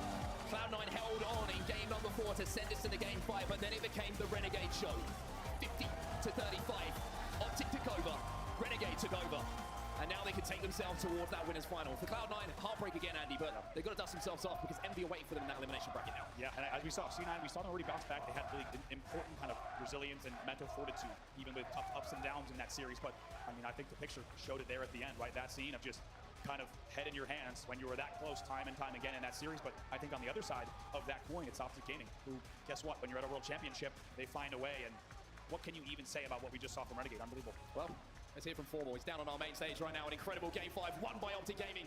They're going to be heading towards that winners final. Everybody get loud for Optic Gaming. They make it to yet another championship Sunday. And I got Formal with me here on the main stage. And Matt, that was a crazy Game 5 series. How does it feel to make it back to a Sunday? I mean, it feels good. Obviously, we were playing sloppy that whole series, and like we knew it, but we just knew to just get through the series and get focused on tomorrow. So I'm just happy we won. Are you guys happy they won? This crowd is insane, man, okay? I know you guys can hear those vibrations and positive vibes up here because there was some tough times in the series, but, you know, one man up here, you know, it was a team effort, but I got to show a lot of love to the Halo Infinite MVP, Renegade, because so many key moments in this series, we've seen Renegade do his things. What can you say about teaming with him and what he did for y'all in this series? So John just has games like that where I can literally do nothing and we can win the map. And he's the MVP for a reason. It's well-deserved, man. Like, dude, I don't know what else to say, man. That was insane. Absolutely insane there, man. Now, you know, the job's not done because one thing that'll be super special for you and all these Green Wall fans and the Optic Gaming members out there is for you guys to bring another trophy home back to the compound. Talk to me about what has this event meant for you. You know, we don't know if it's going to be your last Halo event, but if it is, man, how is it being in front of this crowd with this team and being a part of the Halo community? I mean, the support's always unbelievable. Thank you guys. We have I'm not really thinking about if it's my last event or whatever. I'm just focused on winning this tournament with my team, and we'll just worry about it then. He'll worry about it then, but what he needs from the Green Wall is for you guys to keep cheering. So make some noise for Optic Gaming one more time. Lottie, take it away. It's all about the here and now for Optic Gaming, and here and now they are winning on the right side of the bracket. And just when you thought maybe for a split second they would mess up, they don't. It's a different story here for Optic Gaming. They head into tomorrow looking fantastic into Championship Sunday, right where they want to be, Clutch. Okay, it was a little bit sloppy from the Green Wall, and again, going down to the wire in that Game 5, Cloud9 fighting fit. They were putting everything that they had in that tank on the stage, and I gotta say, I was really impressed from both sides. I think the resilience from Optic Gaming, Cloud9 with the firepower that they had, managing to come out so hot against Optic, but really it comes down to one guy on that stage, getting it done for Optic where it mattered most, and it's Renegade, and it's always gonna be about Renegade digging deep. The numbers that we saw from him to pull this out of the bag. I don't know what would have happened if Renegade didn't have an absolutely world-class performance. I do. Optic would have been knocked to the elimination bracket. Thank God they have Renegade. Thank God they have the Infinite MVP. He steps up big time for them. You heard it from Formal in the interview. Optic is playing sloppy right now. That was not the best of the Green Wall that we have even seen this weekend. You need to figure out a way to regroup and get ready for Championship Sunday. Shopify is waiting in the winners finals. For Cloud9, you gave it your all. I mean, that was the best I've ever seen Cloud9 play, and they played lights out up until this Game 5. A little minor mistakes costed them throughout the start of this game, and it started to snowball. Once Renegade gets control of the camo, the shock rifle, things go downhill quickly, and Renegade gets a lot of kills, and that's exactly what we saw in Game 5. It really is down to controlling the power-ups and power weapons, and when you have a player like Renegade with both of those in his hands time and time again, it felt like the entire game he was invisible with one of the strongest weapons we have in Halo Infinite, with one of the strongest players. It's going to be a tough time, Tony, for Cloud9. What can they take away from this? Because I think that it really does spell success for the rest of their run here. I think Cloud9 can really make a good go of it. I think, honestly, I was really impressed with what I saw. The stats don't really reflect that. You're looking at Optic Gaming stats too. Only Legend and Renegade going positive there as well. So it really was an absolute brawl. What did you love about C9 that you need to see them continue on in terms of firepower and consistency? Yeah, I mean, the one thing that we saw about Cloud9, literally these whole series, that they're willing to go toe-to-toe with Optic Gaming, and they were able to do so. I thought Boo Boo was absolutely fantastic in both the kills and the assist department as well. That was shown by the stat sheet right there. Sav was doing his thing as well, picking and choosing his fights well. I think Cloud9 played good and winning Halo, but you run into Optic and Renegade. Renegade was on an absolute tear. As we take a look at the bracket, the elimination bracket match, Cloud9 and Envy gets really interesting because we already saw FaZe go down 3-2 to Shopify. We saw how they played in the next series. Cloud9 do not have a lot of time to regroup. They're playing good Halo. They didn't win the series, but they cannot get down on themselves. They cannot let that affect them going into the elimination bracket because they will play immediately right up next. They certainly will indeed, and I actually like where your head's at with that, because it's all about the mental at the end of the day. How do you bounce back when your back is against the wall and things were going so swimmingly? It's really difficult to regain, but regain they will have to. Optic Gaming, Shopify Rebellion, they are set in the winners finals, and it kind of feels like history is repeating itself and has a funny way of doing so. And this time, it's in the winners side of things that Shopify will have to face Optic Gaming, and knowing that they might also have a chance to drop down and have to fight back as well. We'll see how that one goes, of course, heading into tomorrow. Folks, we're going to head to a quick break right now, but when we come back, we'll actually have a little surprise for you. It's not Halo Infinite on the main stage. It's something to do with it, though. Our cosplay finals, they are happening. We will crown a champion here at Worlds. We'll have to find out who that will be, how they will be dressed right after this break.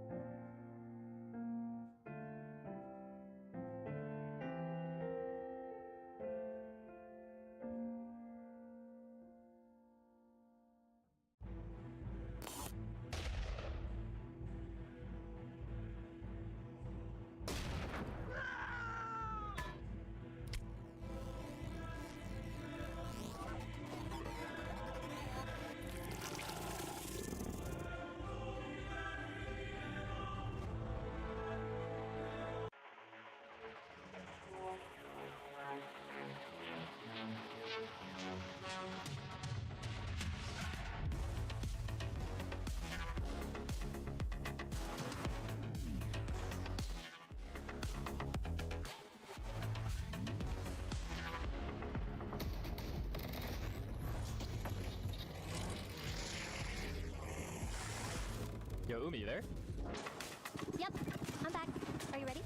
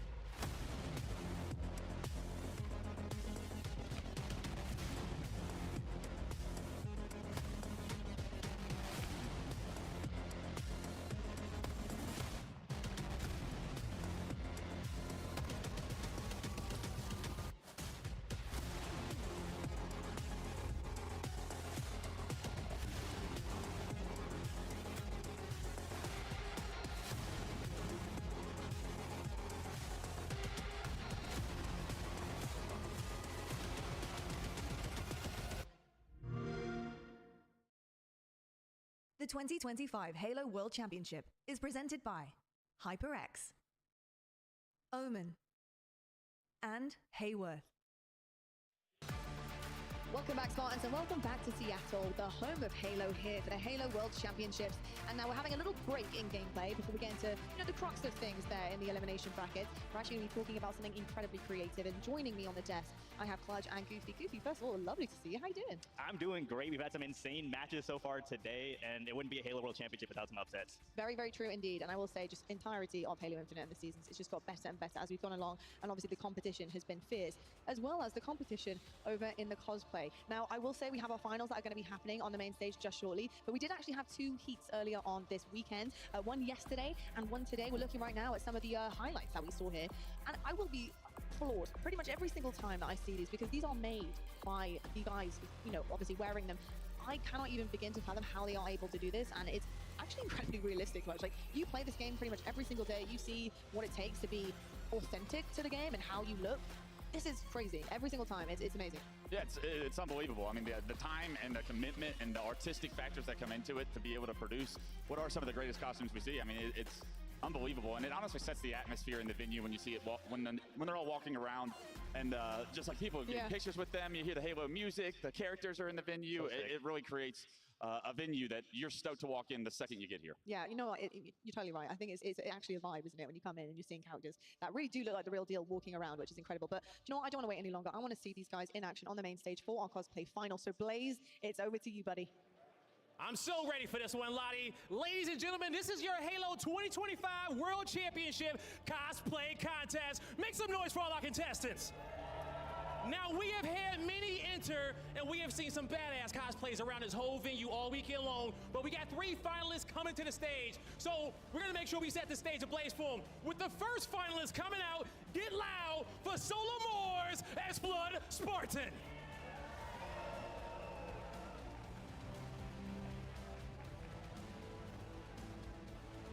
Oh my God, look at the Flood Spartan, everybody. Next is Miss Booth Cosplay as Spartan Veil Copperhead. Oh my God. Shining on the main stage. And next, it's Jimmy as Crochet Master Chief. Yo, we love a good crochet.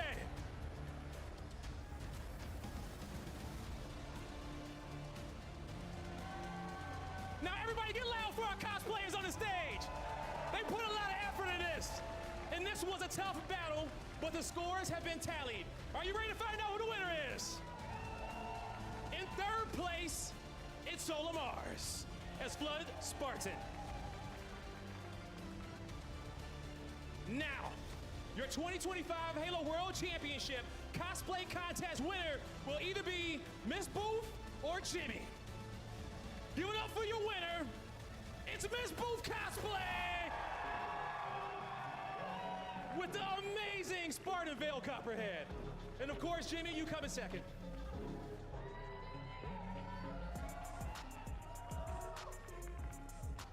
In second place is, of course, Jimmy with the Crochet Master Chief.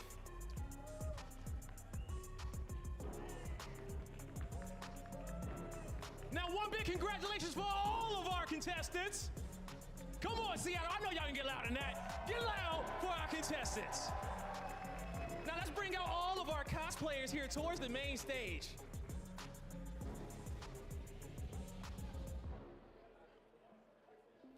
We had many enter, but you know what? I want to come on over here while we get cosplayers on the stage. Miss Booth, okay, I want to ask you a question. This is so much detail. I know it was awesome putting this together, right? It was the worst.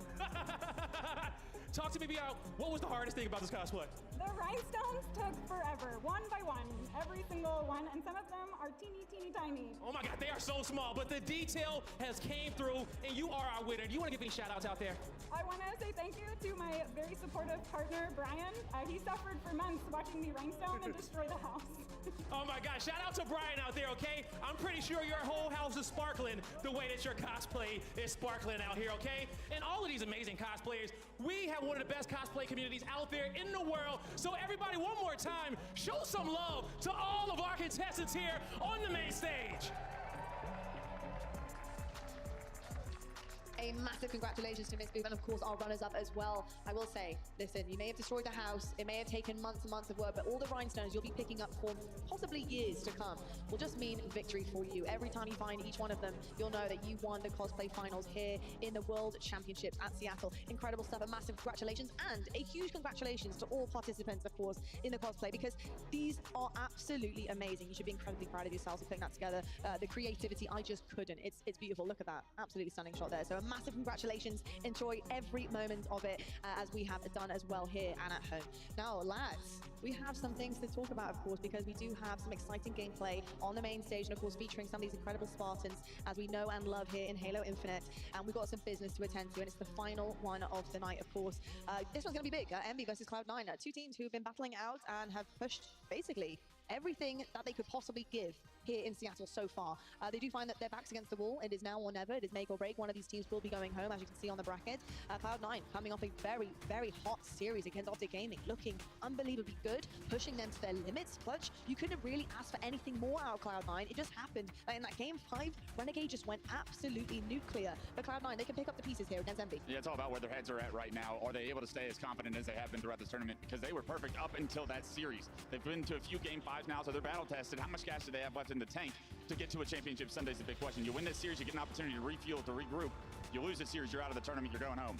Big question is, how does Cloud9 really start this series off for me? How strong is game 1 for them? Because I really do think it has an opportunity to set the tone for either direction of how it could go. Goofy, you had a chance to watch this one backstage with us. I would love to get your thoughts and feelings about Cloud9 and really the takeaways you had from that Optic series. It was pretty great, and the potential's there. Yeah, honestly, Lottie, I think Cloud9 was actually in the driver's seat for 4/5 of those games. For 4 out of 5 games, Cloud9 should have won. They honestly could have 3-0'd Optic Gaming. Yeah. And then going into game 5, you mentioned it, Renegade turned into the Renegade we all know and love, and he had an absolute masterpiece of a game 5 performance. I really haven't seen anything like it, which is insane to say considering all the highlights we've seen from Renegade, but that game 5 was an absolute masterpiece. It certainly was indeed. I think on the other side of the stage, though, you have Envy, and again, just potential upon potential. Something we actually haven't seen transition onto LAN so far. We've seen some epic online battles from them against the biggest we have in Halo Infinite, but the question is, can they now transition that into the biggest stage in the world against a team that are looking really, really good, and of course their ceiling is incredibly high as well. Clutch, how are you feeling about this Envy roster and maybe what they're capable of here on day 2? Yeah, it's tough to say because we saw them lose to SSG yesterday in a game 5, but they still came out on top of their pool. They fell short very quickly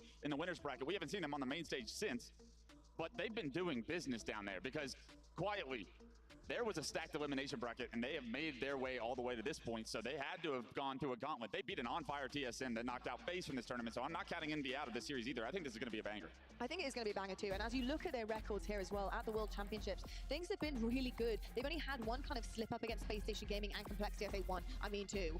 But, you know, I think that the rest of it is there. There's a recipe for them to follow here.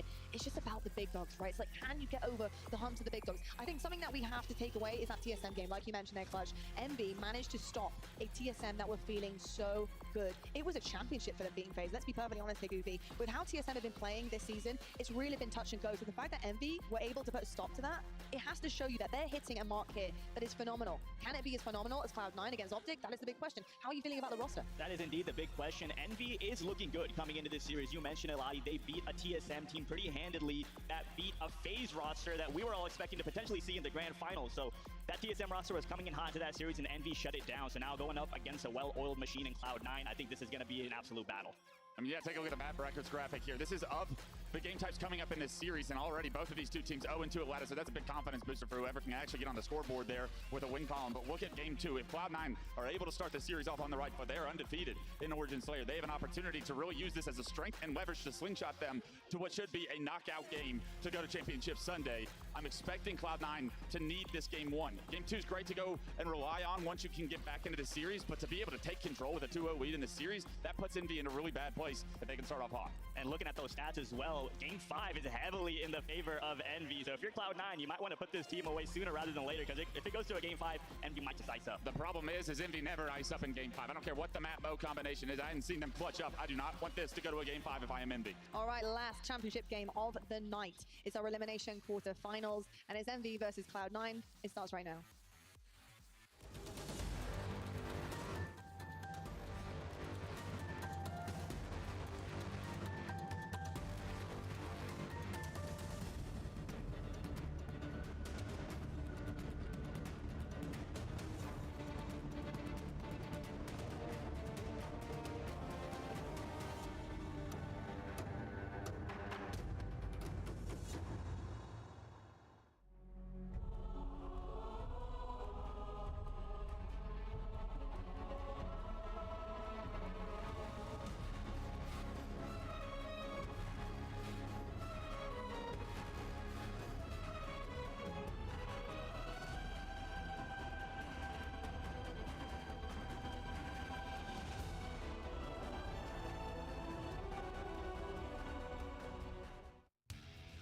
elimination quarterfinals on the card, and the key word, the buzzword here for both these teams is opportunity. An opportunity to make it to a grand final, an opportunity to make it to a winners final, an opportunity to make it just to a championship Sunday. These organizations have not seen a Sunday in a very, very long time. Cloud9 up against Envy. It is going to be our elimination quarterfinals, Dan, and it promises to be a massive one. We've already seen upset after upset. We've lost FaZe Clan, we've lost SSG, TSM, they're gone home. Now we look upon C9 and Envy. Who is going to be able to take advantage of the Giants being knocked out of this tournament? It is such a huge, huge chance to cement yourself in history for Halo Infinite. If you can progress to Championship Sunday, secure top 4, and of course, get yourself into a position where you can play best of 7s tomorrow. Something we've not seen throughout Halo Infinite's history, being able to play best of 7s in every series. But who is it going to be? Cloud9 or Envy? It is a tough one to call, but one thing I will say, Cloud9 are 5-0 in map 1 so far this tournament, so it's looking good for them. Map records for both these teams in game 1 sit at 0-2. Cloud9 though, in those game 1s, seeing success more often than not. The shields are up, the weapons are hot. Cloud9 versus Envy is our elimination quarterfinals. Will we see Cloud9 fall like so many others have, where once you drop into that elimination bracket, suddenly you feel a little bit dejected, deflated? Or can they bounce back here against Envy, who, as Clutch was saying, have just taken down TSM? I mean, FaZe died for this. FaZe died at top 12 for TSM to then only get to top 8. And I say only because to take out FaZe and then achieve top 8, you would expect something a little bit more. But Envy were able to swipe them aside. That's why they find themselves here competing for top 4. And it must have been a scary task for Envy off the back of TSM playing so well, taking down FaZe Clan. They must have been gulping pretty loud when they seen exactly what way TSM were playing, but they dealt with the task at hand. And now Cloud9 find themselves in Envy's way, in Envy's crosshairs, after themselves going to Game 5 with Optic Gaming. There have been upsets here, there, and everywhere at the Halo World Championships, and we might not be done just yet. Collect not quite able to connect with the sniper rifle. He is leading the team in terms of power weapon kills. Collect just seems to be finding those power weapons time and time again to help his team progress forward a little bit. But Cloud9 are the ones who are really dominating some time here at the moment. Envy now starting to creep back into this hill, but with so much of it going in favor of Cloud9, can Envy hold? Because realistically, one break here and C9 will be 1-0 up. Jackson positioned out towards this hill on ice. And it's slippy out there. Gotta watch your step. As the Zuzi continues to put down damage. Cloud9 Envy. Ну, два андердога. Не самая интересная игра. Поэтому я пока вот так сделаю и pretty weak at the moment on this map in mode. Both 0 and 2. No one has been able to find a victory, but someone has to turn that 0 into a 1. And if Cloud9 are able to go off the form that they found so far in this tournament, it could look good for them because the series layout, it is better for C9 in the early stages, but then the later we get, the better it gets for Envy. So Cloud9, they need this map 1 to give them that momentum. We speak about confidence, just something to settle the nerves. And here's that first hill, exactly what Cloud9 needed, just to do that. 3 dead now for Envy. The Zuzi can step forward once more. Goes face to face, eye to eye with Jackson. Both players trying to use a little bit of trajectory, a little bit of geometry to stay alive, make themselves difficult kills. Jackson tries to get away, but Sam will cut him down. 3 members go down for Cloud9. It's a 1v1 on the map now. Booba up against Piggy. Piggy backs away, prioritizing staying alive. Gonna be sneaky, waits for teammates, gets his teammate support, and now he starts to push in. Can't afford to allow Cloud9 to get set up like they did before, where they were able to eat away so much of the time. You want to keep this as scrappy as possible here on Lattice.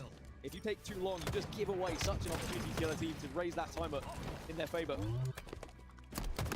Cloud9 now just forcing Envy back, and I like this. Just step up a little bit if you're C9. Start to push those spawns. Don't allow them to get too close to you. It's all about pushing that line of engagement. So when Envy break your lines, they have a little bit more distance to cover to get inside that hill. You have more time on the clock. A difficult kill for Sam. He locks in the killing spree. He eventually gets shut down though. So Envy do break the setup. Envy do break the hold. And not a lot of time on the board for Cloud9, so Envy can get themselves right back into things. Descendant does lead Envy with a 1.14 KD so far this tournament. 18 power weapon kills as well. He's been the one who you trust in that sniper rifle. However, it doesn't really go too well for him with Bandit, and it is going to be now Envy with 3 down. Cloud9 again putting time on the board. Again, Envy find themselves on split spawns, and again, Cloud9 look like they're going to be scoring this hill. On board to collect now. First 2 shots don't find a home, but the third one does. Third time's the charm. You speak about 3 strikes and you're out. Collect didn't need it, but what a tournament Collect has happened for so long. His career has been nearly moments. Being called an online kid, not able to perform on LAN. We have seen that change, that narrative now flipped at the Halo World Championships, saving his best for last. I mean, Cloud9 must be thinking, you know, we have a genuine opportunity, not just at top 4, but top 3, if not further, with how we've just played as well. In that previous series, we had it in the palm of our hands, but sometimes, you know, you see experience shining through on the other side, especially with Renegade plays like that. It is so difficult to try and topple Optic Gaming, but Collect, yeah, his story's incredible. Boo-Boo as well. I mean, you think back to Boo on Splice back in Halo 5, it seems forever ago when he was winning championships, but to see him now back at the forefront of this team, potentially a chance to get into the top 4, if not the top 3, but Envy have put one back to the board now. Piggy is just jacking on these spawns, because 4 were dead for Cloud9, and it just allows now Piggy to cheat some time here. Steps in for just a moment, trying to get information for his team. This is the communications. He was looking for that player, but Boo just changed the angle and took a different line of sight. 3 dead now for Envy, so that hole wasn't strong enough. Cloud9 pretty easily break it. Quantum Translocator is going to spawn up, as is the sniper rifle. Yeah, bad timing to lose that battle, because not only do they get control of this hill, but also rewarded with a sniper, and now Boo in a position where he can command a lot of space, but you need to hit at least body shots here.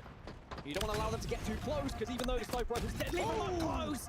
You don't want to risk it, but Boo says screw it. I'm more than confident with it, it's shotgun range. Well, that's just a slight squealer from the Pig. He spawns back up again, and he will go again. He was dealt with for the moment. Quantum Translocator to Collect down bottom middle. He will be a thorn in the side now of Envy. He does get taken care of. 4 dead now for C9, and another opportunity for Envy. How is their hold this time? Enemy team took the hill. It certainly helps with precision with the sniper rifle. He's watching some of the dangerous angles at the moment. It's whether Cloud9 want to go for something a little bit more unexpected. They are pushing from a few sporadic positions at the moment, trying to hit from all fronts, and Envy struggling to keep them at bay, but they also struggle to keep tabs on precision, so he was able to land a shot for free, and Jackson's able to convert on the flip side. Jackson drops the elbow, keep going. Game slows down for a moment, does try and get inside the hill, shots are ringing out across the map, Collect down to no shields. Killing spree now for Jackson. He lines up with Vusi, grenade bounces off the wall, Vusi throws one back, enough damage is done to keep him 1 shot. The players trade out unofficially. Piggy and Descendant are there now, the bait and switch. Initial damage will come from Descendant. If Sab tries to step out, Piggy should be there to take care of it. Sab shields go down, Jackson and Precision combine to get a couple of kills. The numbers advantage favouring Envy right now, and Descendant's hitting big shots. 4 dead now for Cloud9. Yeah, all tied up. That's a fantastic kill from Envy, where they've really started to control the game, control the pace, and frustrate Cloud9 in certain areas. Now Cloud9 can be slightly on the back foot here, because off spawn they were at a disadvantage here, because Envy were able to rotate accordingly. And Descendant gets 2, tries to look for 3. Will find the 3rd. It's a little late for a triple, but it doesn't matter. The fact is Cloud9 are 3 dead. Envy continues to score here. Envy just starting to roar into life. It's the World Championships. Many players from many teams. This could be their greatest showing.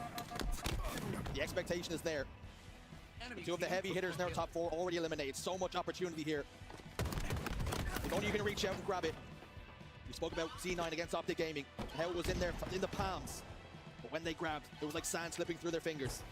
They have to ensure they do not let Envy get the better of them here, particularly how important game 1 is. And if you would ask either of these teams before this tournament started, you know, how would you feel about top 4? I'm sure they would have been chomping at the bit to find themselves in this position where they are competing against each other for that spot. Realistically, to get here, you probably would have had to beat a Space Station, a FaZe. And whilst it may have happened elsewhere in pool play, etc., at this point you wouldn't have been expecting this matchup. You've got to play what's in front of you.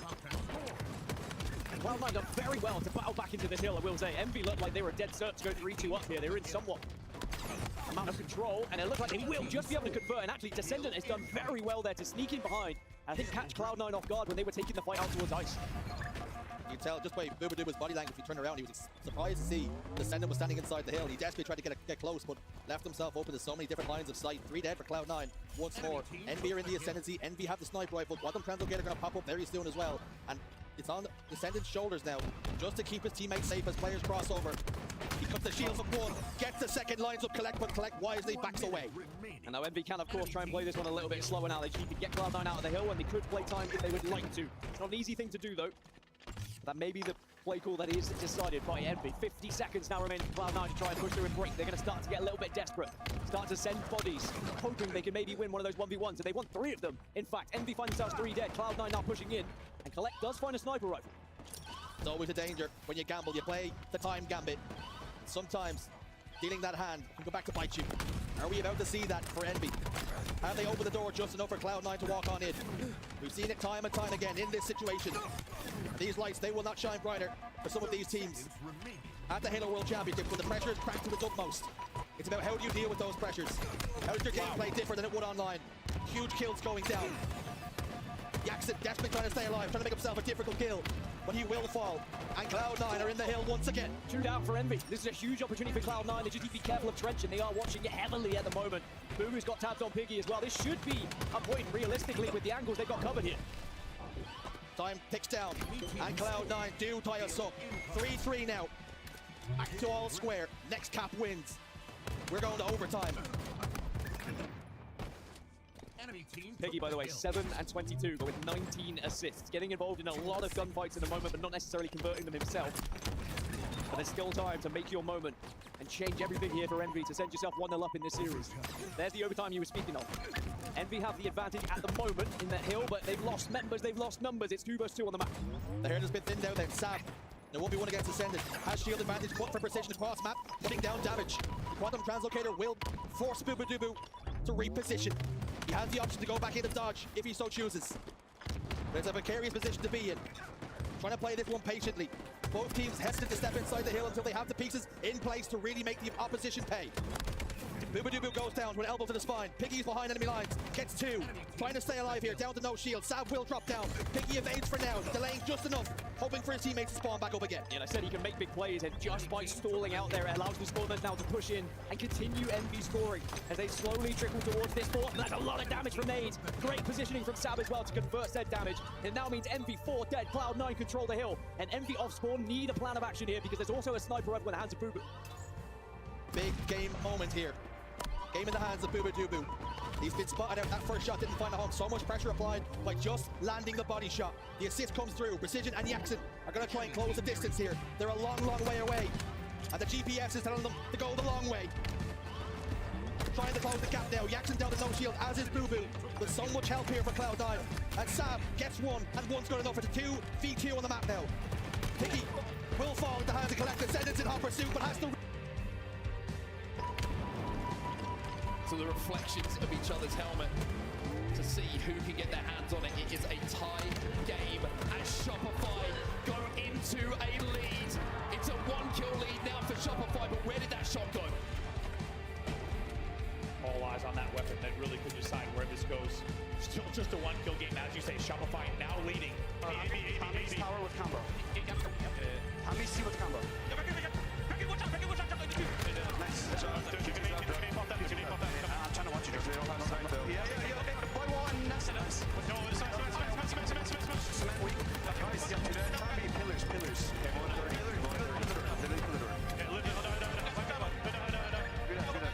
Which lizard? Yeah, we should kill this guy.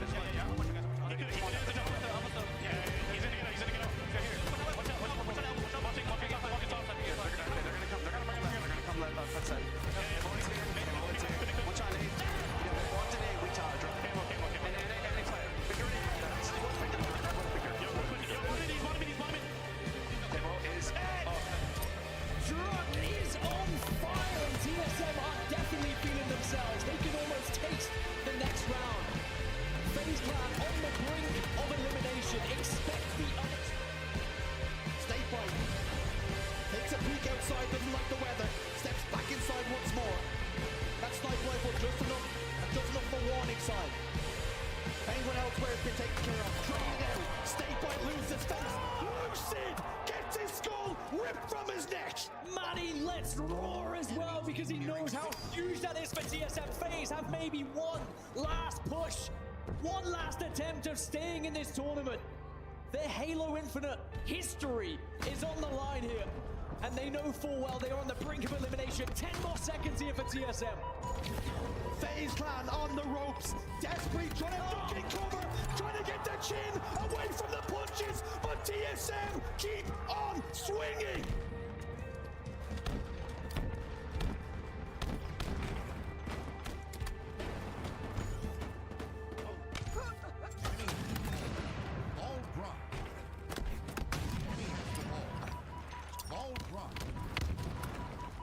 Has the ball.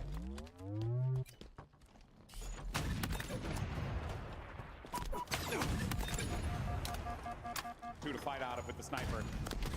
seems like that might actually continue with the snipe, but he's good with the Bandit Evo, so he is fine with that. Does manage to get flipped, though. Cherish goes in, tries to... Well, he does actually stop that. Oh, my word. Gets a shot on Ryan from downtown. That was a headshot. He'll cap A, thank you. And now they're going to continue to march their way forward. Look at this. We're L2, realizing there's 4 bullets left, not afraid to get aggressive. 2 shots left, but honestly, job done, man. He's done everything he possibly could here. They lose C because the spawn's starting to come through for TSM on the opposite side, but it's okay to give up C. I mean, at this point, with the way that they're going, oh my God, what a triple kill from Descendant. But it's still leading to TSM. Flipping A, might be able to do it here, and they do, but oh man. Descendant hitting some nasty shots here. See if he can build off of that off this next respawn. But it's so difficult when you know that there's a camo player about. Boo goes into the sky using the force in every way possible to survive. Sam's gonna challenge, gets the train on formal, camo down. The lead's still here for Cloud9. It's a 2-kill game. Big double kill comes in though. It's 3 dead for C9. Boo, last player alive at 45-43. Takes to the skies one more time. And Legend to make it perfect, but he does not. Legend Nickson pay. It's a 1-kill game.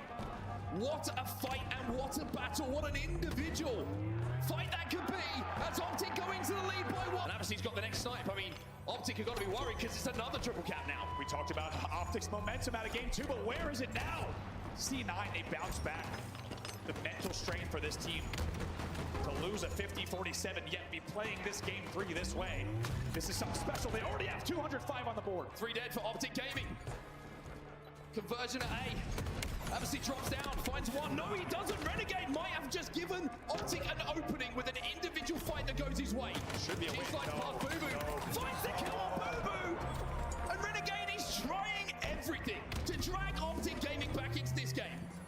That is a file that under moments before. Disaster connects with another. An unbelievable game management and flooding. I love the comms that we heard during that listen, and every single time Lunchbox was so clear on if they were pushing, when they were pushing, and there was no doubt. Collect! You're next! A double kill comes in for Renegade as he grapples across and looks for more. And what was just a 4-kill deficit is now a 7-kill lead. Was it difficult enough when you knew where he was? Well, now it's spooky season and Renegade has become a ghost. And this is getting out of hand, to say the least here. 34-25 out of nowhere. Optic Gaming icing up in the late game, and they extend their lead now to 10. It's 12-4. 13-4! As another headshot's connecting. You've got to be brave to challenge him at this point. And maybe a little bit stupid. It's a killing frenzy for Renegade in a game 5. It's 38-26. Unbelievable. When the lights shine the brightest, he has shown up for this team time and time again this year. Are you kidding me? There's a reason he's Infinite's MVP. It's because it doesn't matter the situation, it doesn't matter the pressure. He knows how to win big games. 15-4 won. But it feels fitting that this man might get the final kill. Optic still playing it slow, still making sure that they don't give any opportunity to Cloud9 to pull off the impossible. But I mean, there's so much to talk about with this man's performance. When it matters most, he finds a way to win games. Formal will get it. Game 5 belongs to Optic. As the Green Wall continue their march towards Sunday. And I think that scene says it all. Heartbreak for the side. One, precision another. Boo answers back. So, a 4-kill game. And all these fights are going down. Piggy's yet to fire his weapon. He will finally close the distance. Give collect. Oh, good fist to the face. Double kills. Shot does find a home onto Abusi. And they need to shut this player down because Piggy's starting to get up ahead of steam. Yeah, this one's starting to get out of hand now. It's a big lead for Envy. That was the expectation when you saw 4 go down for Cloud9 and the sniper rifle in their control.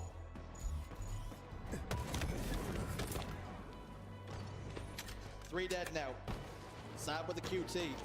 And a lot of time to burn. Just got the stick and got himself up out of dodge. Beautiful plays. Down to no shields. Now Descendants also forced to back away as he's faced with 2 members of Cloud9. The battle down bottom middle, Sav uses it again, but the QT is all out of burn just about. Falls down, sticky grenade goes down, huge plays from Sav. 55 seconds left here because sometimes you don't have to go for that trip cap. It does leave you a little bit vulnerable in certain areas, and that's exactly what's happened now. Envy taking advantage of players being all over the place for Cloud9, and now they have total control. If the Lucy goes down here, there is going to be a considerable amount of time that goes in favor of Envy. And Cloud9 at 6s and 7s now. Where do you go from here from spawn? There needs to be a plan of action. You need to stop this bleeding. That wasn't a fight if Uzi could afford to lose. C9 spread themselves soaked in, open the door for Envy. They've gotten so much reward, so much value from it.